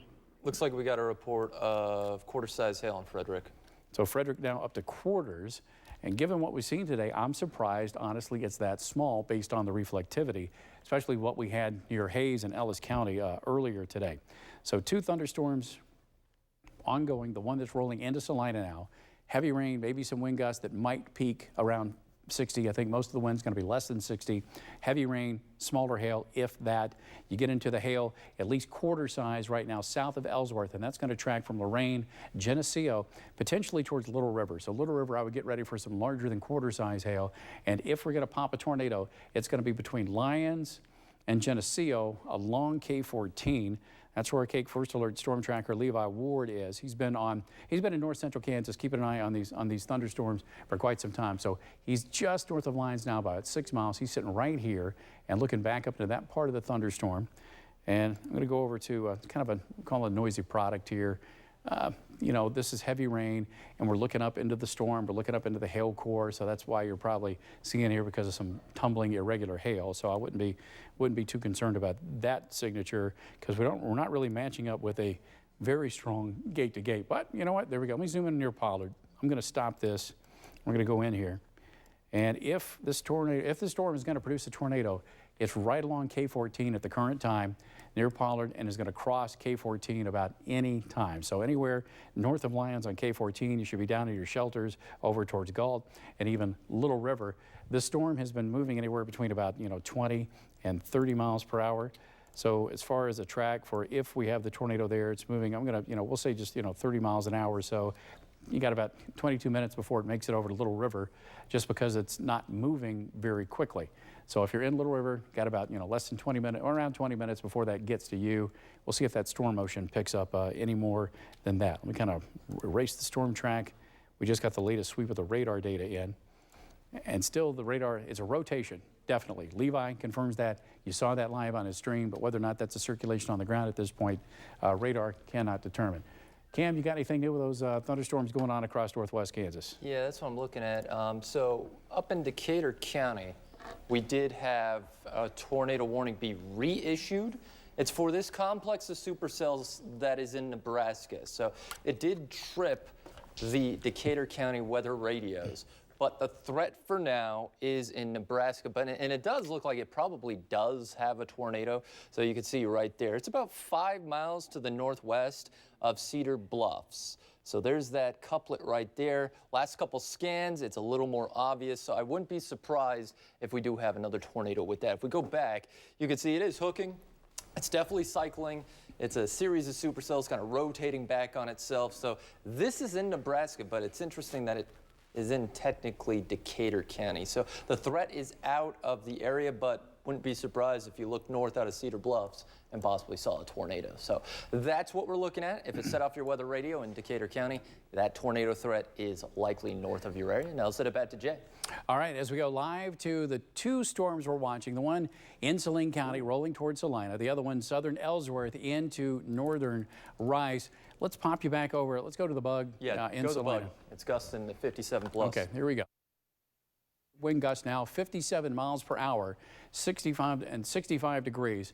So remember, 58 technically is severe thunderstorm.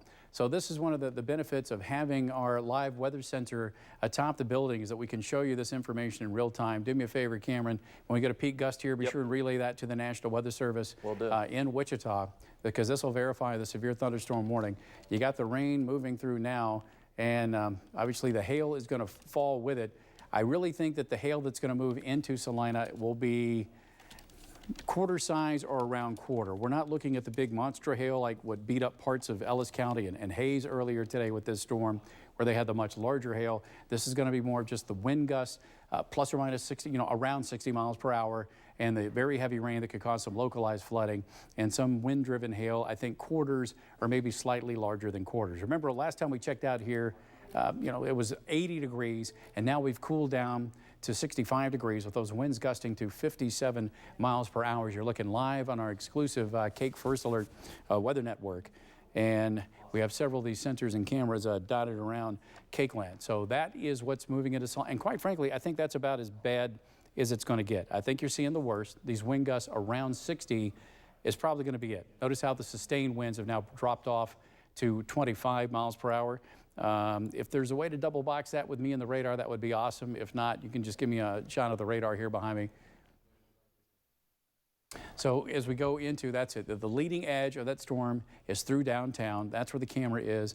Notice if you're not getting the quarter hail, that's probably what you're going to wind up with is quarters at the best. Brookville, maybe quarters are slightly larger, but this is a strong thunderstorm. It's kind of a borderline severe thunderstorm, but not one that's going to really produce a lot of damage. Now, as we head down to the south here, this is our tornado warning, still in progress for a rotating thunderstorm. And Levi, are you still with us on the phone? I am, yes. Okay, Levi, give us a position and an update on what's going on. I'm just about a half mile northeast of Lyons right now, trying to cut to 56 on the north side of town, and currently heading east, and I'm going to approach US 56 here in about 30 seconds. Okay, so are you on 56 or are you about to get to 56? I'm about to get there. Okay, so what he's going to do is basically get on 56. I know it jogs northeast a little bit, but then it takes off due east, so it can head over towards Wyndham and stay out ahead of that thunderstorm. I know you're kind of playing runaway mode right now, but last time you looked at it, what were you seeing back over your shoulder? It's kind of looking like just a wall of rain with a nice gust front on the leading edge of the storm right now. But the rotation is pretty much embedded in the rain from my point of view. So I'm trying to go northeast on US 56 to get a better view of that. All right, so basically what Levi's doing is his plan is to leave lands on 56, it'll head northeast and then curve back due east. This is the circulating thunderstorm that he's staying out ahead of with the, this is a big area rotation here. It's not what we call a tight, stinger, tight couplet. Definitely a rotating thunderstorm, and if it's going to spin a tornado, that's where it's going to be. And I'm just looking at what we call debris detection mode of the radar, not really seeing anything indicative of what's happening with the storm at the current time. So let's go back over to the reflectivity and reset the scene. And that's why we continue that tornado warning for Rice County and southern Ellsworth County until 7:30. And even though Ellsworth County is under the tornado warning officially, honestly, that the potential for the tornado, that circulation, is now south of the county line. So Ellsworth, south of K14, this is a hail threat right now that could exceed quarter size, but the tornado threat is now pretty much confined to northern Rice County. As far as the city of Lyons, that circulation, very gonna miss you. Very good probability that it's just gonna glance off towards the northeast here, but Little River, you are in the path of this, and this area of circulation is going to roll right over the top of you, so that tornado potential is heading your way. So if you want to go ahead and take those tornado precautions, please do. And even the potential for the hail larger than quarter size, that's kind of making a beeline over towards Little River. And if it continues this kind of east-southeast jog, hey, here's your heads up. McPherson County, this is going to be rolling into McPherson County. No warning right now, but a severe thunderstorm warning, or if this circulation keeps up, a tornado warning heading your way. One thing that's going to be watching, notice the new thunderstorm development on the southern flank, back over towards Bushton. As that becomes more dominant, well, then we'll watch, do we have the potential south of Bushton over Lyons to see something new develop here if this storm structure takes over. So this could be the new dominant storm and potentially taking away energy from this storm. In Saline County, you just got the heavy rain right now, maybe wind gusts up to about 60 miles per hour. South of Brookville, there's that maybe hail core around quarter size. I heard a ding. What's the new tornado warning? It's the storm we've been talking about in Decatur, so they reissued it. So it looks like there may have been a tornado right on the Kansas-Nebraska line. Let's take a look right here.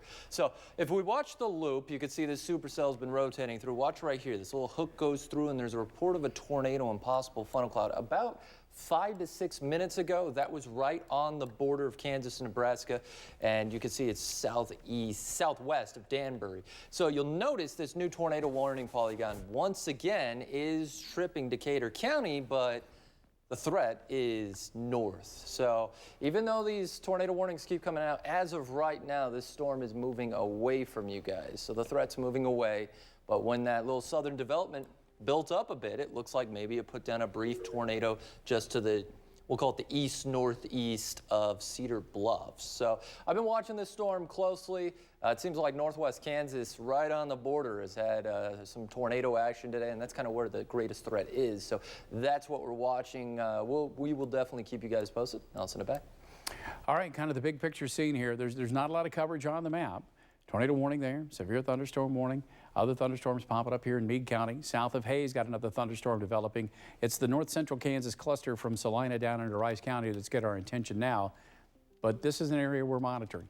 We're monitoring all of western Kansas for the potential to blow through a cap or a lid in the atmosphere and create a handful of tornadoes and very large thunderstorms. So the window is still open. Whether or not nature takes advantage of that window, we don't know the strength of the cap. We think it may get breached here. It sounds like we might have a storm breaking the cap near Plains. This is a tornado warning from KAKE First Alert. All right, it's meteorologist Jay Prater here. Just before I get to the tornado warning, I want to get over to this thunderstorm. Levi, you're with us. What have you got from your view near Wyndham? I've seen funnels halfway to the ground, not making contact yet, but I've seen some brief funnels come out of the wall cloud of the storm just to the north of Little River. All right, to kind of northeast of Little River at this point? Yes. Okay, let's put this in motion for the past 30 minutes. Note to whoever's in the control room. Let's see if we can get Chase 1 up. There we go. So that's Levi, and that's what he is looking at right there. There's that area of circulation. It's already to the northeast of Little River, and you've been seeing funnels being produced, correct? Yes, correct. Okay, how close to the ground are we getting those lowerings at this point? They're getting about halfway down, and they be right back up. Okay, so this is an area, suspect area here, again, northeast of Little River. That is northwest of Windham, and that is going to be tracking over north of Windham. We'll keep an eye on that with Levi, and we'll keep you updated here on KAKE. So let me kind of reset the view and show you the tornado warning. There's no tornado warning for that, but that is a suspect area. So let me switch back over to the reflectivity, and let's go up to northwest Kansas. So let's go over to the Goodland. We're going to the Goodland radar, and I'm now going to zoom in to the tornado warning that has just been issued. Cameron, is this a radar indication or is this confirmed? This is going to be radar indicated on that tornado. Okay, radar indicated tornado warning, which is south of Clayton over towards Lenora. And this tornado warning is in effect until 8 o'clock Central Time for Decatur, Graham, parts of Norton, and also Sheridan County. But that tornado threat is basically into Decatur and Norton and right along the county line. So Clayton's going to be a close call, but Norton, this is kind of a heads up, just a radar indication at this point. Let's go in one little quick check of the radar data. And once we get this, we'll get you back to the program here. So we go over to the Goodland radar, and here we go to the base velocity data over the past 30 minutes off the Goodland site. So there's that area of circulation that they are talking about, and is continuing to move. This will be west of Lenora, but Norton potentially tracking your way. We'll see if we get a confirmed tornado here, and we will keep you up to date right here on KAKE. What we value most. This is a tornado warning from KAKE First Alert. Good evening, meteorologist Jay Prater. We continue to track the tornado warning in northwest Kansas and north central Kansas. But first, I want to get you to the severe thunderstorm warning in McPherson County, because we've got our KAKE First Alert storm tracker. Levi Ward has been on this, and this storm has rotated and rotated and rotated. And honestly, okay, I think north of 56 now. Levi, what are you seeing? I'm seeing really good velocity indications of a possible tornado. Yeah, I am 2 miles to the east of Windham right now, looking to my northwest, and it certainly is tightening up. And it did look good for a little bit, but right now it looks like it is lost its power. Okay, now are you on 56 looking due east? Which way are you looking? I am about a quarter mile north of 56, looking to my northwest at the moment. Okay, and how far east of Windham are you? You still with us, Levi? How far east of Windham are you? Yeah, sorry. 3 miles. You're 3 miles. Okay. I'm thinking right now that the best circulation is to your northeast. I mean, instead of due north, it's off to the northeast. Are you looking at that part of the storm? Yeah, it's just, yeah. Okay. And what do you see in there? I see a lowering right now, but right now it's about ready to get rain wrapped in. I'm about ready to get didn't hail at the moment. Okay, I'm going to go past the break, Master Control. I'm going to go past the break a little bit because of this velocity indication that is just to the north of 56. If this velocity continues, the Weather Service may be put out a tornado warning, and this is going to be along 56 and approaching McPherson. So McPherson, I know that you're not under a warning at the current time, but you may want to play it safe and go ahead and exercise those tornado precautions just based on this velocity signature. And we're seeing the pronounced lowering with Levi's stream there, where we could be developing a tornado here. It's not a lock that it's going to happen, but maybe just wasting a little bit of your time tonight as far as taking some tornado precautions, because this is going to roll right close to 56 and start to get into town proper. So even if there's not a tornado warning being issued here, definitely going to have a severe thunderstorm warning coming out. And plus, these are wind speeds that are approaching 60 miles per hour. So definitely a severe thunderstorm warning coming out. And if that tightens back up, I would be concerned about the potential here. So you notice the warning at this point in time doesn't include the city, but yeah, based on that, based on what we're seeing off Levi, got a really solid lowering here. We got good rotation, and even that what we call outflow boundary is coming right back in. Everything's just meeting at that point right along 56. This is to the east of Wyndham, and this is to the west of McPherson. I would go ahead and take those precautions. To the north, south of Marquette, that is hail that's going to be larger than quarter size. And as far as the tornado warning that is still in effect right now, let's head up to northwest Kansas. And the tornado warning continues for Norton County. Now, this is based on a radar indication, correct? Cam, Yep. This is a radar indication? Okay, so as we look at the storm relative, it's right there. That's purely a radar indication, and that is going to track over towards Delville and near Norton. So if you're in Norton, you're not in the current warning, but it's probably a good idea to go ahead and exercise those tornado precautions. That tornado warning is until 8:30, and that is still a pretty good indication of rotation back to the southwest. So we can kind of clear that off for you, and I'll put just the distance from Norton itself. That potential tornado is just 15 miles down to the southwest. And that movement is going to take it awfully close to town or just to the south of town. So Norton over towards Calvert, anything south of US 36, I would definitely be prepared to go down the shelter. Levi, before I get back to the program, how's it looking on your end, buddy? Well, I can tell you the skies are pretty dark around here. But right now, the lowering is off to my north, and it's looking more disorganized than it was. It's pretty much this rotation has been going on and off all day long. Okay, so the thunderstorm is definitely spinning, but as far as an imminent tornado, you're not seeing one, but definitely one that still bears watching as this rolls into the city of McPherson, correct? Correct. Okay, thanks a lot, Levi. We're going to get you back to the program, but we're still streaming at kake.com/weathernow. Sand. This is a tornado warning from KAKE First Alert. Meteorologist Jay Prater and Cameron Venable. We're tracking the tornado warning that's in effect for Norton County, but it's McPherson County that is getting our attention right now. The reason I'm going to zoom in, this thunderstorm that is rolling into the city of McPherson was teasing us with some rotation, but luckily that rotation really got wrapped into itself just before it kind of got into town here. I want to be joined now by our chaser, this Levi Ward. And Levi, from your vantage point, this thing has teased us with several lowings, but no tornado, correct?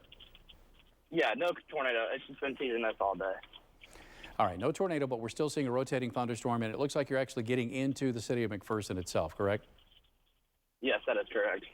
All right, so yell if we need to change that. Let's go back to the radar full here. We're looking at the velocity data, and right there, it is a rotating thunderstorm, but we had another thunderstorm kind of roll right up to the south and quite frankly disrupt it, because we're all right there. I was thinking that, you know what, it may be getting ready to produce a tornado as it rolled toward McPherson, but that new development right to the south has kind of messed that up. Now we'll see if it reorganizes and this becomes an impact potentially along K61 Groveland down to Inman.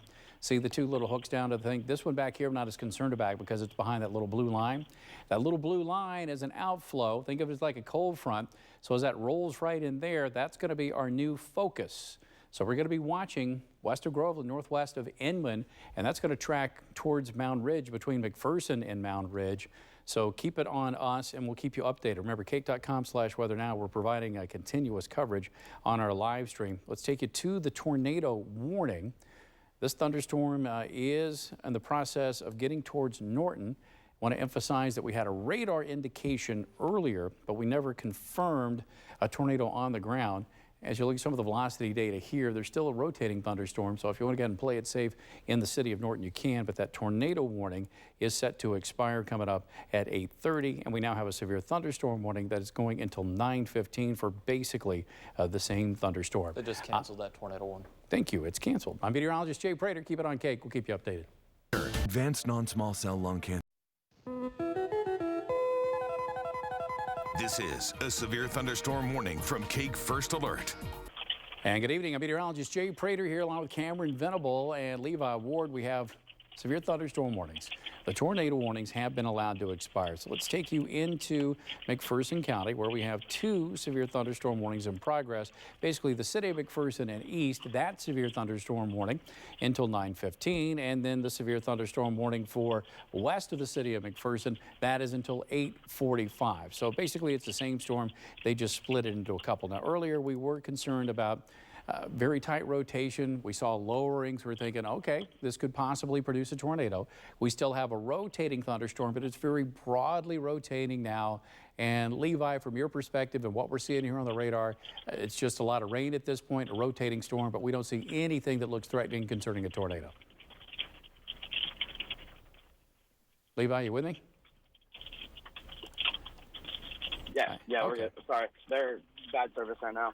That's okay. Yeah, the storm, I am currently 6 miles south of McPherson right now, looking to my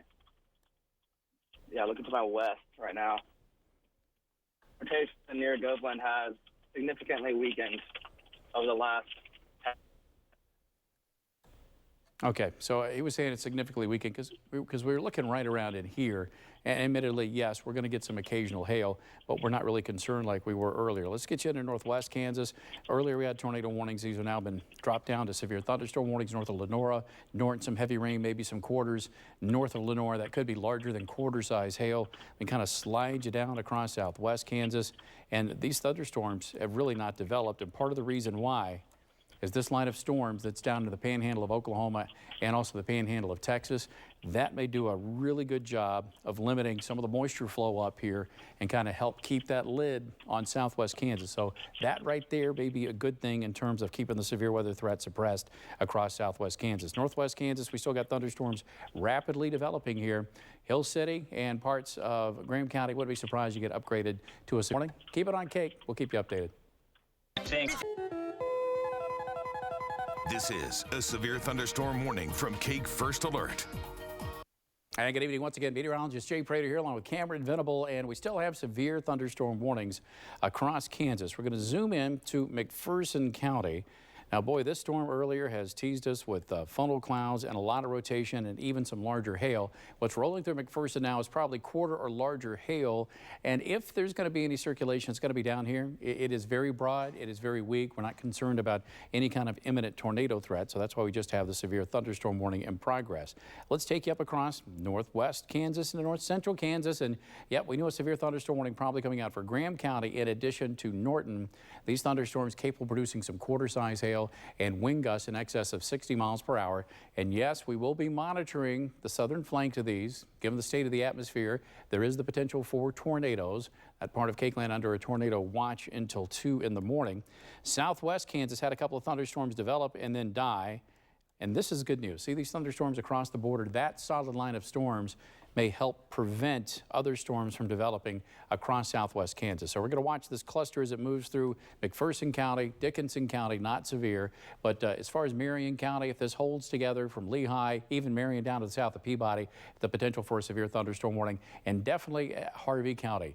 Newton, as that rolls in to Mound Ridge and over towards Newton, probably a severe thunderstorm warning coming out within the next 10 minutes. So keep it on KAKE. We'll keep you updated. White blood. Attention runners, report to the starting line. This is a severe thunderstorm warning from KAKE First Alert. And good evening, meteorologist Jay Prater. We still have the tornado watch until 2 a.m. that includes Hutch and much of central and northwest Kansas. A severe thunderstorm watch until 2 in the morning for the counties in blue. Let's take you over to KAKE's First Alert Doppler HD. We're going to zoom into the severe thunderstorm warning in effect for McPherson County, also for northern parts of Harvey County and just the extreme northeastern corner of Reno County and far western Marion County until 10 o'clock. Earlier, this thunderstorm rolled over McPherson. Reports of up to tennis ball size hail, putting some holes in some decks there, and that potential for larger than golf ball is now east of 135, and that is tracking over towards Gossel. So be prepared for some very large hail from that severe thunderstorm. Let's slide up, and you see more thunderstorms developing now. Holyrood over towards Ellsworth, but the other severe thunderstorm warnings currently for Stockton and for Hill City. And yes, we switch over to the velocity data off the radars here. We're going to continue to watch these. because there is the potential in the atmosphere to get some rotation. So we'll be watching these southwest of Hill City, also between Palco and Zurich for the potential for some rotation. If they kind of get tightened up a little more, tornado warnings may be coming. Keep it on KAKE. We'll keep you updated. Riding a bike should be a real... This is a severe thunderstorm warning from KAKE First Alert. Meteorologist Jay Prater here tracking the severe thunderstorm warnings across KAKE land. We still have it for McPherson County, extreme western parts of Marion County, into Harvey, and just the corner of Reno, but the severe weather threat's really not going to impact Reno County. We're still getting some occasional hail larger than quarters north of Mound Ridge that's going to track over towards Gossel and stay south of Hillsborough. Earlier, this storm produced some occasional tennis ball size hail when it moved through the city of McPherson. Other thunderstorms redeveloping Ellsworth along Ellsworth County up towards Russell. At this point, not severe, probably going to stay below severe limits. Two other severe thunderstorm warnings we're continuing to track as we move into north central Kansas, Rooks County until 10:15, Hill City, and also for Graham County, that is until 10 o'clock Central Time. The primary threat here could be the potential for some wind gusts to exceed 60 miles per hour and some hail larger than quarter size. And we're also been kind of keeping an eye on these just because of the potential on the southern flank here, the southwestern flank, that they are rotating thunderstorms. And obviously, if that tightens up and there's more of a tornado threat, we'll keep you updated with that. Elsewhere across north central Kansas, other strong thunderstorms from Phillipsburg, Kensington, into Smith County, north of Smith Center. These storms occasionally been teasing us with rotations for possible tornadoes, but those are staying north of the border. And for southwest Kansas, these strong thunderstorms that are in southern Barber County now and extending down the Panhandle, that probably helped keep the lid across southwest Kansas, and while we did not have more severe weather across southwest Kansas tonight. We'll keep you a complete update on KAKE News at 10 at the top of the hour.